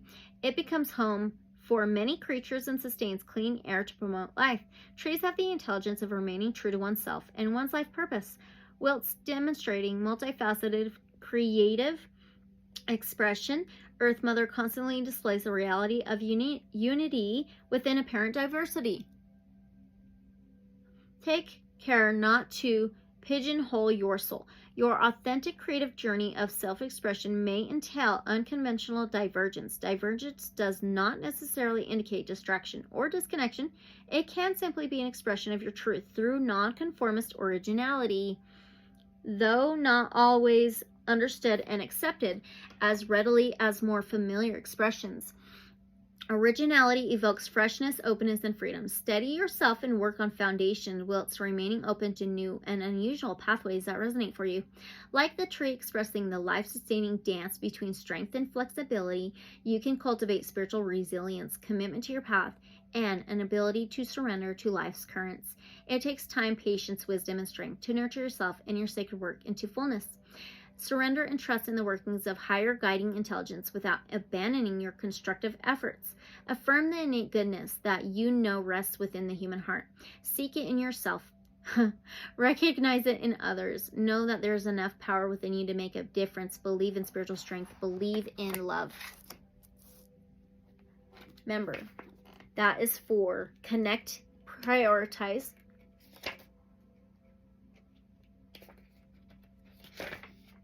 also partnerships of all kinds, beautiful ideas, spiritual order, harmony and higher justice, style and creativity and expression, working for a higher purpose, higher self-communications, cosmic order, and divine timing, karmic healing. Wow. That is so beautiful. Okay. Now, divine source light creator. The question is, what changes can pile spread number 2 expect within their 7th house? Oh my gosh. You have a 2 of Wands. Huh. That's fire. Aries, Leo, Sagittarius. Okay. So there's 2 energies here. The 2 of Wands can be some kind of stagnant energy, stuck type energy, stuck between worlds, stuck between realities, stuck between 2 energies. It's also about choices and decisions. Okay, fire energy, compassion, passion, action taking. Very interesting.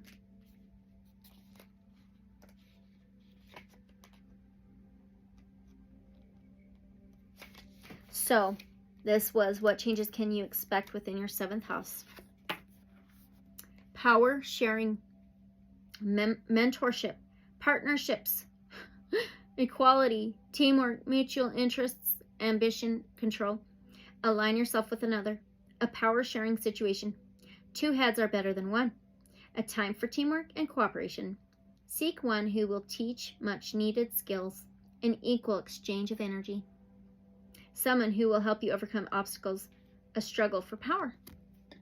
I cannot believe that is for the 7th house. What the heck? That's so freaking perfect. Okay. All right, let's move on to your 8th house. The 8th house is death's rebirths. It's just things ending for new beginnings. It is a regeneration. It's also money, sex, the rising phoenix from the ashes. Okay, so you have a card number 10. And it's Chalk. She is holding a peacock feather.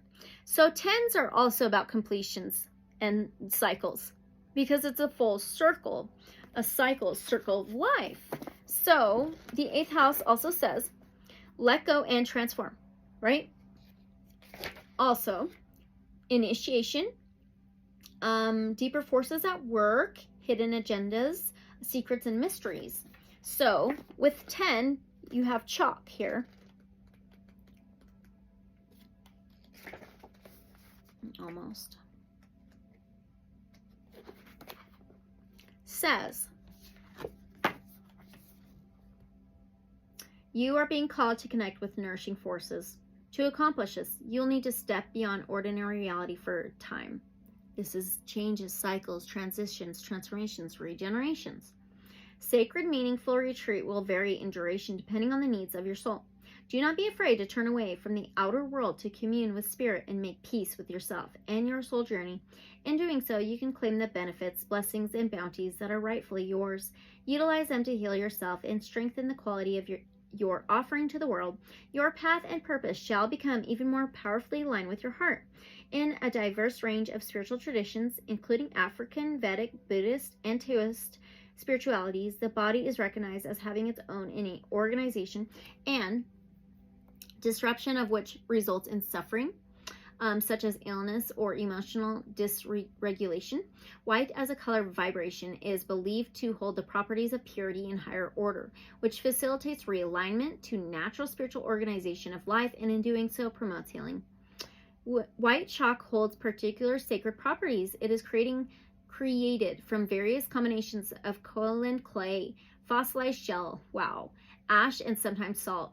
It is utilized in rituals, ceremonies, and customs amongst a diverse array of West Africa cultural groups.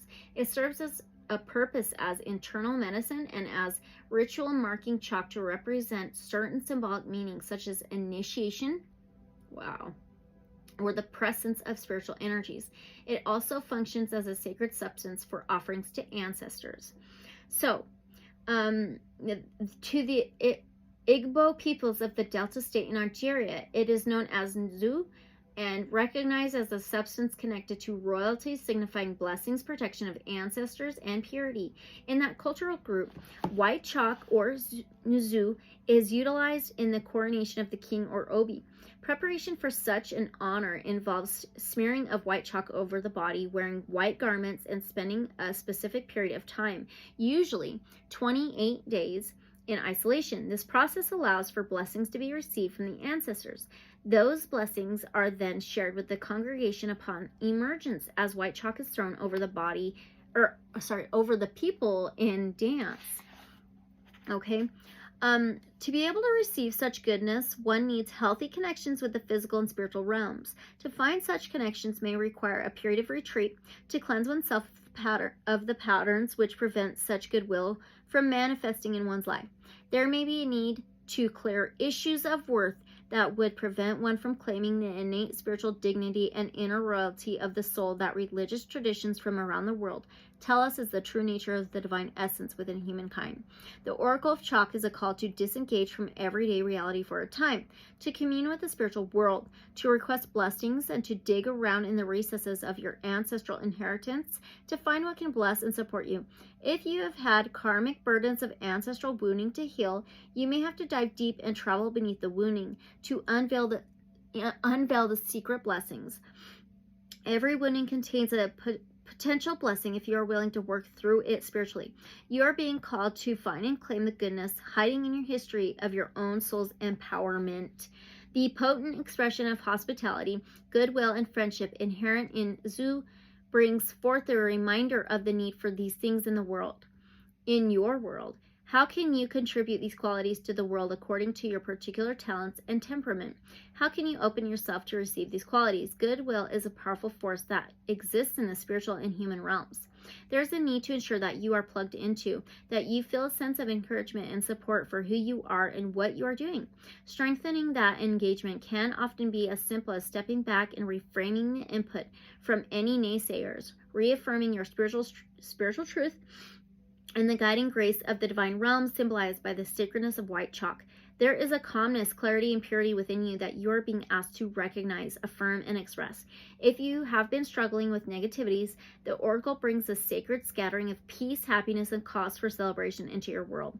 Turn your mind towards the joy of fulfillment and rest in the sacred inner knowing that assures you all will be resolved in due time or due course with wisdom and grace. That is pretty wild. Okay, that's within the 8th house of letting go and transforming, transformation, initiation, sexuality, resources from others, including financial and property, shadow work for healing, secrets and mysteries, deeper forces at work, tune into the unconscious, hidden agendas, and passion and power. That's freaking perfect for your 8th house. Your reading is so dang clear, at least on my end. Okay. Divine Source Light Creator, Guides of Love and Light only. How will pile spread to their life change within the 8th house during this time?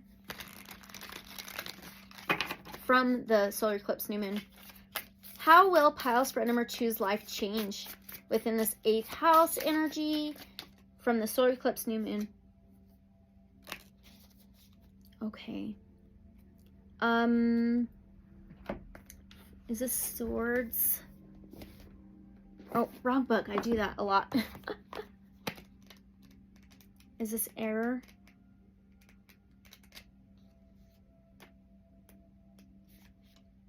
Yes, this is error. So this is the 5 of Swords, 5 of error. So she's blindfolded and she's also holding another mask. She's crying underneath that blindfold, but her mask has a smile on. So the 5 of Swords, 5 is changes, transformations, and challenges. The Swords error is the mind, the mentality, the beliefs, the thoughts, the communications. There's been a lot of types of masks here for you. So this one here, they're masks. Okay. There's 2 masks here. One shadow, one light. Her mask of the white wings.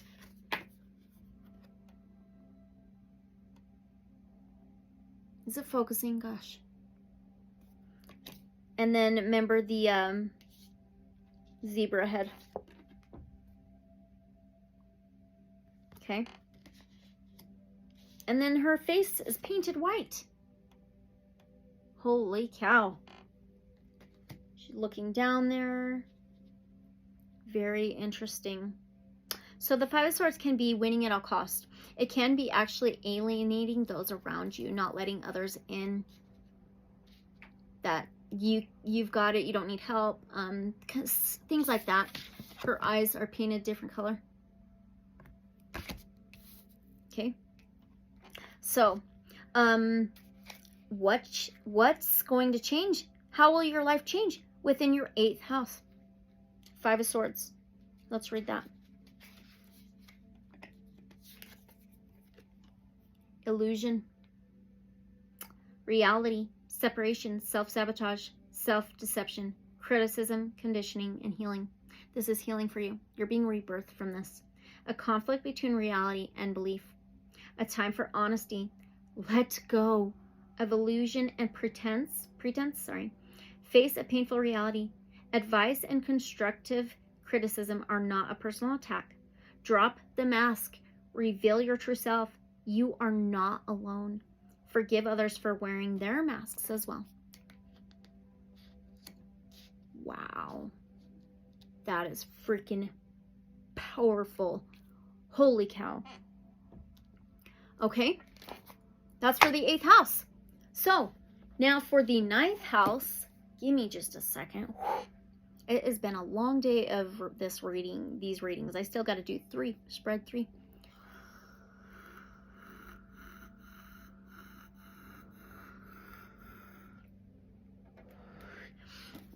For the 9th house, the 9th house represents faith, spirituality, trust, higher learning, higher education, higher knowledge. It also says expansion and discovery, as well as intuition, new horizons, opening up to new worlds, new horizons. You've got number 8, okay? So that 8 is the infinity symbol, right? The 8 is ever connected. It is nothing ever ends. There are differences though. There are cycles. There are transitions and phases, right? There's the black and white here. It's mer tet au. Mer tet au, okay? And the 9th house, remember, spirituality, faith, higher learning, higher education, higher knowledge, higher perspectives. So it says, when facing a choice, consider the responses available to you. What response would you fill with spiritual power? If you cannot yet sense a constructive, spiritually aligned pathway, shift your attitude to enter a state of positive expectancy from which greater creative resources will become apparent to you. There's a way through a current dilemma that will open your heart to joy. But first, you may need to disengage from fear or doubt. Give yourself permission to determine what your own inner state of being shall be. In the religious and healing practices of African Caribbean voodoo, an important distinction is made between that which should be tied or bound, mer, and that which should be left open, the masks. Over novice women attending voodoo ceremonies tie a knot in their hair or their clothing as a reminder. This closes the energetic circuits and prevents possession by the spirits summoned within the work. For 40 days during a period of training, voodoo initiates wear a tied headscarf and are reminded by their spiritual mother to meritau, or tie your head, in the ancient Egyptian tradition celebrating the power, mystery, and magic of the goddess Isis. Her protective amulet, known as the buckle, girdle, or knot of Isis, is another example of the psychic use of knots as protection. Okay, there's tremendous wisdom inherent in this understanding, especially for those naturally tending towards a sensitive, permissive, inclusive, or psychically permeable constitution. On the contemporary spiritual path, the soul is encouraged to focus on opening. We are encouraged to open our hearts, open our minds, and open to creative possibilities. Yet the soul also needs containers, balance, and boundaries in order to heal, grow, and awaken. There needs to be understanding of that which nourishes and is wise to allow to flow, and that which needs to be clamped and cut off. Wisdom is expressed in balance. Okay? In situations where intentions are perhaps not so good, being based in ill will and laced with the destructive forces of jealousy or envy, then such discernment and capacity is essential. Wisdom is knowing when to open and engage from a place of authentic vulnerability, when it is wiser to disengage and assert that a particular energy, behavior, or situation does not have your permission to enter the inner sanctity of your being. You are not judging the other person nor refusing their innate right to choose how they live, but you are affirming your own right to secure the integrity of your energy and personhood. This is symbolically tying the knot or securing the boundary. It is just as important on the spiritual path as learning how to become more open and inclusive.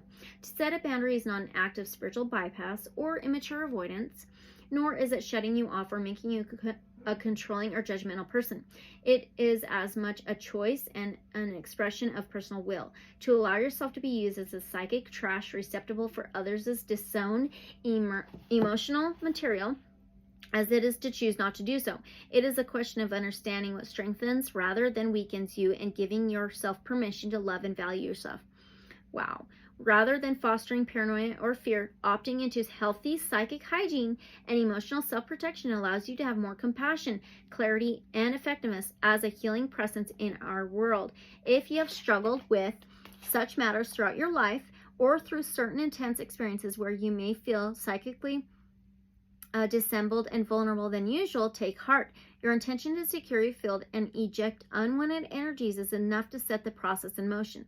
A shift in mindset is often enough to set a boundary, and sometimes evoke a testing resistance in others. Stay steady, calm, and secure in your right to choose.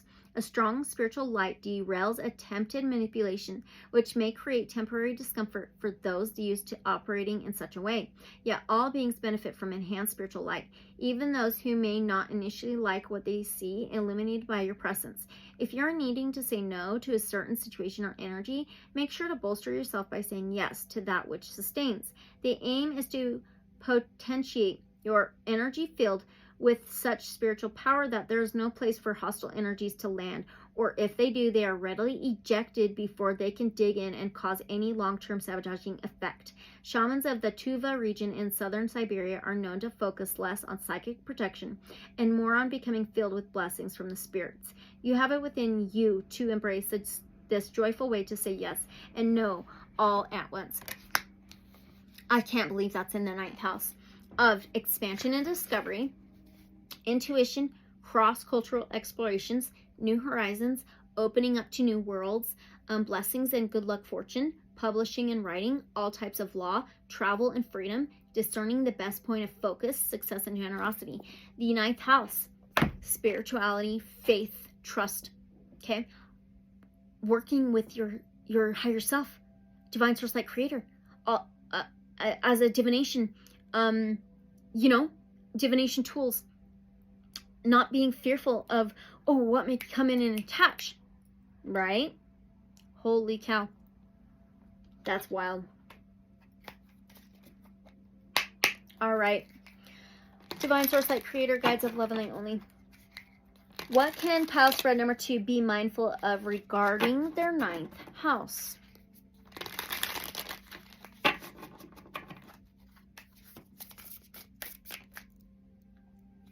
What can pile spread number 2 be mindful of regarding their 9th house? Ooh, this looks like a wands. Is this a 4 of wands? I believe so.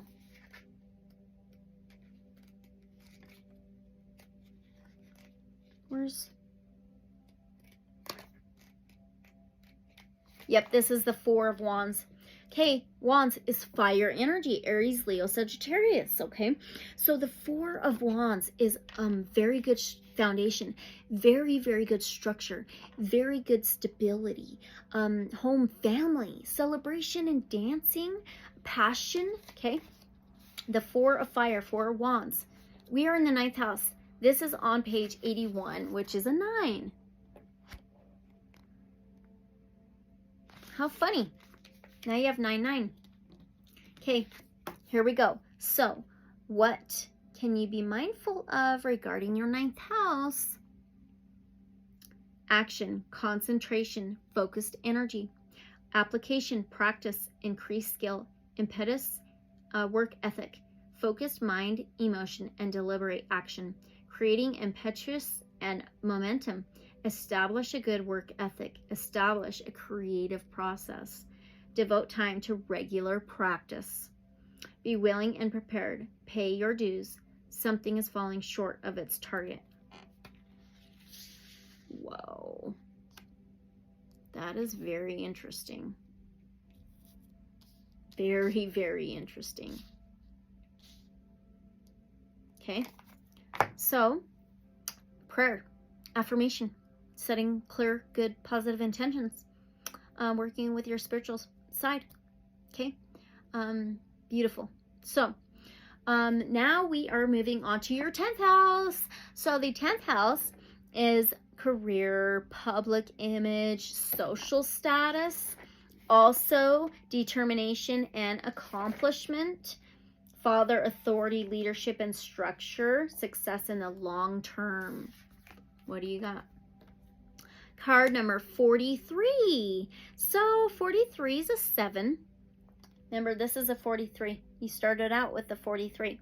So the 7th house is like Libra energy. It's the scales, it's relationships, partnerships, unions. It says honor Elegua at the southeast. So there's a shadow self, a light self. Again, 2 roses on her head. There's a lemur, 2 white doves on each side of her. Yin yang balance here. Okay, so let's find 43.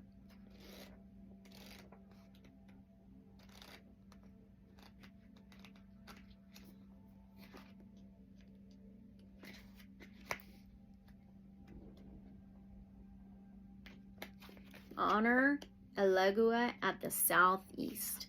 For your 10th house,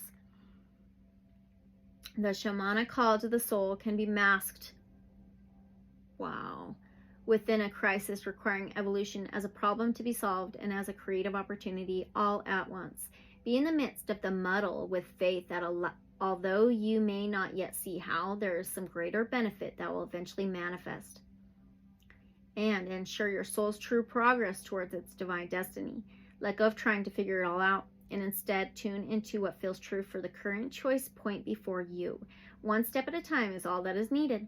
In our divine feminine medicine mandala, the direction of the southeast is a place of evolution. This is the energy place for recognizing the patterns and beliefs that sabotage the soul and disempower you as a human being, and then figuring out how to heal, create, and evolve into more constructive ways of being. The southeast is our crossroads of consciousness, and although it may not always feel as such, it is a vote of confidence from the universe that you are healing into a way of being, living, and creating that is more worthy of you as a sovereign spiritual being. Okay, Asu Elagbara is a divine being arising from the 5,000-year-old religious cosmology of the Yoruba, an ethnic group inhabiting West Africa, particularly Western Nigeria and parts of Benin and Togo. Amongst the Yoruba diaspora, Asu Elagbara is also known as Elagua. It is through this being that contact with the spiritual realm can take place. Elagua is the gateway to all things, from access to any other divine being to the beginning and ending of chapters on one's life journey. Known as the Lord of Roads, particularly crossroads, he is inherent within every choice we make and every thought and word, for his is also the lordship of language, functioning as a divine messenger between humanity and the spiritual realms. In sacred red and black alternating beadwork, Elagua is honored with each bead representing the interplay of endings and beginnings, such as peace, war, death, and life. Esu Elegbara is adored in Yoruba and in the many rich spiritual and cultural traditions that emerge from its nourishing roots, such as Santeria and Haitian Vodun, Vodun. Yet this potential dark side is acknowledged, and he is therefore respected as well as befriended. His presence can herald obstacles and the unexpected, which may at first be considered negative, but are actually opportunities to grow. As a cosmic trickster, this being is recognized as a divine mediator between good and evil, and he is not averse to creating strife. Although that may seem perverse, remember that there is always a valuable lesson and therefore a hidden gift that comes through the unpredictable dance of spirit in our lives. Esu Elegbara disrupts for divine purpose, although we may experience him as the things that go airy when we weren't expecting it. His intervention can be seen as a psychic adjustment with physical effect to keep us true to our purpose, path, and potential. Okay, lemurs are one of the world's oldest living primates, dating back over 60 million years. Long before humanity, most lemurs live in matriarchal society, which is rare for mammals, where male dominance tends to prevail. Female lemurs lead social interactions. We're in the career, public image, social status, 10th house. Okay, mark territory and have been known to kick males out of sleeping areas, the literal lemur equivalent of kicking someone out of bed and taking food for themselves. The soul medicine of lemurs speaks of the tough love that the feminine wisdom sometimes demonstrates, and the need to let the feminine lead. She will show the way. In order to receive her guidance, she must be respected, heeded, and nourished, and her understanding is ancient, for it is her divine feminine intelligence that has created era after epoch, ending and rebirthing, reinventing, evolving, and expressing her creative potency in infinite variations and radical diversity. Like Elagua, the divine feminine demands that we cross the thresholds in our lives with a degree of consciousness and care. The oracle speaks of potential for an entirely new era in your life to open for you. Trust in what is ending, for simultaneously this is part of a new beginning. Whilst masculine discernment and logic, directness, and assertive initiative has its valuable place in the soul journey, now is a time to let the mysterious feminine wisdom guide you, to feel rather than think your way through, as if moving through a labyrinth of sorts, being with the process and knowing that the clumsiness of finding your way when you don't really know exactly what it is that you're supposed to be doing will eventually be distilled into clarity and elegance of a resolved past in a new chapter in your life. Pigeons have an intelligence that allows them to find their way home across great distances. For thousands of years, pigeons have been trained as deliverers of important messages. References to domesticated pigeons were discovered in Mesopotamian cuneiform tablets and Egyptian hieroglyphics. Believed to have originated in India, the Jacoban pigeon developed from a mutation dating back more than 500 years and took 4 stages of evolution to become the modern breed. It is named after the hooded habits of Jacoban monks. Known as an individualistic bird, it requires sufficient space and skillful maintenance to be happy and thrive. The oracle speaks of the need for heightened care of your soul at this time. Give yourself the space and extra attention required to meet the current heightened challenges of your life journey. The oracle also signifies the importance of acknowledging distinct stages or phases of your own personal evolution. Don't try to accomplish everything in one fell swoop. You have your own way, your own evolutionary path, and your own innate destiny to fulfill. There are steps and stages to move through. Give yourself permission to do so, and you'll manifest a stunning outcome imbued with your unique style and flair. I love it so much. Being in the 10th house of determination and accomplishment, as well as father authority, leadership and structure, success in the long term, positions of social recognition or acclaim, expertise, fame based on long-standing efforts, spiritual growth and initiation, hard work with excellent long-term rewards, endurance and skillfulness for material and spiritual gain. Your reading is so freaking clear. Wow. Okay. Divine Source Light Creator Guides of Love and Light Only. So, with the tarot, what changes will our pile spread number 2 see within their 10th house? What changes? 3. I believe this is the 3 of Cups. The Three of Water, water, Cancer, Pisces, Scorpio.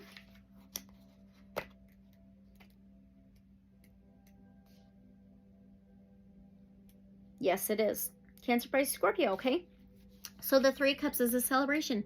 It's get-togethers, mingling, a good flow, alignment, mind, body, soul. This is comfort and joy, celebration. Okay, so it says satisfaction. So we were asking, what changes will you see within your 10th house? Okay. Satisfaction, pleasure, joy, hopefulness, anticipation, attachment, expectation, disappointment. It says celebrate your victories. Take satisfaction from your endeavors. Look to the future with anticipation. Your success will continue, a rewarding outcome, an exciting future. Free yourself of unrealistic expectations. Allow the outcome to manifest freely. Beautiful. So freaking beautiful. You don't need to be entangled anymore. So with the flow, look at the ribbons, or the things are untangling off of her arms. Beautiful. I love it. So good. So, so, so good. Okay. So now we got to move on to the 11th house.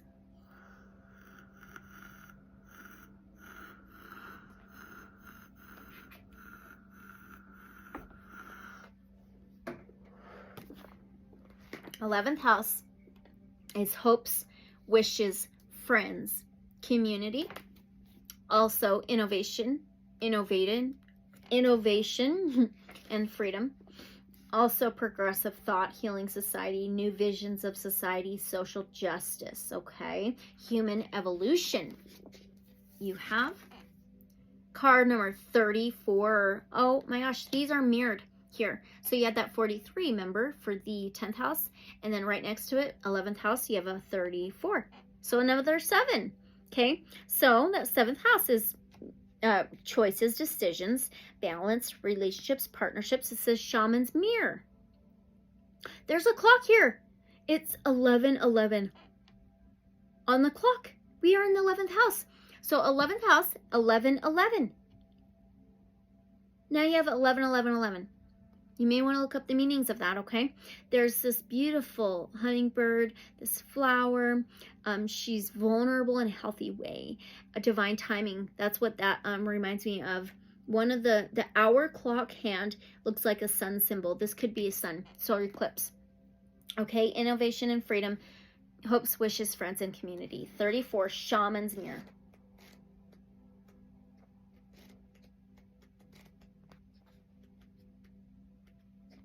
Okay. Oh my gosh.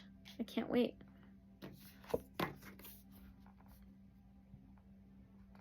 A pause to reflect lengthens that magical moment of liberating potential that occurs between action and reaction.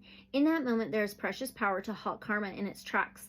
To access such karma-clearing potency, slow down and look deeper. The dynamics happening around you are veiled pathways to better understand the dynamics within you.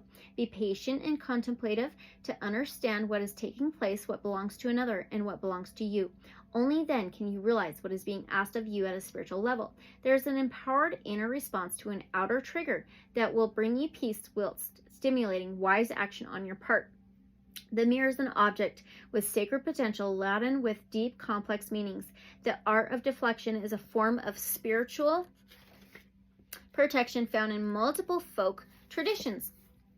The mirror, perhaps the ultimate symbol of deflection, has found its ways into both superstition and spiritual practices around the world. The masks, remember? Wow. From scrying in a dark mirror as a divination technique, gazing in the reflective pools of water to gain psychic access to other dimensions, to the hanging of mirrors deflect poison arrows or other negative energies. In the Chinese art of geomancy, known as feng shui, reflective surfaces have been acknowledged as both protectors and portals for thousands of years. Solar eclipse. We're in eclipse season. That's perfect. Okay? In the Dzogchen teachings, The mirror is known as Melong and is the symbol of the true nature of the mind. It reflects all, yet the reflections do not change it in any way. There is truth, non-interference, non-judgment. It simply is, and all of life transpires in its purview. Human confusion results when one forgets that mind is mirror and begins to identify with the reflections. In this way, Melong, or the divine mirror of spiritual truth, is a symbol of unshakable spiritual knowledge, transcending duality, and in doing so, leading one into direct, immediate experience of one's true nature. Contemplate spiritual realization is the ultimate form of spiritual protection, yet whilst on the path to such attainment, it is helpful to attend to our needs for psychic self-protection, quickening our progress towards the goal. The Oracle speaks of rapid spiritual progress becoming available to you, the opportunity to resolve a karmic holding pattern that previously outweighed your spiritual capabilities. If you are working on a particular issue at present or feeling that you're at the brink of a breakthrough, trust this, stay committed to the work, and know that the shift is inevitable. The Melong is also worn by non-shamans for personal protection from jealousy or ill will, and the Oracle speaks of the need for practicality in the spiritual path, on the spiritual path.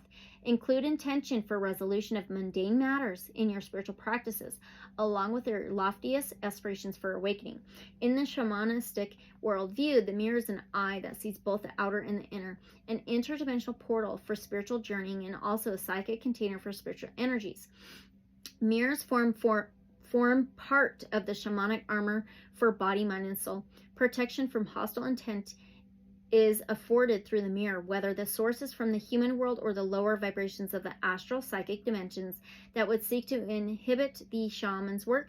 In this sense, the mirror is a mark of shamanic authority, rather like the Buddha placing his fingertips to the earth in the moment before his enlightenment.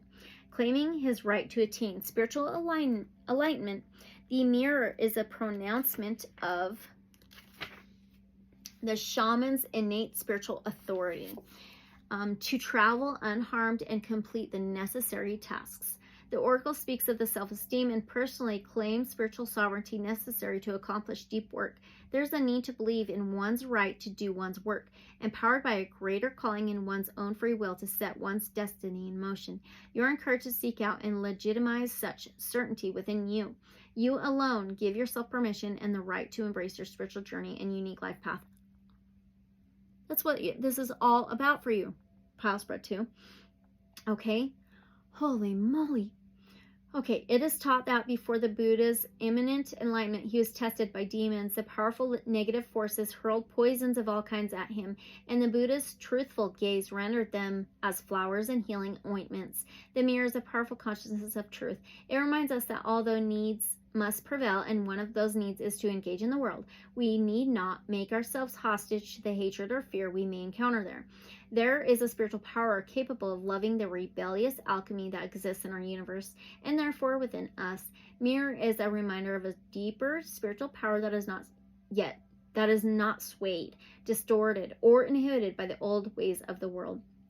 There is a balance to be sought in practicing spiritual protection. It is the balance between accepting what is necessary to tax our inner resources, providing the impetus and challenge imperative for growth, and that which is nothing more than an unnecessary impediment or distraction from our true path.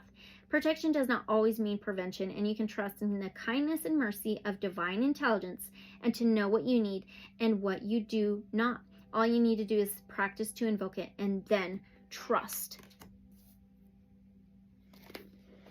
In the 11th house, innovation and freedom, progressive thought, healing society, human evolution, new visions of society, social justice, balancing futuristic ideals with valuable traditional wisdom, eccentricity and uniqueness, lateral thinking, genius and brilliant insights, power of the mind to cut through confusion and creatively respond.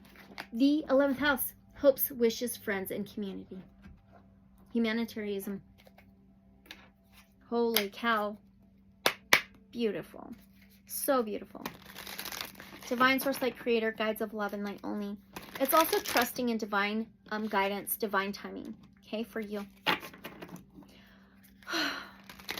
Amazing. All right. What can pile spread number 2 expect within their 11th house from the solar eclipse new moon?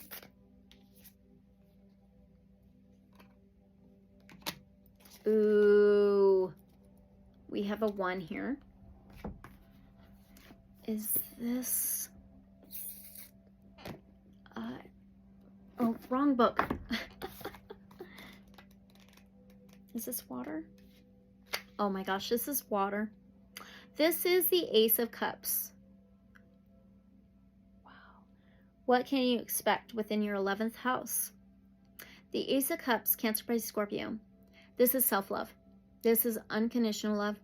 This is sympathy, empathy, overflow of feelings and emotions, overflow of love, feeling comforted, taken care of, nurtured.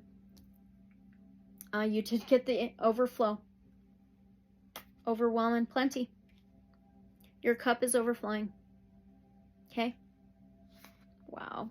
It says Ace of Water, Ace of Cups, new emotions, first love, infatuation, attraction, lust, longing, excitement, and passion, an exciting beginning. Take a leap of faith, open your heart, follow passion's lead, a new experience or opportunity, a new friendship. Stop fighting your feelings, free of fears, influence. It's like the mirror. Ah! Wow. How freaking cool. So cool. Okay?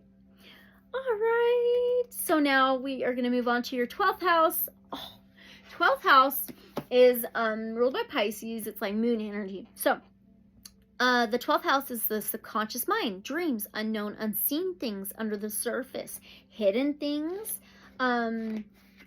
It also says redemption and spirituality, as well as past lives, the unconscious and dreams, visions in the body, mystics and shamans. Okay, you've got card number 31. Okay, Grib Spraying.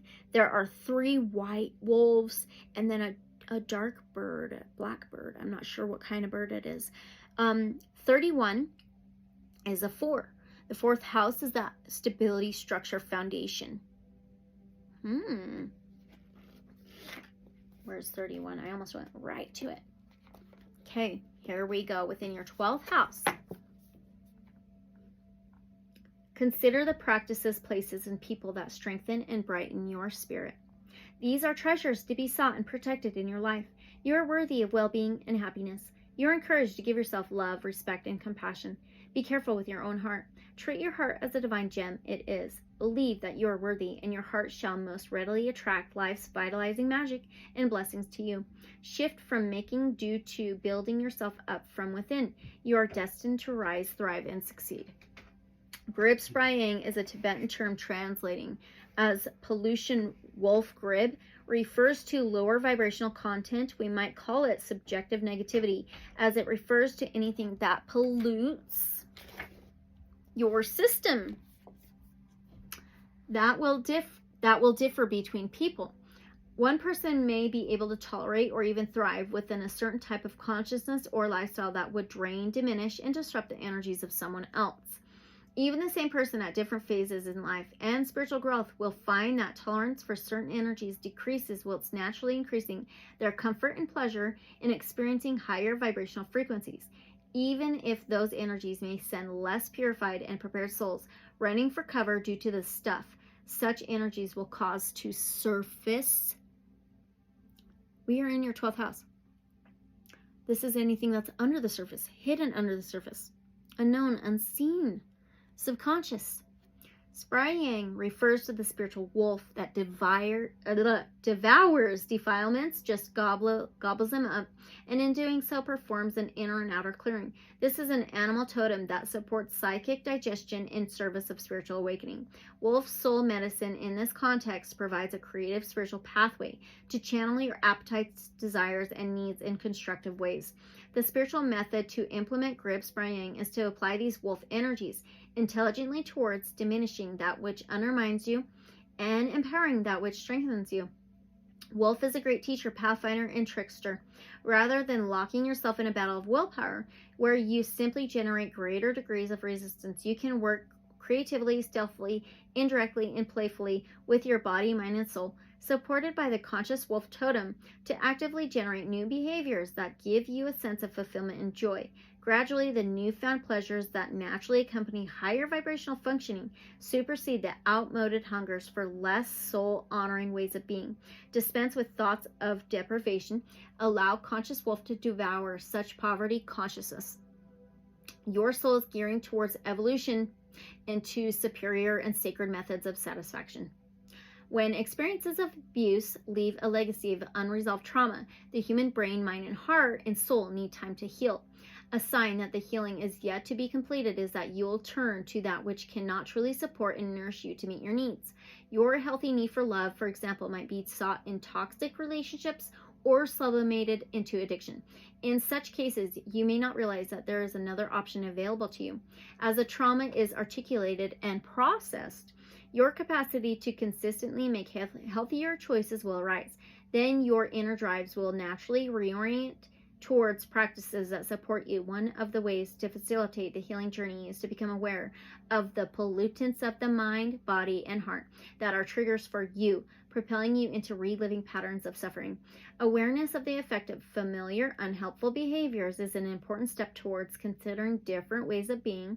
Exploring alternatives is the way to discover the support systems that you trust enough to leave behind the familiar, painful patterns of the past. Wolf is known for heightened senses, smell being one of them. Scent recognition in spiritual symbolism refers to the capacity to distinguish one thing from the other. To instinctive knowing and discernment, a piece of food may look fine, but your sense of smell might let you know that it has gone off. Smell tells the truth. When something doesn't smell right, it means that something is amiss, and you need to take care. 12th house can be any lies, deceit, and manipulation as well. Okay, so the white wolf is also known as the polar or Arctic wolf. It lives in the extreme Arctic regions of North America and Greenland. Okay, we know that, so let's keep going. The white wolf teaches that in keeping your vibration high, you will sail above the grib and the chaos and clutter that tends to accompany it. Remaining relatively undisturbed, you can learn how to engage with any situation as needed without compromising your vibrational integrity. Remain in your spiritual truth and keep your heart and energy clear. The long-crested eagle dwells in sub-Saharan Africa, where wolf brings discernment through smell. Eagle brings clarity through vision. Eagle's super sense is sight. The spiritual symbolism of sight is the ability to recognize things as they are, to have clarity, and to cut through illusion or deception. Are you kidding? Wow. The combination of these heightened senses generates a tremendous spiritual awakening into clear perception, empowering the soul to determine what is spiritually contraindicated for your well-being with great precision. As you tune into your body and mind, you can notice the effect of various phenomena on your state of being.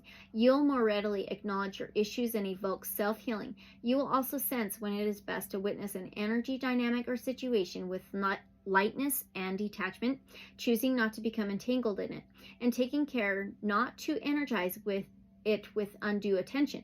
Self-love is required to clear psychic pollution, and practicing respect for self and others empowers your practice of discernment.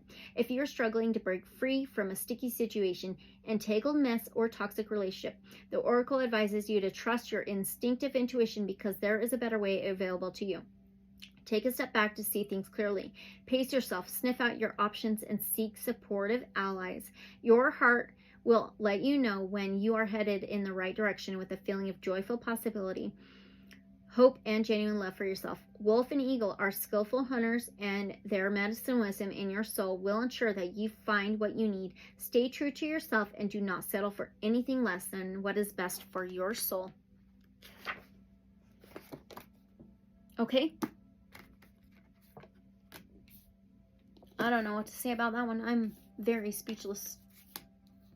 So, that's for your 12th house, redemption and spirituality, past lives, the unconscious and dreams, meditation, visions in the body, subconscious mind, mystics and shamans, spirituality in all forms, grace, divine blessings, spiritual redemption, compassion, pure love. Something may appear other than what it is for a while, but there will ultimately be healing. The solar eclipse, new moon, big deal for sure. All right. Let's ask the last question from the tarot. Divine Source Light Creator, guides of love and light only. What part of pile spread choose life is going to be illuminated to them from the solar eclipse, new moon?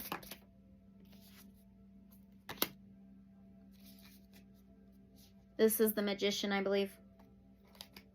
I think you have another major arcana. There's a hummingbird, there's roses, there's light. It is a child.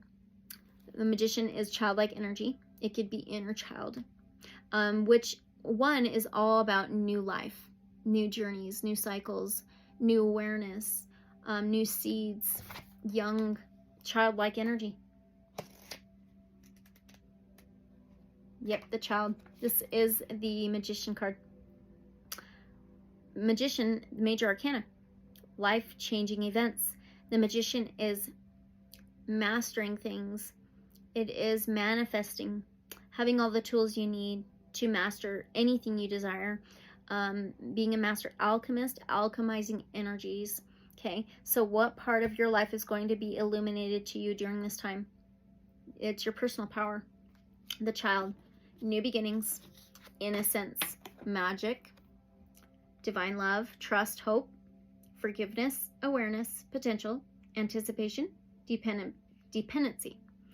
A new beginning, see your potential, heal emotional and psychological wounds, time to play and laugh, acknowledge your successes, delight in the moment, believe in magic, laughter heals, turn dreams into reality, forgive the past, reconnect with innocent pleasures, and put doubt aside. Okay? So freaking awesome. Okay?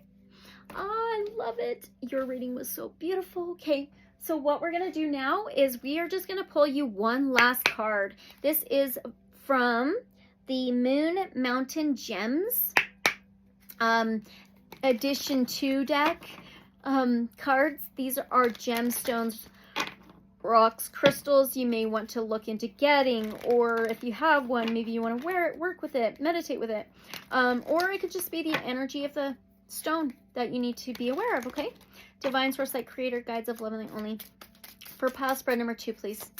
What gemstone, rock, crystal do they need during this time? Solar eclipse. Oh my gosh, Seraphinite. Seraphinite. I'll show you some Seraphinite. I almost wore it today. It's my ring.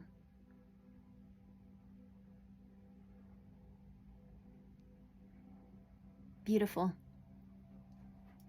Okay. Seraphinite. The chakra says heart and higher chakras. Okay. And chemistry says a variety of clinochlor, beneficial for relationships, muscle tension, infections, detoxification, iron, magnesium, pain, healing properties. Seraphinite is a high vibrational stone that provides enlightenment. It's a stone that enhances journeying and helps you make angelic connections. Seraphinite helps you live from your heart and aligns the auras with the light body. Wow. Okay. Is that focusing? Anyway, so Seraphinite. All right. So that was your reading. Okay. Pile spread number 2. I know, very, very long, but that's just the way it is. Okay. Thank you so much for being here. Always take what resonates, leave whatever may not resonate. Use your discernment. Unconditional love and light, so be it. Don't forget to like, comment, subscribe, and share. I would love to know what your thoughts are, what you think, what your beliefs, how it resonates in the comments below, or you can email me. My description, or my email's in the description below. I will take a picture of this, and then I'll take a short little video, and I hope you enjoy. Okay, thank you so much for being here, and I'll see you guys in the next reading or video. Bye.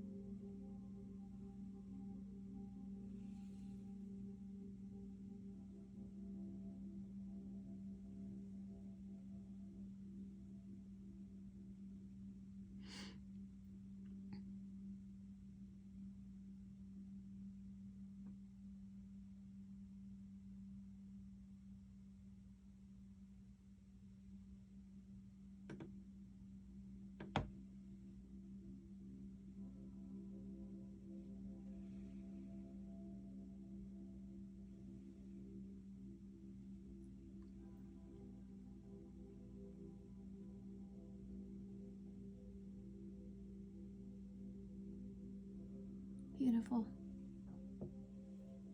Ooh. All right, welcome pile number 3, spread 3. You chose the double-pointed rose quartz. Really beautiful, along with card number 4. Isn't that amazing how perfectly well that goes together? Caterpillar. Did you hear my cat just meow? Caterpillar. Maybe cats are significant to you in some way, shape, or form. I don't know. But the rose quartz, this can be for love and flow and feelings, emotions, unconditional love, okay? So the card number 4. 4 may be significant to you in some way, shape, or form. 4s may be coming up in some way. Well, the 4th house in astrology is ruled by Cancer, which is a water sign. The 4th house represents home, family, structure, stability, solid foundation, a firm foundation. It can be celebration, but we have cat or pillar. So also caterpillar. All right, caterpillars is all about transformation, metamorphosis, a big transition in life, big event of rebirthing, reborn, and there's opportunity here. Okay, so it seems the solar eclipse, new moon, is bringing in a lot of transformation, a lot of opportunity for a firm foundation throughout your life now, maybe even to plant stronger roots. So the cat, though, intuition sticks out for that, okay? So we're going to set this aside. We're going to put it back here, and we'll keep that in mind during your spread reading. Okay, pile 3, pile spread 3. So we are using the Medicine Heart Elena Fairchild Oracle, okay? And again, this is what it's going to look like. After I choose all of your cards and do your reading, I will take a picture of what your spread looks like and a little video, okay? So I do want to share this really quickly. This was an extra card that came with it. It says, I manifest the path of my heart, creating love and freedom for all beings. I just thought that was so beautiful. Okay, so I'm going to set that right over here. All right, so I will tell you what we are doing here. So we're going to start by pulling cards for the first house, and then we're going to work all the way around the 12 zodiac signs. So first house through the 12th house, okay? So for the first house, it says emerge and initiate. So this is what the first house is going to be. The card for the first house, it's also birthing, new horizons, how you came into the world, how you approach situations, okay? So let's see what you get. We always ask divine source light creator, guides of love and light only, and take what resonates, leave whatever may not resonate, okay? So what can we get for pile spread 3's first house of emerge and initiate, new horizons, how they approach situations? 1, please. Can we get our position for the first house for pile spread number 3? Okay, definitely for that. Okay, now for position in the second house, it's magnetism and attraction. The second house is also values, valuables, possessions, finances, also just your earthly reality. It also says physical well-being, tangible results. Can we get pile spread 3's second house position? Whoa, okay. All right, for the third house is communication, transportation, journeys. It can also represent the mind, mentality, also teamwork. It does say create and communicate, as well as education, youth, immediate community, okay? Can we get pile spread 3's third house position? Oh, no. Ooh, I feel that one big time. Okay. All right, for the fourth house. The fourth house is home, family, structure, stability, a firm foundation. It also says ground and preserve.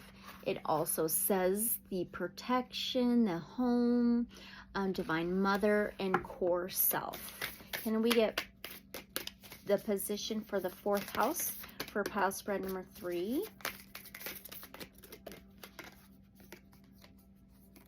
All right, now for the 5th house. The 5th house is love, pleasure, creativity, and amusement, encourage. It also says, oh, I'm so OCD sometimes. It also says dare and express, also romantic love in the heart, okay? Position in the 5th house for pile spread number 4 or 3. Oh, 3. Okay. All right. Now for, oh my gosh, this is driving me crazy. Oh boy. For the 6th house. The 6th house is the body, health, wellness, daily routines, boundaries, organization. It also says organize and eliminate. Also, methodical setup system, daily habits. Oh, it flew. Okay, we'll keep that in mind for your 6th house, okay? Funny. Alrighty. So now for the 7th house. For our pile spread number 3, the 7th house is relationships, partnerships, unions, and it also says connect and prioritize. Also, beautiful ideas, spiritual order, higher justice and harmony. Okay. For the 7th house position, thank you. Now for the 8th house position.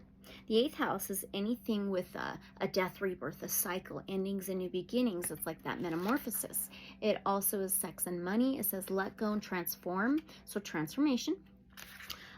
Also initiation, resources with financial and property, shadow work for healing.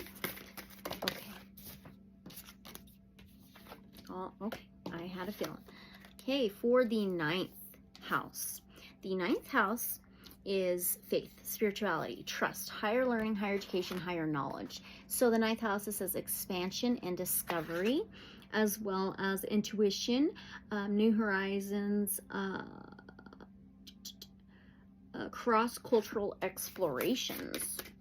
For the 9th house position for our pile spread number 3, please. My gosh, what?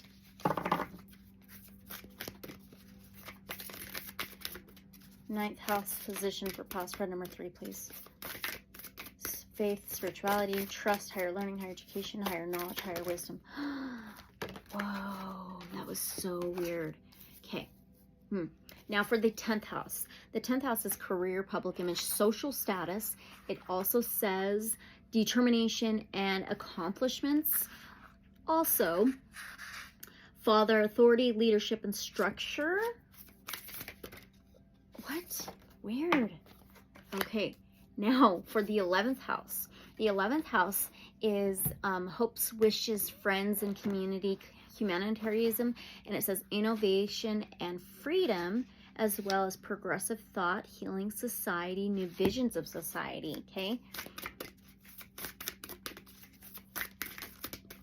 For their position in the 11th house, my goodness, 11th house.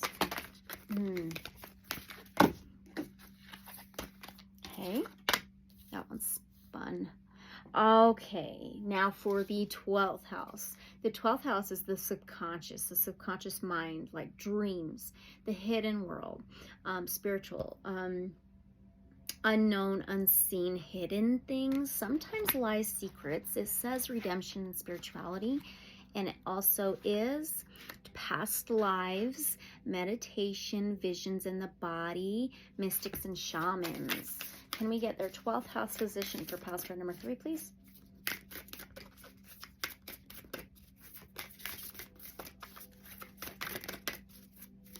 Twelfth house position, please, for pile spread number 3.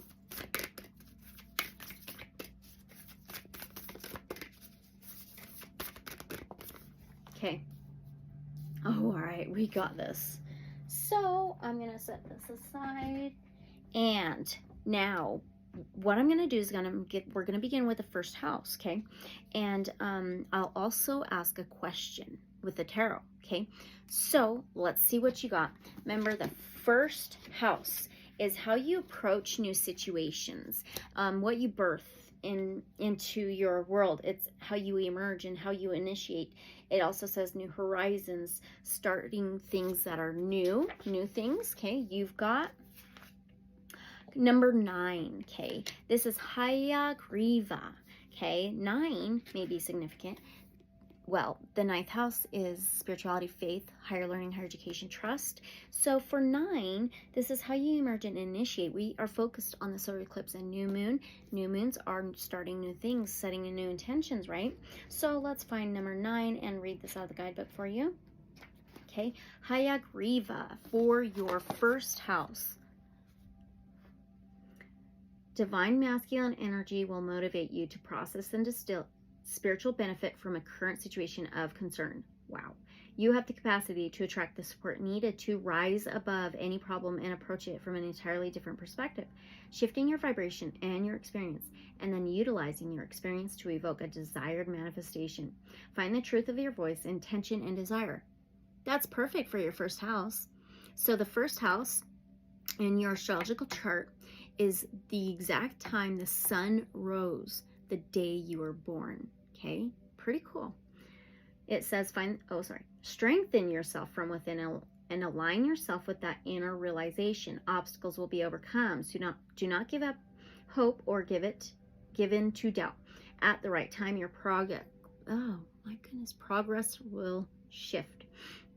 Hayagriva is a masculine horse-headed deity, an avatar of Vishnu expressing higher wisdom in the Hindu tradition, and in the Buddhist tradition, a loving yet fierce manifestation of the enlightened bodhisattva of compassion, known as Kuan Yin in China. I don't know how to say this. Avalokit Eshvara in India and Nepal, and Chenrezig in Tibet. Hayagriva's energy is that of the divine hero, empowering the soul to accomplish progress swiftly and powerfully like the horse. In everyday life, spiritual progress translates into capacity. We are able to deal with situations more effectively, and our self-mastery increases, as does our desire and ability to commit to whatever spiritual practices we choose. This is how you may approach your spirituality. Maybe you're starting something new, a new spiritual practice or something similar. Okay, let's keep going. We become increasingly willing and able to tolerate the tension associated with initiation. What? Whoa, I can't believe that. In your first house of initiation, spiritual growth stimulates transformation of our inner reality, and eventually our experience of the outer world evolves to reflect this. The appearance of Hayagriva in reading can indicate a time when the soul is making spiritual progress, and you are likely, therefore, grappling with a number of practical issues and learning how to apply your spiritual wisdom in worldly situations. Very interesting. This may be something new, approaching new situations with more of a spiritual vibration or spiritual intake weird take on it. Okay, the appearance, didn't I just read that? What is going on? Really weird. Okay, if you feel that everything is quite simply going airy in your life, that's how I felt right there. Okay, or that you are further from your goal than ever, take heart and take heed.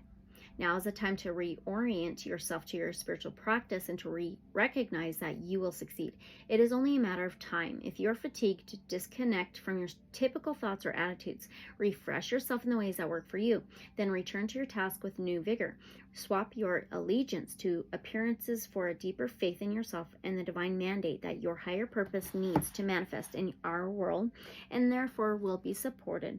Believe that even the greatest apparent obstacle is a hidden helping hand, teaching your soul how to become strong enough to accomplish your authentic purpose and sacred work. Refuse to bow down to pressure. Keep going, but don't be hard-headed about it. Call on Spirit to uplift you and make the path swifter and easier. Hayagriva is fierce, but he is also compassionate. Be kind to yourself whilst recognizing your inner spiritual toughness. Certain Buddhist spiritual teachings advise that working with Hayagriva's wrathful nature is essential in modern times where negativities are rife. Wrathful divinity In Tibetan spirituality is an expression of sacred rage. It is the fierce yell of the enlightened deity that halts you in your tracks. It prevents you from doing something that may suit your ego but would not honor your soul. The key with Hayagriva is the use of voice of sound. Imagine the powerful neigh of a horse, heard for miles, startling the mind into instant presence, wrenching it away from unhelpful rumination or dissociated distraction. The presence of Hayagriva in a reading suggests the need to pull the mind back to truth and essence, cutting through confusion and achieving clarity within yourself. The definition of voice in Eastern mystery traditions is expansive. It relates not only to speaking or singing, but also to the quality of vibration. We were just talking about that, okay? In Western mystery teachings, we would refer to this as our energy. Our frequency. From a spiritual perspective, working with our energy is considered the most powerful practice we can engage in because everything else, including physical activity, arises from our energetic state. Yep, absolutely. Hayagriva is associated with movement, with action, with practical solutions, and the manifestation of higher spiritual will in the physical realm. The oracle is encouraging you to recognize your spiritual power to work with your energy and your voice to bring about positive transformation. Start from the heart. From the heart, the mind knows what to work towards. From the mind in alignment, the action flows instinctively and constructively. Keep bringing yourself back to your heart, and your action in life will be aligned. If you need to communicate or express yourself, do so from the heart.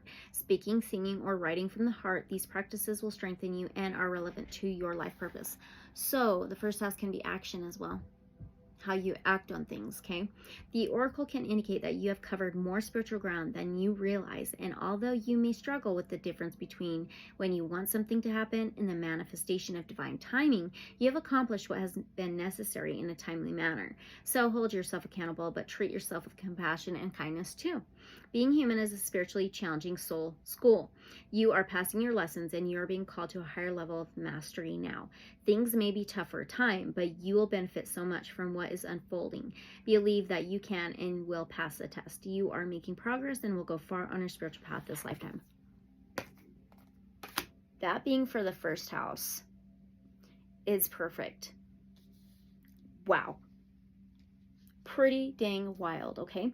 So I'm going to ask a tarot question with the Dreams of Gaia Tarot. It's just a pocket edition, and it is so cool. I love it so much. So the question I have written down, first of all, divine source light creator, guides of love and light only. So in what way can our pile spread number 3 focus their new beginning on? Let's see what we can get. In what way can our pile spread number 3 focus their new beginning on? Oh, okay. Oh my gosh, you have the 3 of Cups, the 3 of Water, Cancer, Pisces, Scorpio energy. Well, the 3 is a cooperation, a teamwork usually. The 3 of Cups is a celebration. It is recognizing that you're in a good flow, a good alignment. That's what we were talking about, right? It's also like mingling, get-togethers, hanging out, feeling good, a good flow. Let's read this out of the guidebook really quickly. It says satisfaction, pleasure, joy. So what can you focus on? In what way can you focus your new beginning on? Okay, so pleasure, joy, hopefulness, anticipation, attachment, expectation, disappointment, if reversed, okay? It says celebrate your victories.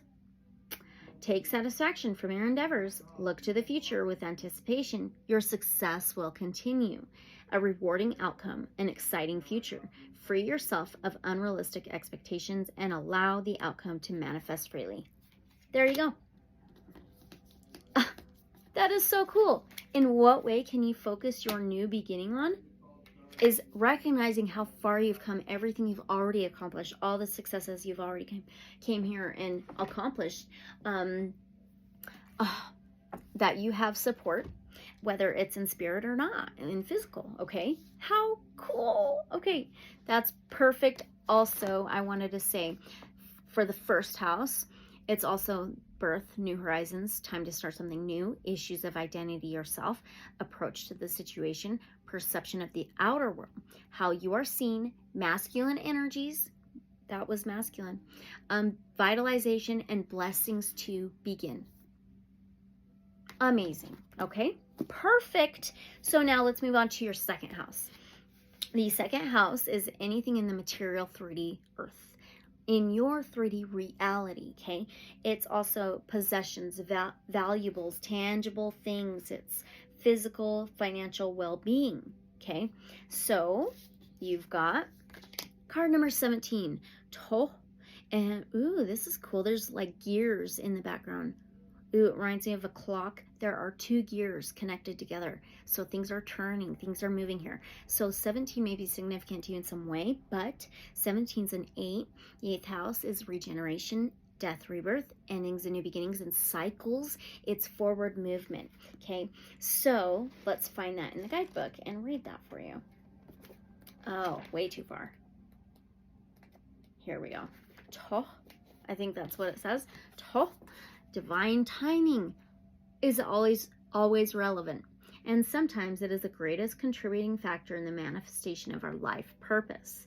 The workings of divine timing are particularly significant for you now. There's a stirring in the cosmic energies around you, and a divine dispensation is destined to occur. Trust that you will sense when to move with those currents and give yourself permission to rally and rise, dancing with the direction of your life path. Seek the treasure most precious to your heart, no matter how impossible it may seem to obtain. Persevere, be motivated by divine beauty. You may not see the signs yet, but you're making excellent progress. Okay, there's forward movement. All right, brightly colored mote bird or to the Mayan peoples is steeped in legend. Mayan myth tells that the bird was so beautiful that he became arrogant. A celestial invitation was issued to all of the animals so they could receive their name from heaven. Mote took a nap instead of attending. On their way to the ceremony, many animals ran across his tail feathers as he snoozed, which is how they assumed their unusual shape of 2 long paddle-like feathers. To name something is to express its essence. To be given a name from the divine is to be granted clarity as to the truth of our being, which facilitates realization of our divine purpose. The oracle speaks of a deepening understanding of the purpose and meaning of your life as an expression of your personal healing journey into your authentic self and evolving into ever greater purity and power as you do the same. Mote's unusual tail feathers swing back and forth as if mimicking the movement of a pendulum. Ooh, in a grandfather clock. What? Maybe that's significant to you in some way. Reminding us of the importance of honoring the right thing at the right time. Time teaches us many spiritual lessons: patience, impermanence, commitment, sacrifice, loss, and the creative genius of divine timing. When things come together according to a celestial schedule that resolves all things perfectly, and in a way that we likely could not have predicted or orchestrated ourselves. Mote teaches the value of time, that we have limited amount of it available to us. Also, that at certain times, even if we would rather be doing something else, we need to move with the cosmic command to awaken. The potential heroic wonder and blunder of humanity is that we can act as though we will live forever. This idea can inspire tremendous visions and the desire to commit to them, but it can also foster procrastination, distraction, and casual disregard for the gift of our life. Even if we believe in the ongoing journey of the soul through many lifetimes, this particular you is one time only event. Okay. It is said that the caves in which the Mote dwell are where Mayan shamans perform initiation rituals for young people to find independence. The oracle also indicates a phase change in your life journey. It may be that you are destined to assume more authority or a position of some kind of leadership and guidance as an elder. Ooh, it could also be that you are learning to be there for yourself, to parent and care for yourself, rather than looking to others or society to take responsibility for yourself and your life. Divine timing is your favor, for your soul is ripening, and what is unfolding within you is naturally meant to be. It is within your destiny to accomplish considerable spiritual progress this lifetime. Again, propelling you further along the path to enlightenment and into a new level of soul maturity for the greater good of all. Give yourself permission to secure your boundaries. Set your priorities and attend to your work. Oh my gosh. Okay, so let me read what more that's about. Magnetism and attraction, financial well-being, physical well-being, money, wealth, and or abundance, magnetic attraction, divine feminine wisdom, values, possessions, tangible results, grounding and building a foundation, long-term success, feminine energies. Okay, that's perfect. So it's about finding value in just your life in this lifetime. Okay, not just material, financial, you know, things like that. Have to see it in front of your face, kind of thing, as an accomplished goal, right? Treasure. It's your life as well, like just your reality in this lifetime, right? Okay, so that's the second house. So the question I have written down: Divine Source Light, Creator, Guides of Love only. How can pile spread number 3 be aware of the changes regarding the second house, their second house position? How can pile spread number 3 be aware of the changes regarding your second house? Okay, we have wands. This is fire energy, Aries, Leo, Sagittarius. So the 5 of Wands is any kind of tug of war, conflict, battle, arguments, conflict of any kind. It can be fighting, arguing. Let's find this in the guidebook, okay? So how can you be aware of the changes regarding your second house? Okay, it says healing, mediation, whoa, negotiation, arbitration, truce. I'm reading the wrong one. That's weird. Oops, sorry. You needed to hear those, okay? It does say boundary support and diplomacy too. Okay, let's read the 5 of Wands. It says rivalry, competition, aggression, bullying, conflict, discord, chaos, and obstacles. A time of chaos, conflict, or confrontation. A battle for control or dominance. A desire for power, influence, or wealth. Okay. Do not judge or condemn others. Base your concerns in fact. Avoid pack mentality behavior. Focusing. Make no place for bullying. Focus on your vision, not on what others are doing. Okay, I've noticed over time that a lot of people become very competitive in what they accomplish in the material and financial world. They really do. And it's like, it's not about that, right? So I don't know if that's happening around you, or if somebody expects that of you, right? You to have what they have or anything like that. So how can you be aware of the changes regarding your second house? Is any kind of conflict, what brings you a tug of war, what brings you conflict, right? What puts a jam in your gears to move forward, you know? Okay, so let's move on to your third house position. The third house is communication, transportation, journey. It also says create and communicate, mental shifts, swift changes, and immediate community. You've got, card number 5. You just had the 5 of Wands. So you have a card number 5, but it says second sight. That's so funny.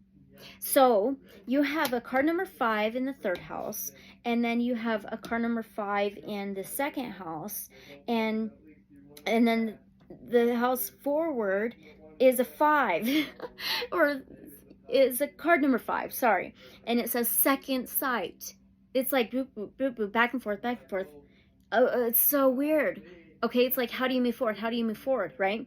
Go back, go forward, go back, go forward. It's like gears. Yeah, weird. Okay, so we have card number 5, second sight. So 5 is all about changes, challenges, transformations, okay? but it says second sight. So this is like intuition. We were talking about cats. You had caterpillar. So it's a cat, caterpillar in one. Now we have a wolf, owl. Look. As one.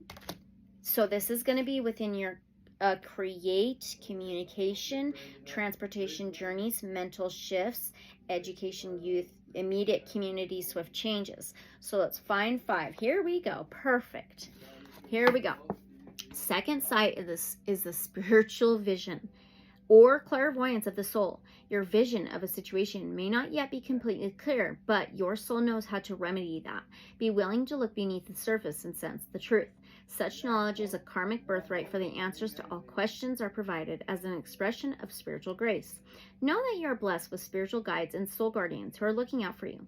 When you are ready to receive it, you'll be gifted with the knowledge of what is true and what to do. 3 can also be a cooperation and teamwork and support, okay? Owl is unusual amongst her feathered kin. Her eyes face forwards rather than being at the sides of her head. She is able to sense distance with great precision. She also has the, I'm going to skip a page, capacity to hunt accurately in complete darkness due to her exceptional hearing. She relies upon sight and sound rather than scent to hunt successfully. Wolf has sharp vision and hearing, has high intelligence, yet his most powerful sense is smell. Together, this unlikely duo represents a fullness of spiritual discernment, insight, and the capacity to recognize and accurately interpret subtle energies, including messages. This is the house of communication. And messages of spiritual guidance. Their collective power symbolizes truth, grasped from amongst even the most confusing or veiled of situations. Both owl and wolf are apex predators and nocturnal hunters. In soul language, this refers to the spiritual capacity for self-protection and self-care, even when you cannot consciously know all that is happening around you. The oracle advises that even if you may not know all the relevant facts, your intuition will help you navigate your life path effectively and successfully. Wow. Be willing to discern when to pause and when and how to act, rather than diving in without foresight or taking things at face value. Successful hunters assess situations from a wider perspective and wait for the right timing before taking action. Through a combination of wisdom, instinct, and intuition, your timing will be excellent and you will not allow anyone or any situation to get the better of you. As hunters, the soul totem learnings for owl and wolf teach how to overcome fear and hesitation and to claim what is rightfully yours. There can be a reluctance in sensitive people to assert their worth and claim what rightfully belongs to them, such as personal space or respect. Sometimes such hesitancy is based on a misconception that to do so would be an expression of entitlement or selfishness rather than an act based on healthy self-esteem. Entitlement and selfishness are about taking from the earth without care or consideration, whereas healthy self-esteem is about the willingness to receive your divine birthright as a human being. It is not until you fully embrace and lay claim to your right to exist, your right to live your life in integrity with your own heart, that the fulfillment of your destiny can unfold. Given the fulfillment of destiny liberates karma and therefore brings spiritual benefit to all beings. To claim and live one's life fully is not a selfish act. It is an essential act of soul affirmation with the potential to manifest spiritual grace in our world. But we must have the courage to pursue and receive our destiny. There is something within yourself or your life that you need to zone in on. It may be an intuition that you need to acknowledge or a piece of information that you need to carefully consider. You may have to go hunting within to access this awareness, preventing it from becoming hidden beneath layers of fear or doubt. The soul can circle around the fear, witnessing without judgment, gaining understanding of the secret beliefs, driving the emotion, and what the ancestral origins or contribution to those beliefs may be. From that clarity, you garner your wisdom, your intelligence, and your strength. You become ready for an inner reckoning from which you will arise triumphant over fear, having learned what soul medicine is needed. You have it within you to deal with anything that is taking place in your life. Summon your inner wolf or owl wisdom and prepare to see, hear, and sniff out the truth at the most opportune moment. The universe wants this for you. Ultimately, good things shall come from it. To succeed, we must know that success is possible and then believe in ourselves and the community of guides, guardians, spiritual and earthly helpers that supports and also benefits from the successful progress of the soul's healing journey. There are energies within us, such as doubt, that can work against liberation. Yet, when approached with spiritual intelligence, they become the very forces that teach you how to empower yourself. When you recognize this, there is a fearless quality that arises within the soul, and you become willing to be you, more freely, more wildly, more joyfully. How the world needs such joy. Oh my goodness. Okay, that also says mental shifts. Okay, education, youth, immediate community, swift changes, writing and communications, expanding horizons, finding the right information, another side of the story or shifting a viewpoint, freedom of movement and change. Holy cow. Okay, so let's ask from the tarot the question I've written down: Divine Source, Light Creator, guides of love and light only. So what will be obvious to our pile spread number 3 with the 3rd house, and what to look out for? What will be obvious that they can look out for in their 3rd house, this situation in the 3rd house? What will be obvious that they can look out for? Okay, we have a 5 of cups, 5 of water. So now you have 5, 5 in the house, the 3rd house. So 5, 5, 5 right next to each other in a triangle. And it makes these triangles. Okay, so the 5 of Cups, Cancer, Pisces, Scorpio energy. 5 of Cups is any kind of like sorrow feeling, needing to forgive to move forward. It's also loss, feelings and emotions like going down the drain, feeling sadness, pouring your feelings and emotions out there and it feeling like it's just going down the drain. It's also feeling drained. So what will be obvious for you to look out for, okay, within your 3rd house with this situation? Okay, let's see. I heard empath type abilities, so whatever makes you feel drained. Okay, any feelings of loss, sadness, anything that drains you and your energy. It's also needing to forgive to move forward or asking for forgiveness. Okay, it also says loss, betrayal, fear, doubt, hopelessness, isolation, self-pity, and blame. Okay, feeling alone and isolated. Wow, you're not. Without hope, consumed by fears and doubts, unable to see a way forward, trapped in the moment, feeling angry and betrayed, mourn your loss, playing the victim. Okay, so when you recognize that you may feel like the victim or feel fear and doubt, know there are guides. Know that you do have support. You have strong intuition. Okay, all right, so let's move on to your 4th house. The 4th house is home, family, structure, stability, solid foundation. And it also says ground and preserve, as well as the home, protection, nurturance. You have, oops, sideways card. Card number 23. Another 5. You're going through a lot of changes and transformations and possibly challenges, okay? It's Ajayu. Owls here as well. Ajayu. 23. Let's see. Ajayu. Oh, was that it? Yep, it was. Okay. It says inherent in the gift of your precious human life is the opportunity to experience and express an authentic soul journey. This is a change in your life mission, soul journey, healing journey to move forward.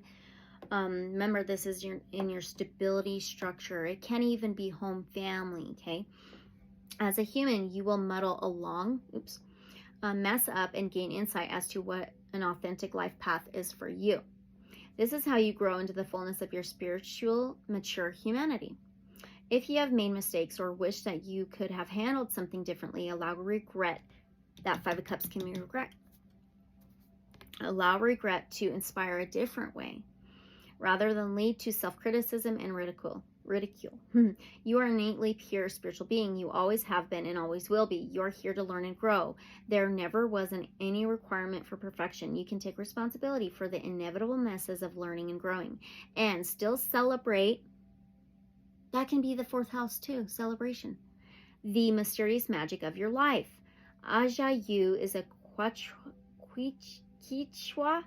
Quechua word, the native language of the indigenous Quechua peoples of the Andes, the meaning of which encompasses the intertwined realities of soul, spirit, and cosmos. And Quechua concept of the soul, there is an understanding that it belongs to both the human body and the cosmos. When there's a disruption in the soul, then the body and the cosmos are disrupted too. Harmony in all three realms is understood as essential to well-being.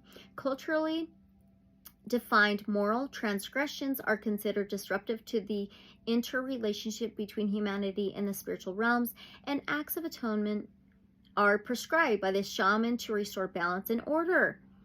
This is stability and structure, okay, for you in your life. Confession of the shaman is an important initial step towards understanding what appropriate atonement should involve to facilitate healing. Okay, I needed a different jacket. It's getting cold. Okay, so, let's see, we left off. Okay, to speak freely in a non-judgmental space can unburden the soul, allowing for clarity in processing the complex experiences.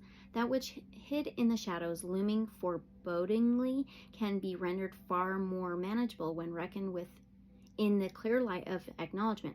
To speak of something facilitates not only a process to resolve a situation, but sometimes is sufficient on its own trigger of release. That may include the release of power, burden, blessing, emotion, and higher understanding, which leads to a liberating experience of compassion and setting an intention to speak truthfully without fear.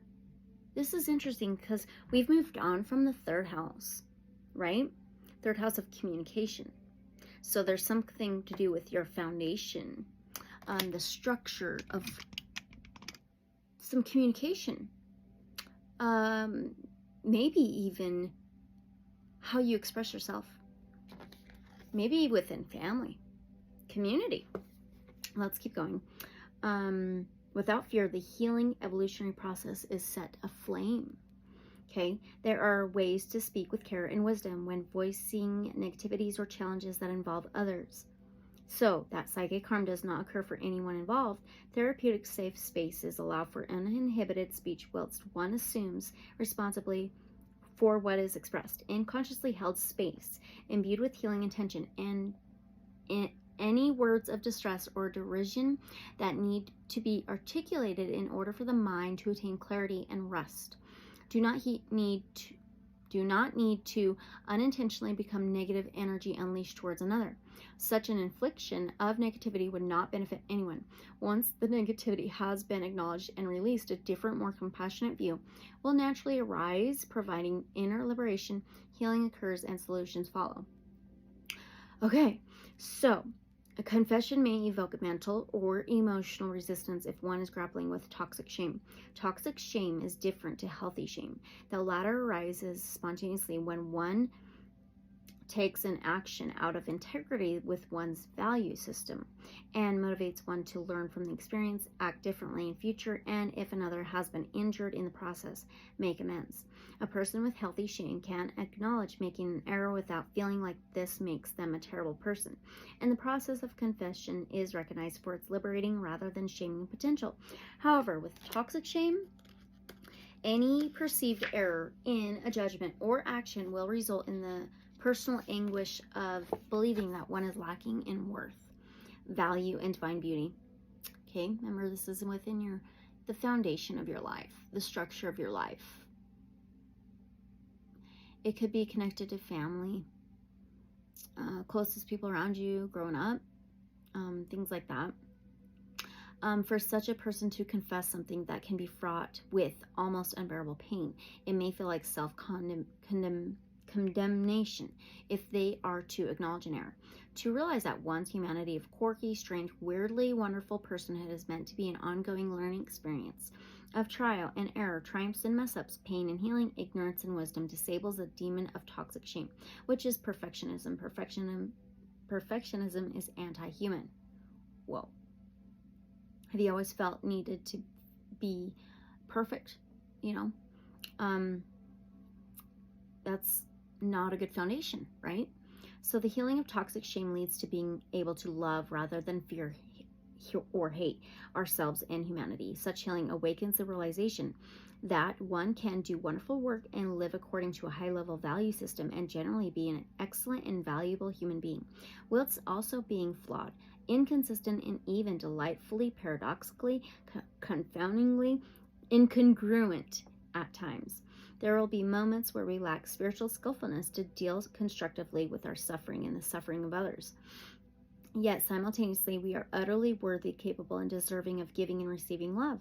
When this generous, unconditional friendship is applied to the self, there will be less reactive and judgmental finger pointing at others in an attempt to alleviate our inner pain of fearful shame. The ability to sit with our discomfort with compassion and perhaps even transitory embarrassment and gentle humor can do far more to unbind and empower self-awareness and spiritual growth than toxic shame ever could. To note the absurdities of human behavior at times can transform mountainous problems into molehills, and provide a feeling of relief and positive expectation that any difficulty will eventually give way into the greater loving will of the universal divine heart. Did you see the sunshine pop through like that? You have it within you to self-liberate from judgment, shame, fear, or guilt regarding any situation in your life where you feel bound. Do not give others the power to determine how you will experience your life. That power rests in your own heart, in your own willingness to embark upon a healing journey to declare that you are worthy as a human and pure as a spirit, and that you can and will find what you need within your own soul. Decide to set yourself free.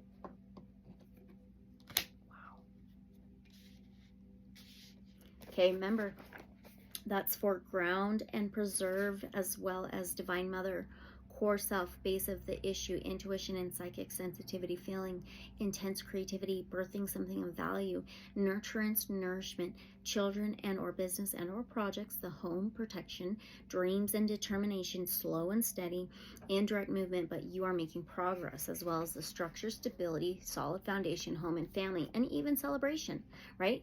So, very interesting. Now, I have 4 incense here that won't stay lit. Whatever, that's fine. Okay, now let's ask the tarot question from the Dreams of Gaia. Okay, Divine Source Light Creator and guides of love and light only. Okay, so what can pile spread number 3 expect within their 4th house during this time of the solar eclipse and new moon? What can pile spread number 3 expect within their 4th house, this situation here during the solar eclipse new moon? Whoa. Okay, you have a number 10. I think this is the 10 of Pentacles. I believe so. Yep. It's 10 of Pentacles, I believe. Yeah.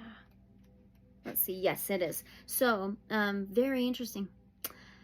Pentacles is earth energy. Taurus, Virgo, Capricorn.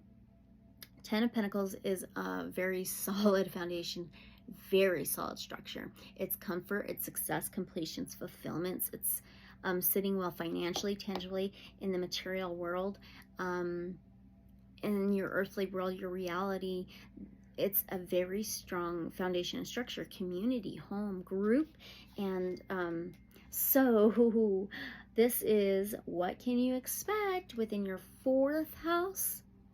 This is great. Okay, this is fulfillment, joy, happiness, positivity, success.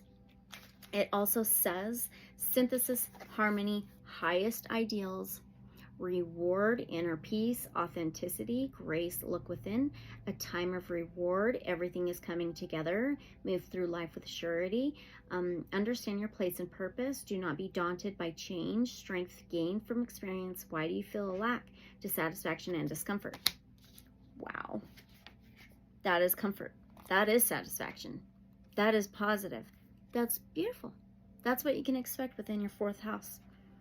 Okay, awesome. Now let's move on to the 5th house. The 5th house is of love, pleasure, creativity, artistry, amusement, and courage. It also says dare and express, as well as the heart, passion, self-confidence, and self-esteem. That's funny. It's a lion. The 5th house is ruled by Leo. It's a card number 33. Wow. So you're getting a lot of 3s. You're getting a lot of 5s. So the 33 can be a 6. 6th house is the body, health, wellness, daily routines, boundaries, and organization. But this is ascendancy, capacity. This is a lion in the 5th house of Leo. If your love, pleasure, creativity, amusement, courage, compassion, fortitude, perseverance, self-worth. It says challenges, which 5s can be challenges, okay? In your life are a means to a greater end, catalyzing your readiness for an increased flow of grace and refining your ability to handle higher levels of spiritual electricity and responsibility. Wow. Continue to engage in your process, recognizing that your limits are being tested. At the same time, take care and apply wisdom so that you navigate the line between breakdown and breakthrough. This is a testing time with an extremely positive end in view. Embrace your power while surrendering into your wisdom. From the shamanic roots of Tibetan spirituality arises the concept of Wang Ting, translating literally as field of power. Tibetan Buddhist master Chogyam Trungpa Rinpoche referred to this as the human quality of authentic presence, generated through the accumulation of spiritual merit. This is beyond the wholesome goodness that shines through a healed human heart. Oh my gosh. Trungpa taught that with a humble and generous openness to others, a human being becomes able to hold spaciousness for transformation. Genuineness, realness, and authenticity shine through such a human.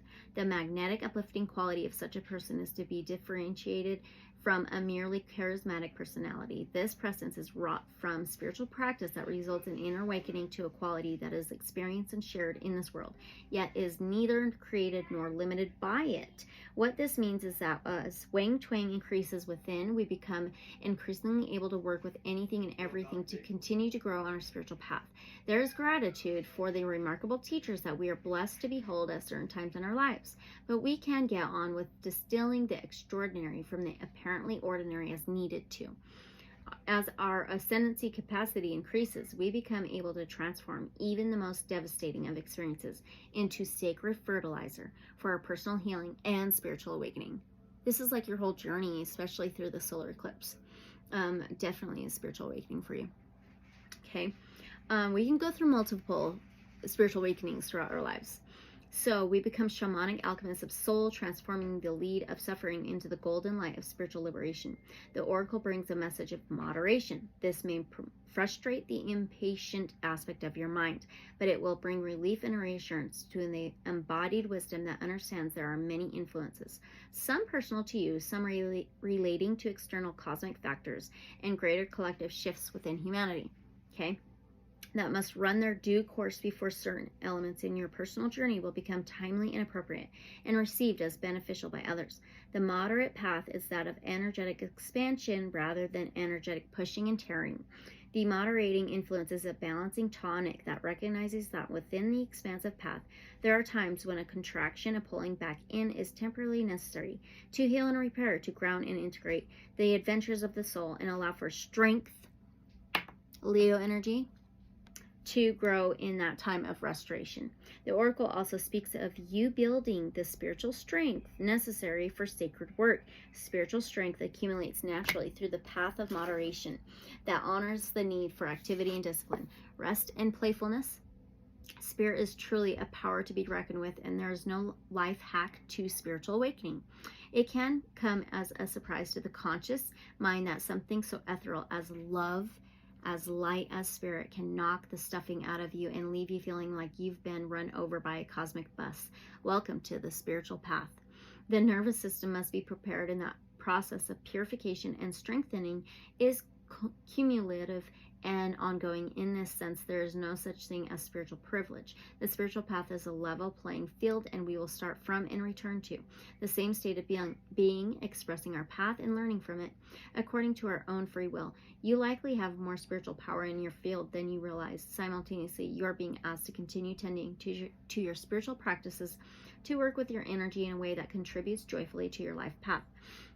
To develop your own ascendancy capacity, explore and express a practice that works for you. You will know the value of the practice for you based on its effects. You will need trust and regular reflection on your own behavior and mindset, noting subtle shifts in the short term and having patience over the long term as you give the work time to take effect within and evoke soul evolution. Instant gratification is not a mindset that you want to associate with your spiritual practice, but you do want to feel a connection with it and have some faith in it. What you will find as your field of power increases is that you will become more shamanic and soul quality, capable of simultaneously living and communicating in more than one dimension with awareness. There will be very human responses to your commitment to practice, including resistance, boredom, doubt, fatigue, and at times discomfort on physical, emotional, or psychological levels. You can gently, compassionately accept this as part of the integration process.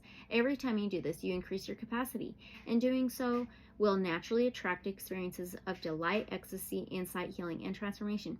Yet you do not pursue the work for those experiences. That would turn it into yet another attachment. You do the work because it is the spiritual path that you're committed to, and all things that arise from it, enjoyable and difficult, are part of the practice. You experience, you let go, you keep practicing. Through your practice, you'll become increasingly empowered as a spiritual presence, a light in our world, and connected to a peaceful, stabilizing truth within that nourishes you in a way that the outer world could never quite deliver, even on its best and brightest day. You'll rise above rather than feeling imposed upon. You are free to choose your life. Your response is your path, yet you are tethered to a guiding grace that grounds you in a higher purpose. You are destined to become the divinely vitalized, wild human shimmering with spiritual grace for the greater good for all beings. Now get to work.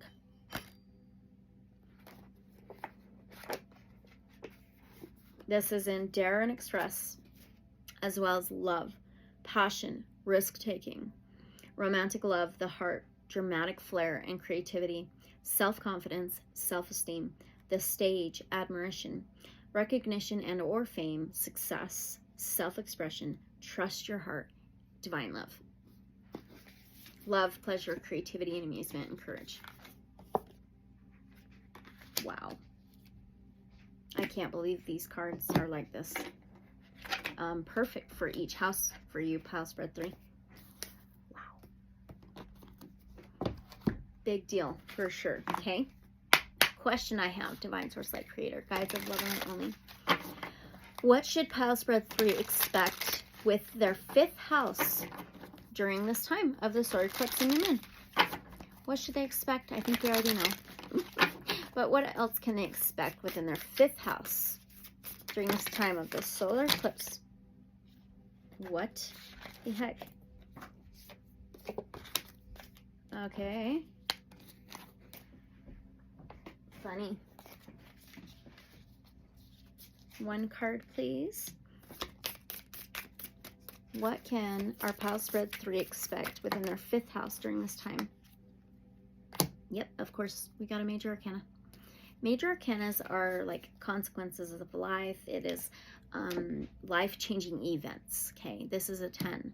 So this is telling me this is the Wheel of Fortune. The Wheel of Fortune. 10. The Wheel of Fortune is fate, destiny, cycling through lessons, going through cycles, the wheel turning, zodiac wheel, forward movement. It's also life purpose, life path, life mission. What can you expect within your 5th house? Wow. Let's read this for you. This is amazing. And it says wisdom, knowledge, understanding, awareness, self-knowledge, illumination, introspection, withdrawal, insight, common sense. You're here to become wise. Knowledge does not make you wise. Wisdom is learning from one's mistakes. Apply knowledge, logic, and common sense. Learn from more than just books. Seek out your elders. Time to break a cycle. Okay. Wisdom is understanding. Wisdom is loving the whole. Know and love your shadow. We're in the house of love? What? Yes. You have unlimited potential. The road ahead leads to many destinations. Wow. Holy cow. That's crazy. That's crazy. So good. That's what you can expect. All right, so let's move on to your 6th house. That 6th house is that body, the health, the wellness, the daily routines, boundaries, organization. Also, it says organize and eliminate, as well as methodical, set up a system and daily habits and work and service. Okay, you have another sideways card. Card number 35, which is an 8. It says light rising in the east. East is when the sun rises, right? We are focusing this on the solar eclipse, but the 8 could be significant to you. The 8 is the infinity symbol. It's ever connected. Nothing ever really dies, right? It's just a flow of things and a transformation of things. It's also this yin yang, physical, spiritual aspect, okay? As above, so below. And so this being in your 6th house, light rising in the east. Ooh. It may be connected to how you start your day. It says sacred space opens in the east, bringing with it the light of a new day. Light represents the dispersion of confusion into clarity. It reveals the truth of a situation, which in turn allows for a wise, constructive response. You possess the ability to accomplish what you desire. What you need is an understanding of the steps to do so. A divine light is going to be shed on a matter of concern, revealing the way through. Open your heart and mind to new insights, new potential. Something significant is beginning, and much beauty will come to fruition through you. Give yourself permission to start afresh. In the east, the sun rises. The spiritual symbolism of the sun mirrors its physical effects in our world, the provision of light and warmth that supports life. The oracle speaks of a source light of life, either returning or arising anew in your world. This may take the shape of a person, a teaching, or a resurgence of inspiration, confidence, and renewed enthusiasm, particularly after a period of experiencing a lack of direction or feeling burdened under the weight of confusion and uncertainty. The symbolism of the rising dawn encourages you to face what is new in your life. Let go of the past and open to a clean slate on every level. New opportunities will arise from the old. Allowing yourself the flexibility to evolve will support your personal freedom to chart your course and make the greatest progress on your path. Was this pile spread 1 or pile spread number 2 got this exact same card in this exact same position, the 6th house? Hear my cat meow? So that's really interesting. Reflect on how you would like to embrace a new cycle or way of being in your life. That may simply be allowing yourself a completely fresh start or committing to a deep soul-honoring revision of attitude and approach to an important situation in your world. The opportunity for this fresh evolution is arising organically, available to you as a natural consequence of your ongoing inner healing journey. Oh my gosh, through your inner work, you have been strengthening the spiritual bedrock of your being, upon which you can now lay new foundations to build an enhanced, expressive, soul-respecting life path that affirms your light. Divine light is highly responsive and is aware of you and your journey. The blessings, opportunities, answers, or instructions that are needed will be provided.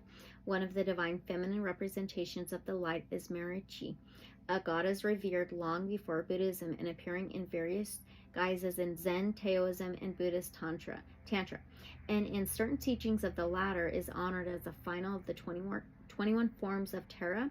Marichi is often represented as the light of the sun each morning, shining on all. She provides all that is beneficial.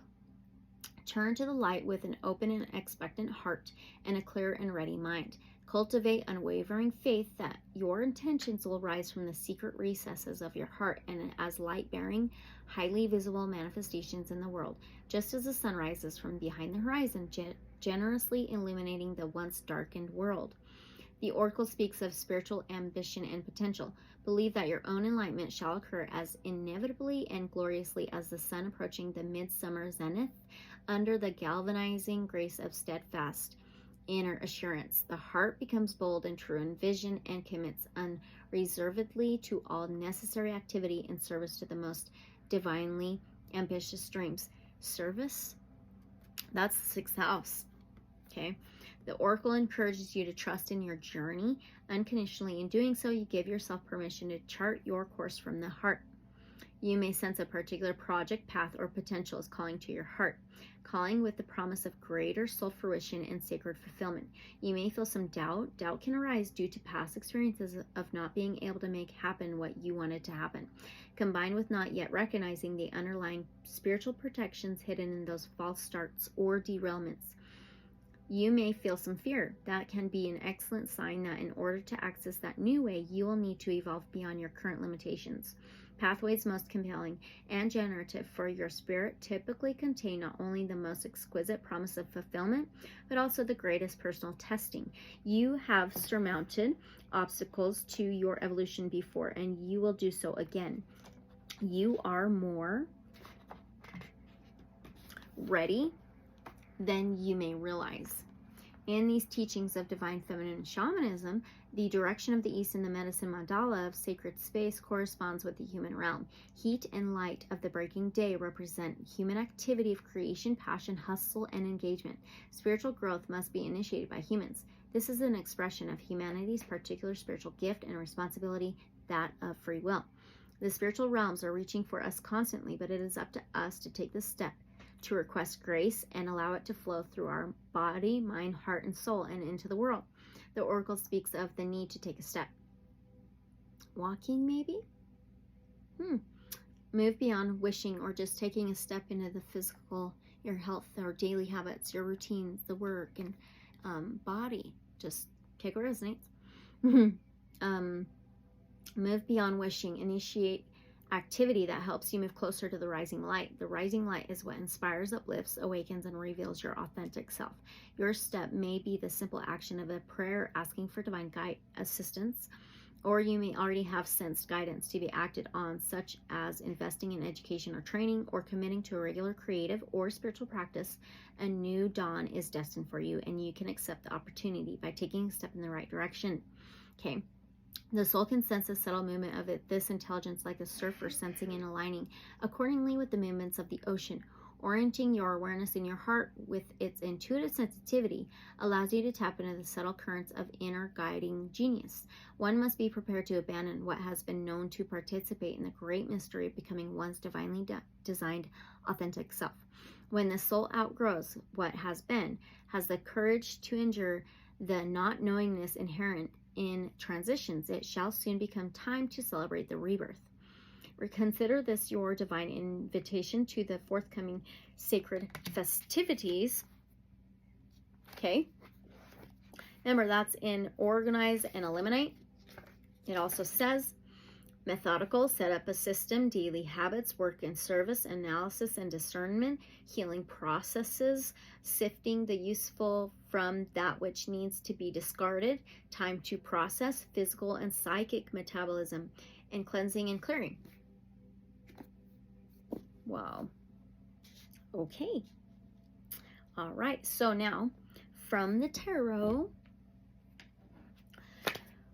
divine source light creator, guides of love and light only. So what can pile spread 3 be mindful of within their 6th house during this time of solar eclipse and new moon? What can pile spread 3 be mindful of within their 6th house during this time? Major Arcana. Oh, this is 16, the Tower card. Wow.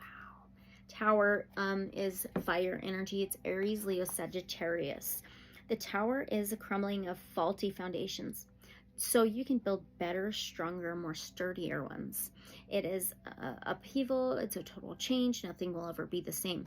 It is this big cycle, this huge transformation, huge change. Okay, it can be like a natural disaster, but it's always a crumbling of a foundation that was not, it was faulty, but it's to build a better, stronger one. Nothing's going to be the same. This is a total life-changing event, okay, within your sixth house. So let's read this out of the guidebook. XVI. And it says destiny. Ooh, I love it. Okay. And the moon. Oh, wait, no, that's not the moon. There is a sun in this Stonehenge gateway, though. A light. Oh my God, it's an eclipse. It's a freaking eclipse. Look. Wow. Oh my God. Okay, here we go. This is going to be the portal for your destiny. It says personal destiny, universal destiny, seeking answers, purpose, and quest. Your destiny is to become whole and connected.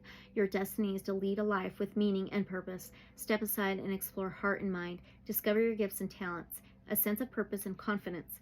Ancestral healing may be required. Break the chain. Oh my gosh, remember your dreams. Know your strengths and weaknesses. Sometimes the most important destiny remains hidden. Your destiny may influence generations to come. Overcome the trials and obstacles. Wow. And you got light rising in the east. In your 6th house of daily work, boundaries, organization, elimination, in service. The body. That's wild. Love it so much. So good. Okay. So now let's move on to your 7th house. The 7th house is relationships, partnerships. It's also harmony, balance, truth, clarity, justice. It can be romantic partners in marriage as well. It also says connect and prioritize.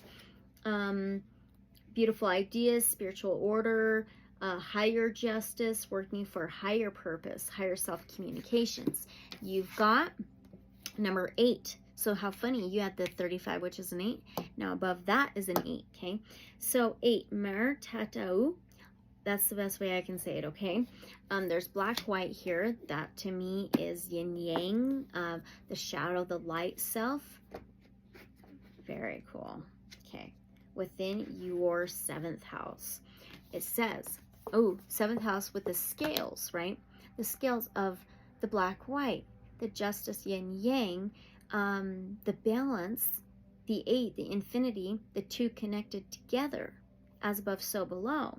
And it can be a choice, a decision, weighing out options. Here we go. It says, when facing a choice, consider the responses available to you. What response would fill you with spiritual power? If you cannot yet sense a constructive, spiritually aligned pathway, shift your attitude to enter a state of positive expectancy from which greater creative resources will become apparent to you. There is a way through a current dilemma that will open your heart to joy, but first you may need to disengage from fear or doubt. Give yourself permission to determine what your own inner state of being shall be. In the religious and healing practices of African and Caribbean Vodou, an important distinction is made between that which should be tied or bound mer and that which should be left open or voir. Novice women attending Vodou ceremonies tie a knot in their hair or on their clothing as a reminder. By the way, the other readings got the same card but in different positions. This closes the energetic circuits and prevents possession by the spirits summoned within the work for 40 days during a period of training. Vodou initiates wear a tied headscarf and are reminded by their spiritual mother to admire ta'u, or tie your head. In the ancient Egyptian traditions celebrating the power, mystery, and magic of the goddess Isis, her protective amulet known as the buckle, girdle, or knot of Isis is another example of the psychic use of knots as protection. There is tremendous wisdom inherent in this understanding, especially for those naturally tending towards a sensitive, permissive, inclusive, or psychically permeable constitution. On the contrary spiritual path, the soul is encouraged to focus on opening. We are encouraged to open our hearts, open our minds, and open our creative possibilities. Yet the soul also needs containers, balance, and boundaries. Yet the soul also needs containers, balance, and boundaries in order to heal, grow, and awaken. There needs to be understanding of that which nourishes and is wise to allow to flow, and that which needs to be clamped and cut off. Wisdom is expressed in balance. In situations where intentions are perhaps not so good, being based in ill will and laced with the destructive forces of jealousy or envy, then such discernment and capacity is essential. Wisdom is knowing when to open and engage from a place of authentic vulnerability, and when it is wiser to disengage and assert that a particular energy, behavior, or situation does not have your permission to enter the inner sanctity of your being. You are not judging the other person, nor refusing their innate right to choose how they live, but you are affirming your own right to secure the integrity of your energy and personhood. This is symbolically tying the knot or securing the boundary. It is just as important on the spiritual path as learning how to become more open and inclusive. To set a boundary is not an act of spiritual bypass or immature avoidance, nor is it shutting you off or making you a controlling or judgmental person. It is as much a choice and an expression of personal will to allow yourself to be used as a psychic trash receptacle for others' disowned emotional material, as it is to choose not to do so. It is a question of understanding what strengthens rather than weakens you, and giving yourself permission to love and value yourself, rather than fostering paranoia or fear. Opting into healthy psychic hygiene and emotional self-protection allows you to have more compassion, clarity, and effectiveness as a healing presence in our world. If you have struggled with such matters throughout your life, or through certain intense experiences where you may feel more psychically dissembled and vulnerable than usual, take heart. Your intention to secure your field and eject unwanted energies is enough to set the process in motion. A shift in mindset is often enough to set a boundary, and sometimes evoke a testing resistance in others. Stay steady, calm, and secure in your right to choose. A strong spiritual light derails attempted manipulation, which may create temporary discomfort for those used to operating in such a way. Yet all beings benefit from enhanced spiritual light, even those who may not initially like what they see illuminated by your presence. If you are needing to say no to a certain situation or energy, make sure to bolster yourself by saying yes to that which sustains. The aim is to potentiate your energy field with such spiritual power that there's no place for hostile energies to land, or if they do, they are readily ejected before they can dig in and cause any long-term sabotaging effect. Shamans of the Tuva region in southern Siberia are known to focus less on psychic protection and more on becoming filled with blessings from the spirits. You have it within you to embrace this joyful way to say yes and no all at once. Are you kidding? That being within the 7th house, placement of connect, prioritize. Oh, stop it. Partnerships of all kinds, beautiful ideas, spiritual order, harmony, and higher justice, style and creativity and expression, working for a higher purpose, higher self-communications, cosmic order and divine timing, karmic healing. So, the 7th house of the scales. Libra is the scales, right? Relationships, balance, harmony, unity, union. My goodness, crazy. What is true to you, right? So what's justice in your world? Okay, so divine source light creator, guides of love and light only. What changes can our pile spread 3 expect within their 7th house? What changes can our pile or spread 3 expect? The Magician. Major Arcana. That's the number 1 of the major arcanas, okay? Ooh, the phone just zoomed in and out. So the Magician is Aquarius, Gemini, Libra energy. We are in the 7th house of Libra. All right. So This is the mentality, the thoughts, the beliefs, the communications, words, the mind. It's also alchemy, being your own, recognizing you are the magician. You have all the tools you need to master anything, to create anything you desire, anything you want. A new beginning with the one, a new cycle, a new journey. Total alchemizing energy. Master, magic, waving your own magic wand. Wrong book. So, within your 7th house, what changes can you expect with it? Let's see here. 1. And it says the child, which 1 is childlike energy. It's something new, right? It says new beginnings, innocence, magic, divine love, trust, hope, forgiveness, awareness, potential, anticipation, dependency, a new beginning. Oh my gosh, your card fell. This reminds me of this. The colors. Caterpillar, opportunities, which is new things. And the 4th house, structure, stability. And then you have that rose quartz. A lot to do with love. Okay. Let's finish reading this. Okay. New beginnings, see your potential, heal emotional and psychological wounds. Hold on. Time to play and laugh. Acknowledge your successes. Delight in the moment. Believe in magic. Laughter heals. Turn dreams into reality. Forgive the past. Reconnect with innocent pleasures and put doubt aside. My gosh. Okay. So beautiful. Really freaking awesome. Okay. All right. So now on to the 8th house. 8th house. Okay. So wonder what you're going to get this time. The 8th house is death, rebirth, changes, transformations, letting go of things to begin new things, ending cycles to begin new cycles. Okay. It also says let go and transform, as well as transformation, initiation. It can be sex, money, sexuality, shadow work for healing, secrets, mysteries. So we have, oh my gosh, more of the balance of the yin yang. You have the black and the white. Zebra now. It's a card number 42, Ashura of the Northeast. So 42 can be the 6th house, is that love, the body, health, wellness, daily routines, boundaries, organization, a service. My gosh. Okay, let's find them. 42. Being in your 8th house. Almost there.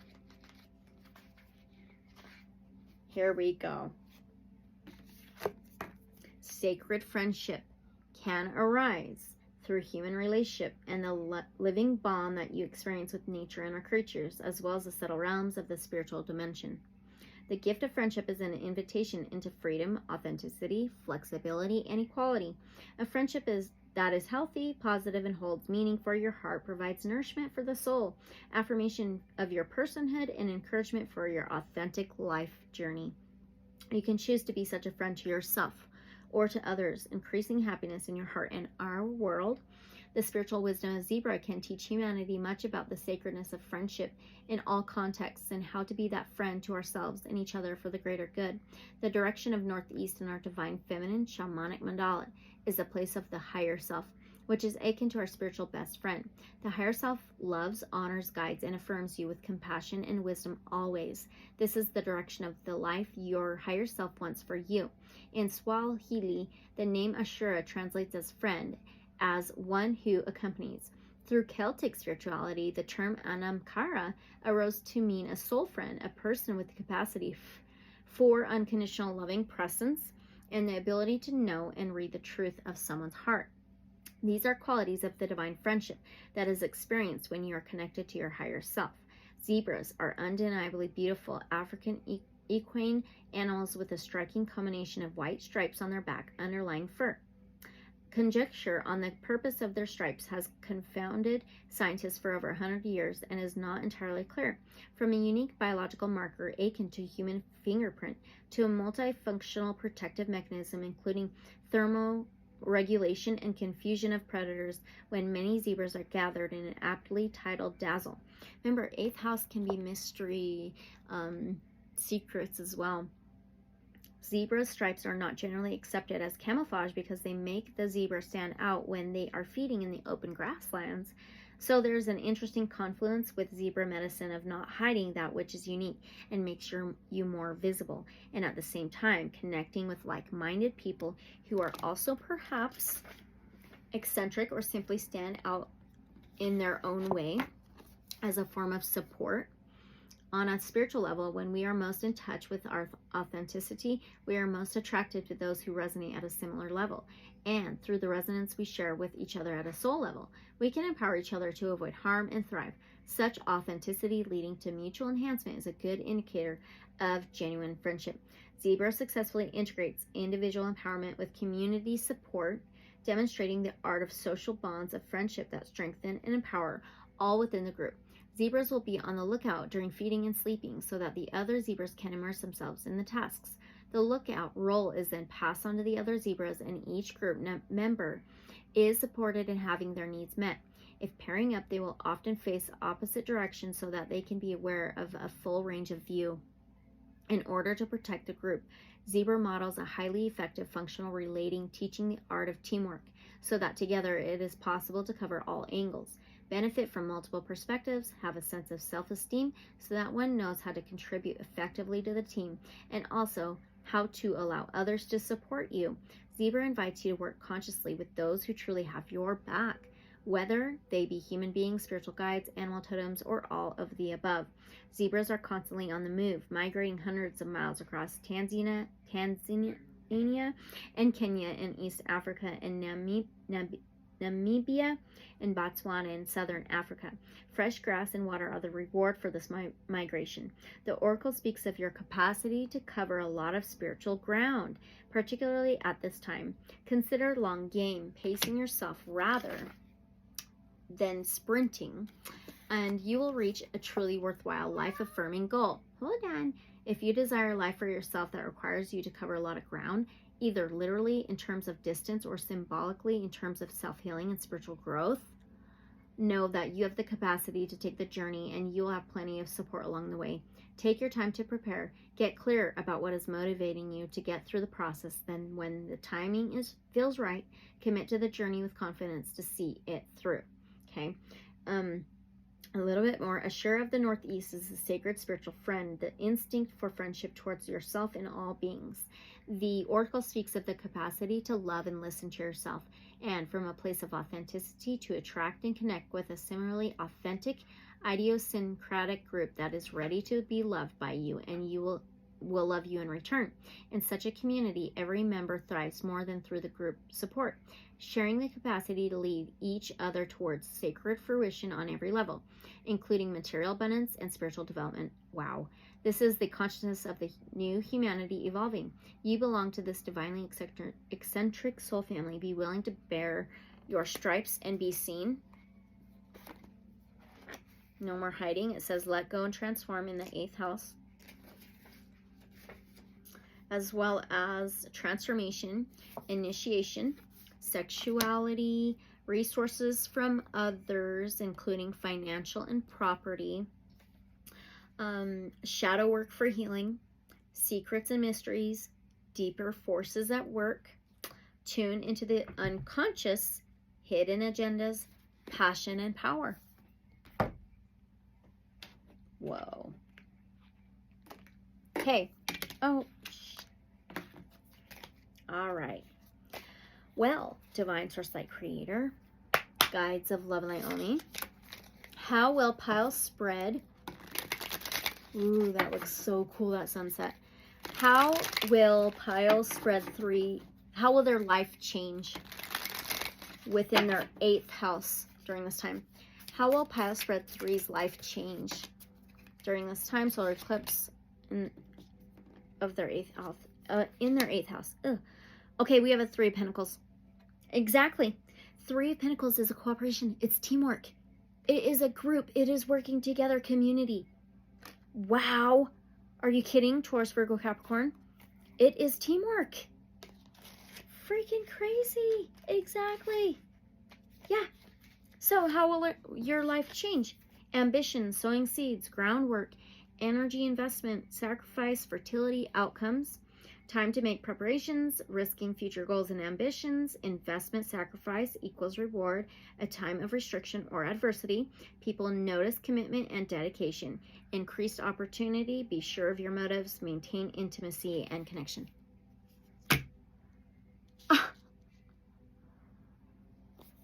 Very good, very good. Friendship, teamwork, support team, support system. Amazing. All right, on to your 9th house. So the 9th house is spirituality, faith, higher learning, higher education, higher knowledge, esoteric type knowledge. It's also expansion and discovery, as well as intuition, new horizons, opening up to new worlds. Okay, what did you get? Oh yeah, card number 38, nest at the north. Ooh, there's a key in her hair. Oh, I love it. So 38 is a number 11. 11 is usually balance, of yin yang, the as above so below, the black white. Okay, wow. So 38, nest at the north for your 9th house. Let's find 38. A little more. Here we go. Nest at the north. Okay. So, north is the power place of a potential. It is the home of what is yet to be, of what can manifest according to our choices and divine timing. This is the realm of the future. In the divination of that future, predictions can be empowering if one sees them as indications of potential rather than fatalistic eradicators of free will. In this realm, oh my gosh, we gaze into the future to search for what our current choices will likely yield, and then consider if we need to evolve in our approach to life. Cultivate the most inspired vision for your future. What inspires and energizes you at a soul level? Create a safe space within your soul to nest that vision and give it time to develop. Okay, your future shall bring forth a spiritual gift that will open the door to your divine destiny. Okay. The Vision Quest is a sacred rite of passage practiced in numerous indigenous cultures of North America, including the Cree, Inuit, Lakota, and Ojibwe. The challenging journey of a Vision Quest can provide access to higher guidance and revelation of one's life purpose. Pile spread 3. Wow.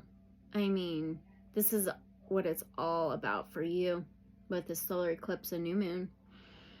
Oh my gosh. Okay. Seeking our true north. I was going to say our true north life purpose. Okay. Is a metaphor for seeking the authentic path that connects us with the highest and most spiritually aligned purpose for our birth. There are certain experiences that we have incarnated to live out in order to heal and grow as a soul. To peer into the wisdom of the north is to seek knowledge of our life's meaning and higher understanding.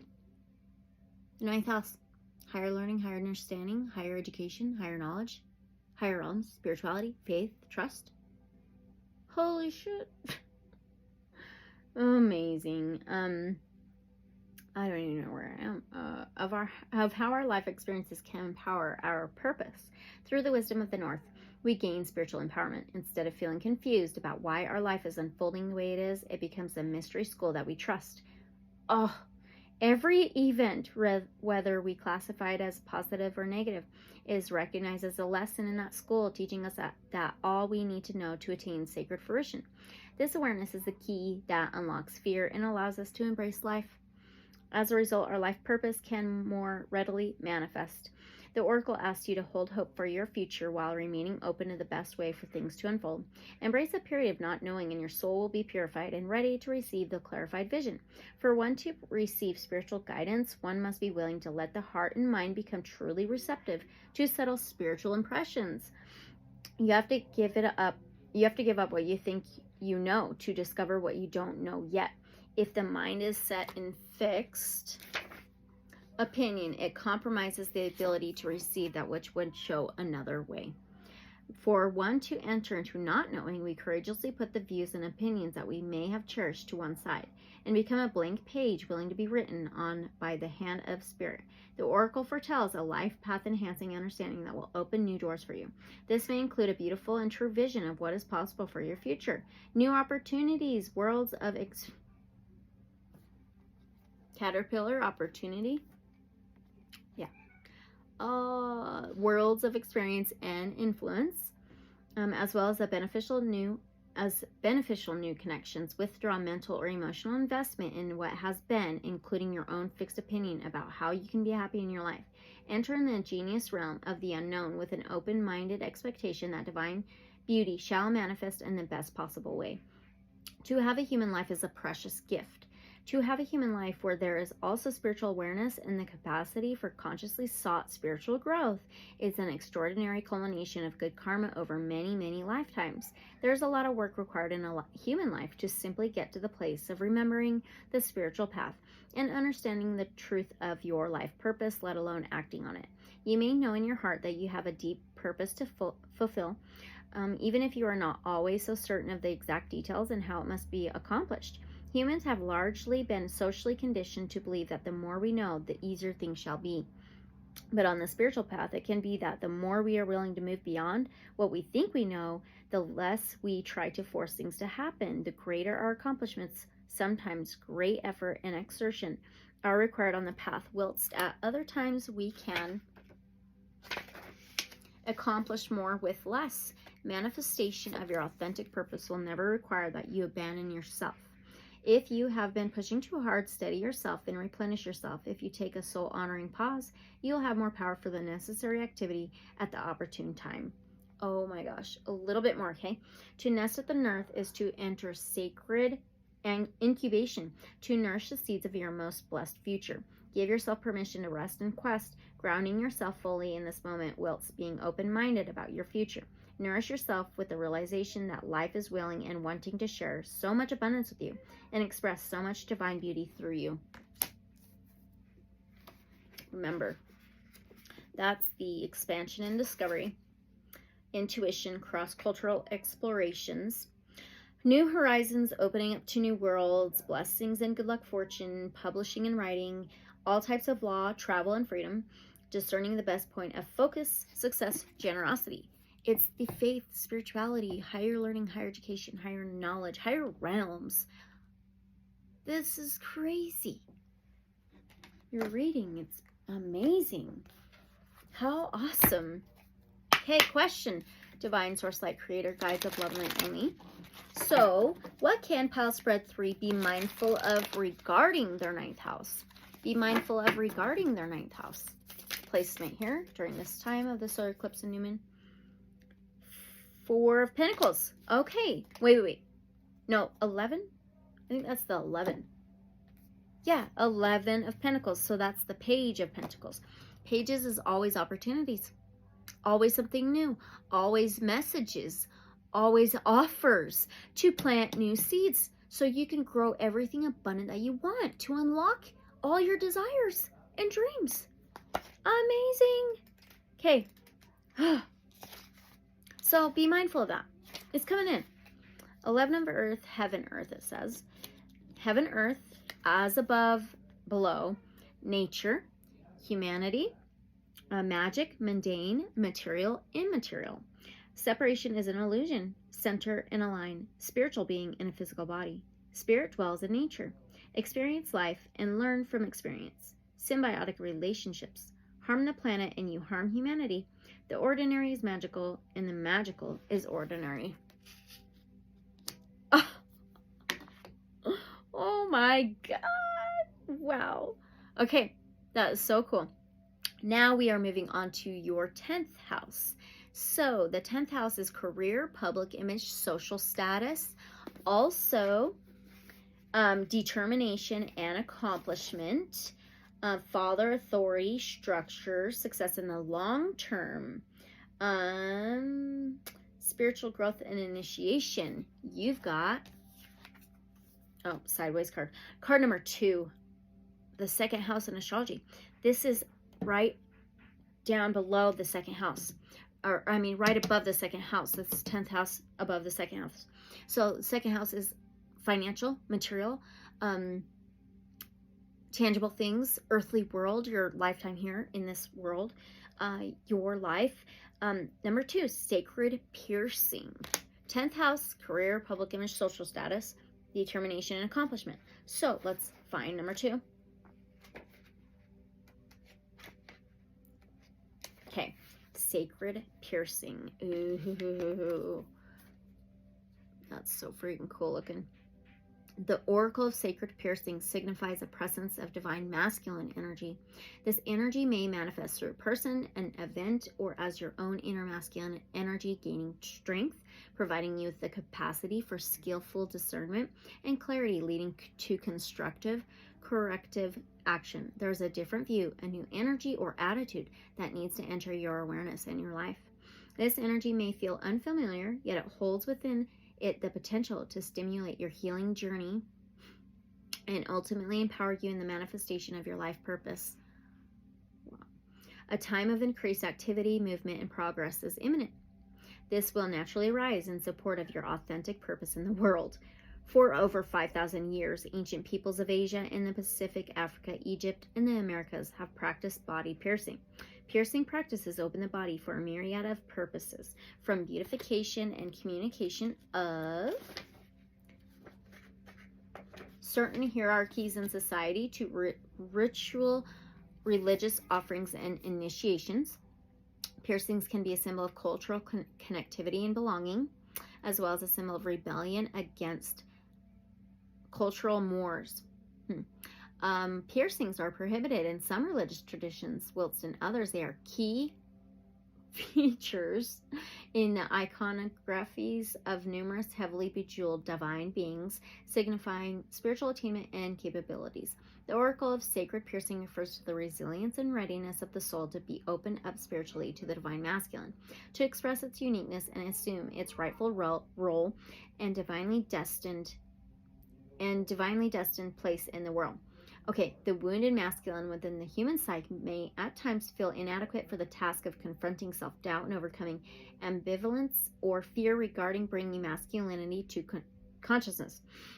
The inner masculine consciousness may be castrated in that sense, afraid that his willpower, physical potency, drive, and strength are neither insufficient to overcome the numerous obstacles that reside on the path to fruition, or that the attempt may lead to such frustration and anger that uncontrolled violence would be the unacceptable consequence.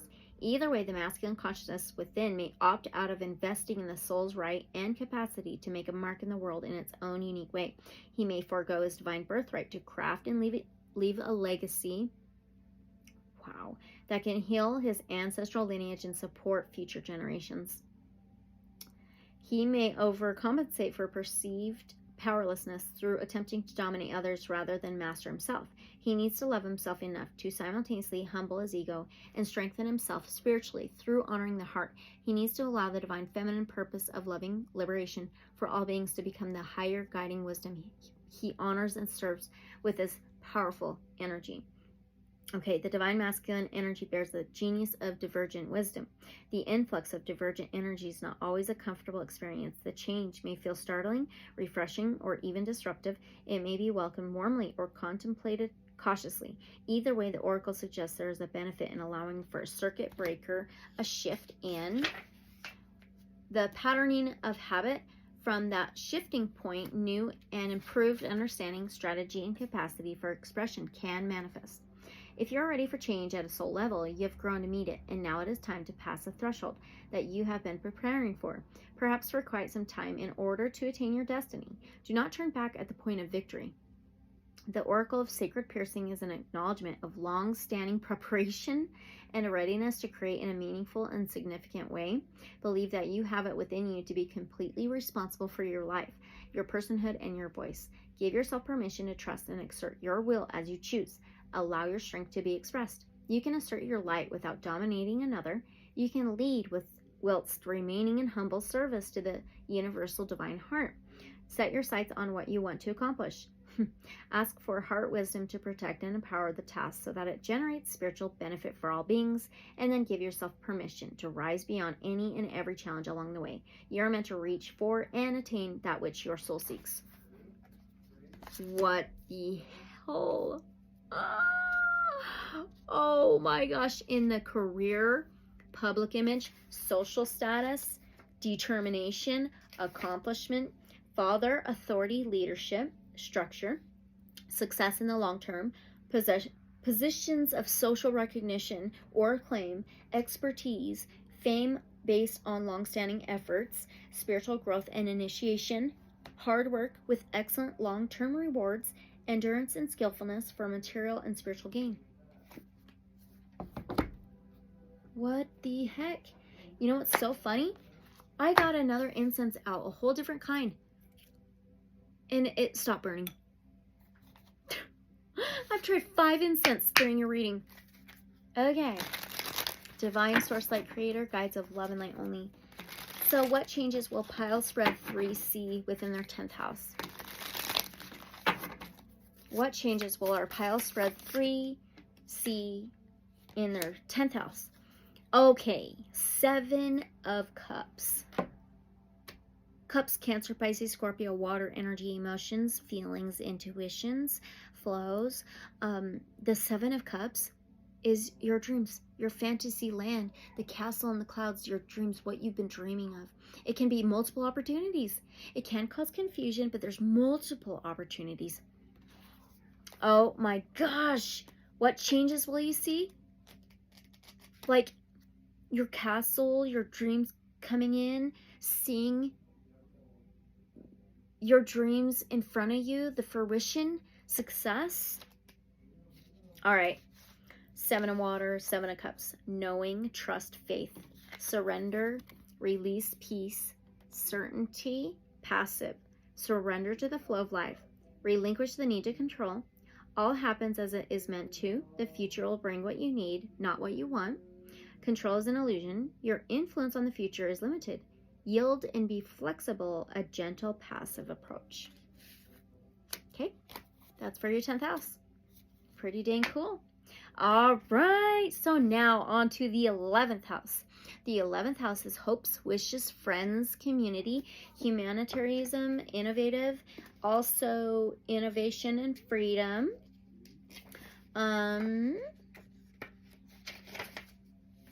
Progressive thought, healing society, new visions of society.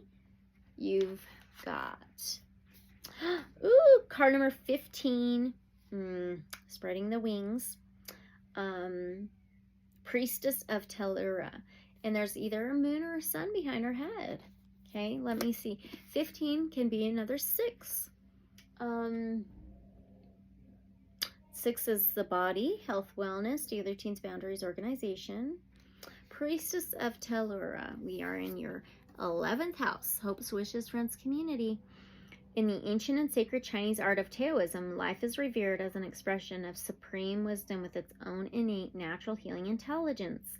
The wise soul chooses to align with the way of life, the Tao, feeling rather than forcing its direction. Earth constantly expresses the Tao, radiating life force through her subtle energy currents. The soul can connect to these vitalizing telluric currents through the body, especially via the soles of the feet, and be spiritually supported by them to grow in wisdom, just as the bird uses invisible currents in the air beneath its wings to take flight.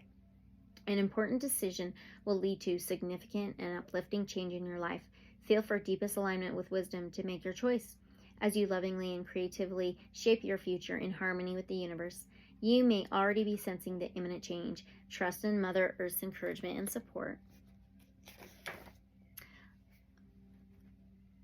Is that right? Yep. On any journey, when one has been traveling for long enough, a fork in the road will present itself.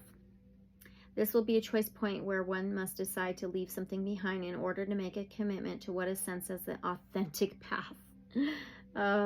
As the soul evolves, many options for expression and creative engagement open, yet the path itself becomes more refined, and that which may have been appropriate in the past will no longer be able to support the evolving vibration of the soul. Akin to an increasingly refined spiritual palate, the soul will gravitate towards that which can nourish its maturing tastes and gracefully release that which is no longer compatible, constructive, or aligned. Okay, crossroads are considered power places recognized as such in folklore around the world. The flow of energy in liminal spaces can either support or impede the soul's progress. Such a choice is twofold. It is a choice to affirm something and to release something, and both must be dealt with. The affirmation can be easier, more instantaneous, the leap of the heart that simply says, yes, this fills me with joy, before the mind has a chance to process a sobering reality check of what will be required of you to access the evolved inspirational reality. Do you need to confront a fear? Do you need to step up a certain practice or activity? Do you need to carve out time, separate yourself from negative influences, or find support systems that can help you bear the discomfort that growth with all its unfamiliarity entails? Can you love your own heart enough to be willing to meet these demands and summon what is necessary to accomplish your part of the change process, to allow for destiny to accomplish its sacred work through you?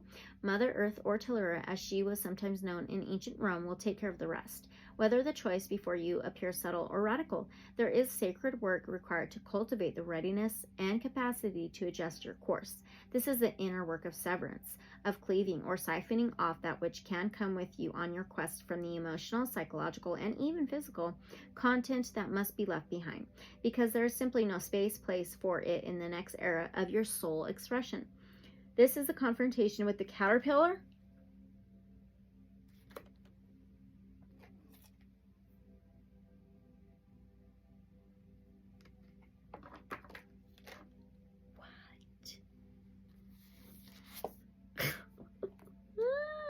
What? Ways that cannot be sustained in the disintegration that occurs in the chrysalis, and neither caterpillar nor chrysalis ways will work for the emerging butterfly.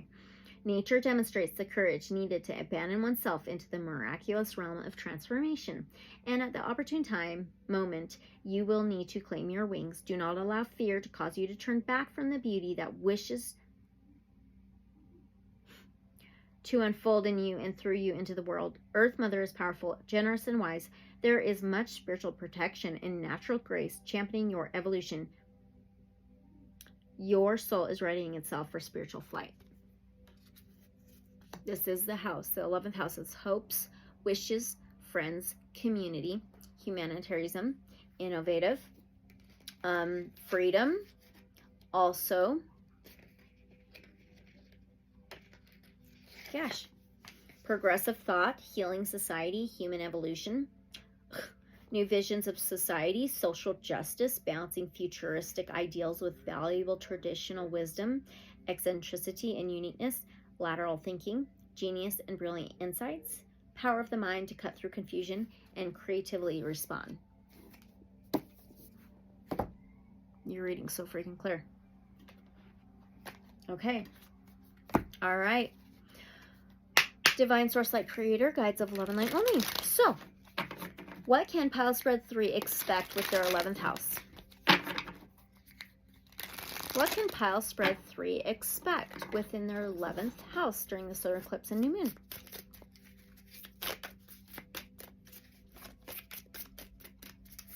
What can they expect within their 11th house? Oh, come on. Okay. You have a major arcana. Again, remember, major arcanas are life-changing events. Like, big deal, okay? This is the Strength card. Leo energy, which rules the 5th house of love, pleasure, creativity, amusement, persevering, fortitude, courage, passion. 8, the infinity symbol. As above, so below, right? And this is fortitude, confidence, loyalty, persevering. There is a golden egg, 3 skulls, and a snake. Very interesting. So, what can you expect within your 11th house? Let's read it.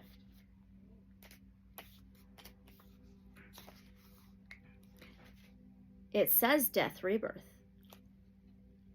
Ooh, This tarot deck is different. This could be the Death card. It says Death Rebirth. It is the Death card. They've changed. This tarot deck is different, but this is a number 8, and it's a major arcana, but it is a Death card. The Death card is endings for new beginnings, leaving things behind to begin new things. That's exactly what that Priestess of Telura was talking about. So what can you expect within your 11th house of hopes, wishes, friends, community, social justice, innovations, freedom? It says endings, beginnings, cycles, transformation, transmutation, change, growth, let go of the past. The future is unknowable. Change is unavoidable. There is no going back. What? Allow yourself to mourn. Death rebirth is a gradual process. Shed your skin. The dark night of the soul. Allow innocence to be reborn. Focus on the short-term future. A change in beliefs, attitude, or behavior. Everything has its season. Wow. Okay. All right. Fine. Okay, so now on to the 12th house. Finally. So the 12th house is the subconscious mind, the subconsciousness, the unknown, unseen, hidden, secrets, lies, mysteries, under the surface.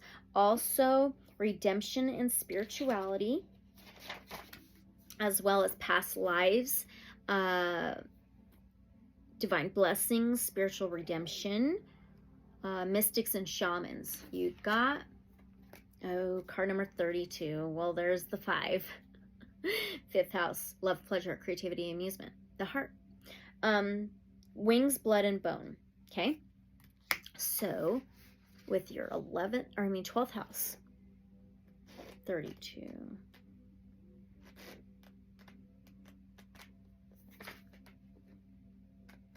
Oh, I seen it right here. Oh, here we go. You are spiritually outgrowing a difficulty in your life. Continue to act with trust, moving through unfamiliar territory. That's what the 12th house is. It's unfamiliar. It's not really seen. It's more subconscious, right? Hidden. Continue to act with trust, moving through unfamiliar territory, and your evolution into a new and less problematic era is assured. You'll instinctively know when and how to take your leap of faith. You'll recover from any temporary upheaval involved in this process swiftly, and you need not fear it. The patterns of the past have no power over you. This 12th house said past lives. It could just be the past as well, okay, in this lifetime for you.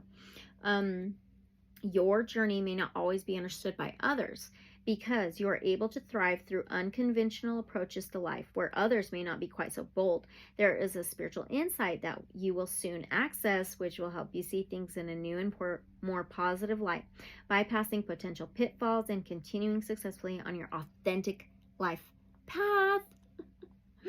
Okay. Bizarre and beautiful, winged flying fish is potent shamanic soul medicine for radical, creative evolution that opens up new worlds of experience. The flying fish can leap high and glide swiftly through the air, more gracefully returning to the waters.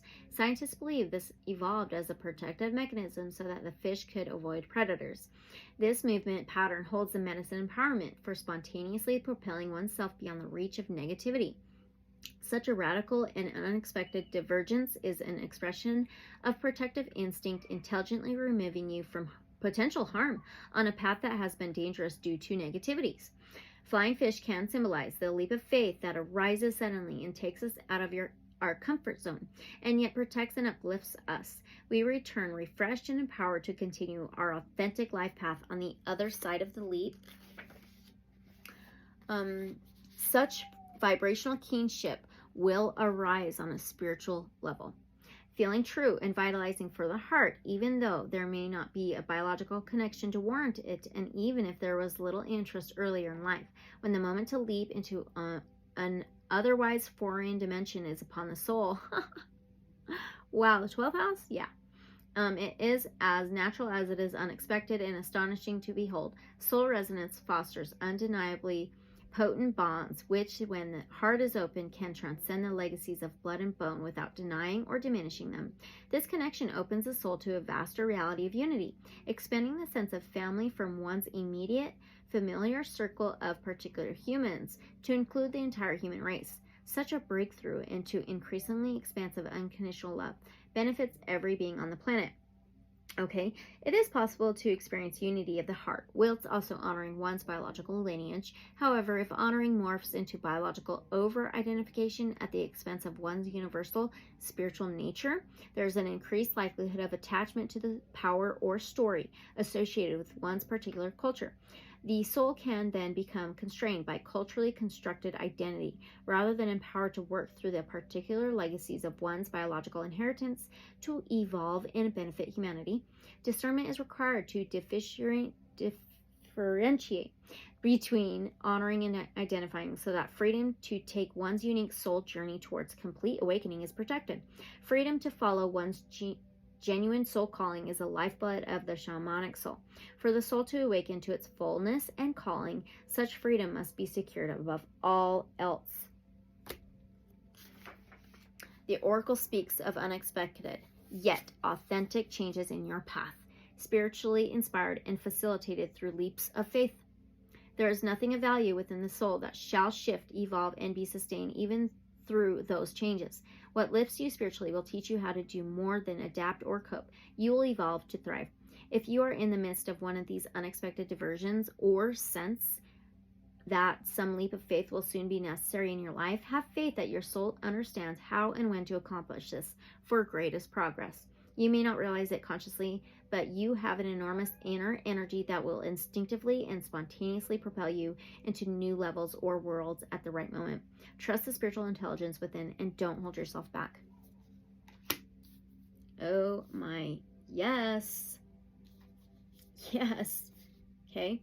So, remember, that's in the 12th house of things that are hidden, unknown, hidden realms, mysteries, the unseen, the subconscious mind. It says redemption and spirituality, as well as past lives, the unconscious and dreams, meditation, visions and the body, subconscious mind, mystics and shamans, spirituality in all forms, grace, divine blessings, spiritual redemption, compassion, pure love. Something may appear other than what it is for a while, but there will be ultimately healing. Okay. Amazing. The huge healing journey, healing cycle to move forward. Okay. All right. Last tarot question. Divine Source Light Creator, Guides of Love and Light Only. So what part of Pile Spread 3's life is going to be illuminated to them during this time of the solar eclipse and new moon? What part of Pile Spread 3's life is going to be illuminated to them during this time of... I seen that card. I seen that card. This is the exact one I seen when I was shuffling. Okay. I believe this is the 8 of Wands, 8 of Fire. Fire would be Aries, Leo, Sagittarius. It is fire, and it is the 8 of Fire, 8 of Wands. So, the 8 of Wands, the 8 of Wands is something coming in fast, sudden, swift, and quick. And it's usually communication, messages, something happening, passion, inspiration, creativity, being inspired, fire. Okay, what is going to be illuminated to you? What part of your life? I think it's how you receive information, how you receive inspiration and passion. It says action and change, transformation, transmutation, rebirth, freedom, renewed purpose and joy, transformation through action, change on a physical level. It is time to act, give something a new purpose, transmute negative energy, a renewed sense of purpose. It says don't be lazy. Inaction may yield unwelcome changes. It is time to take action. Okay?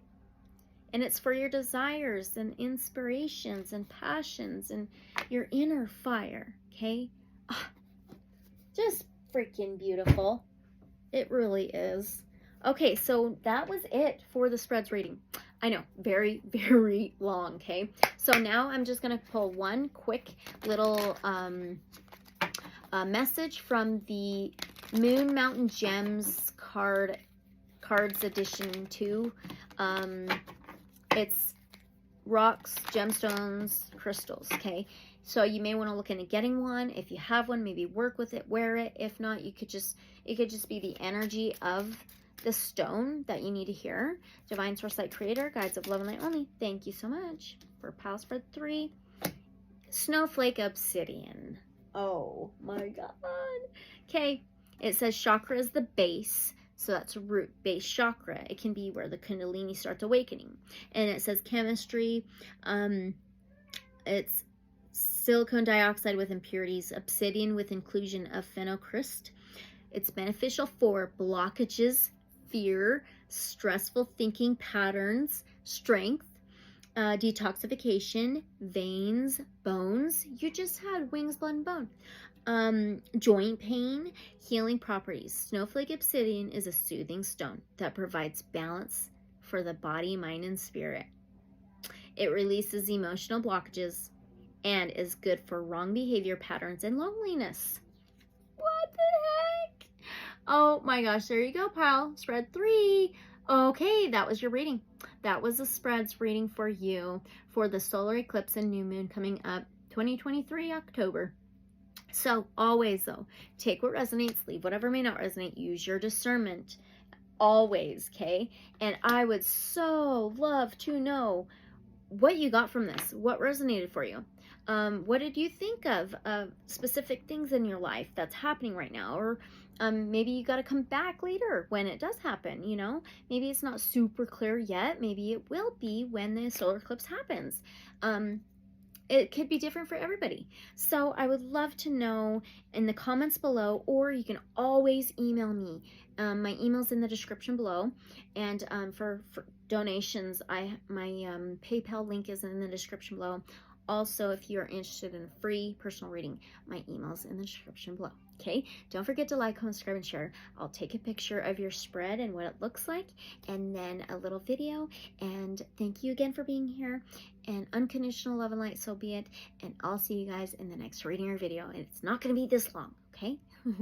Thanks. Bye.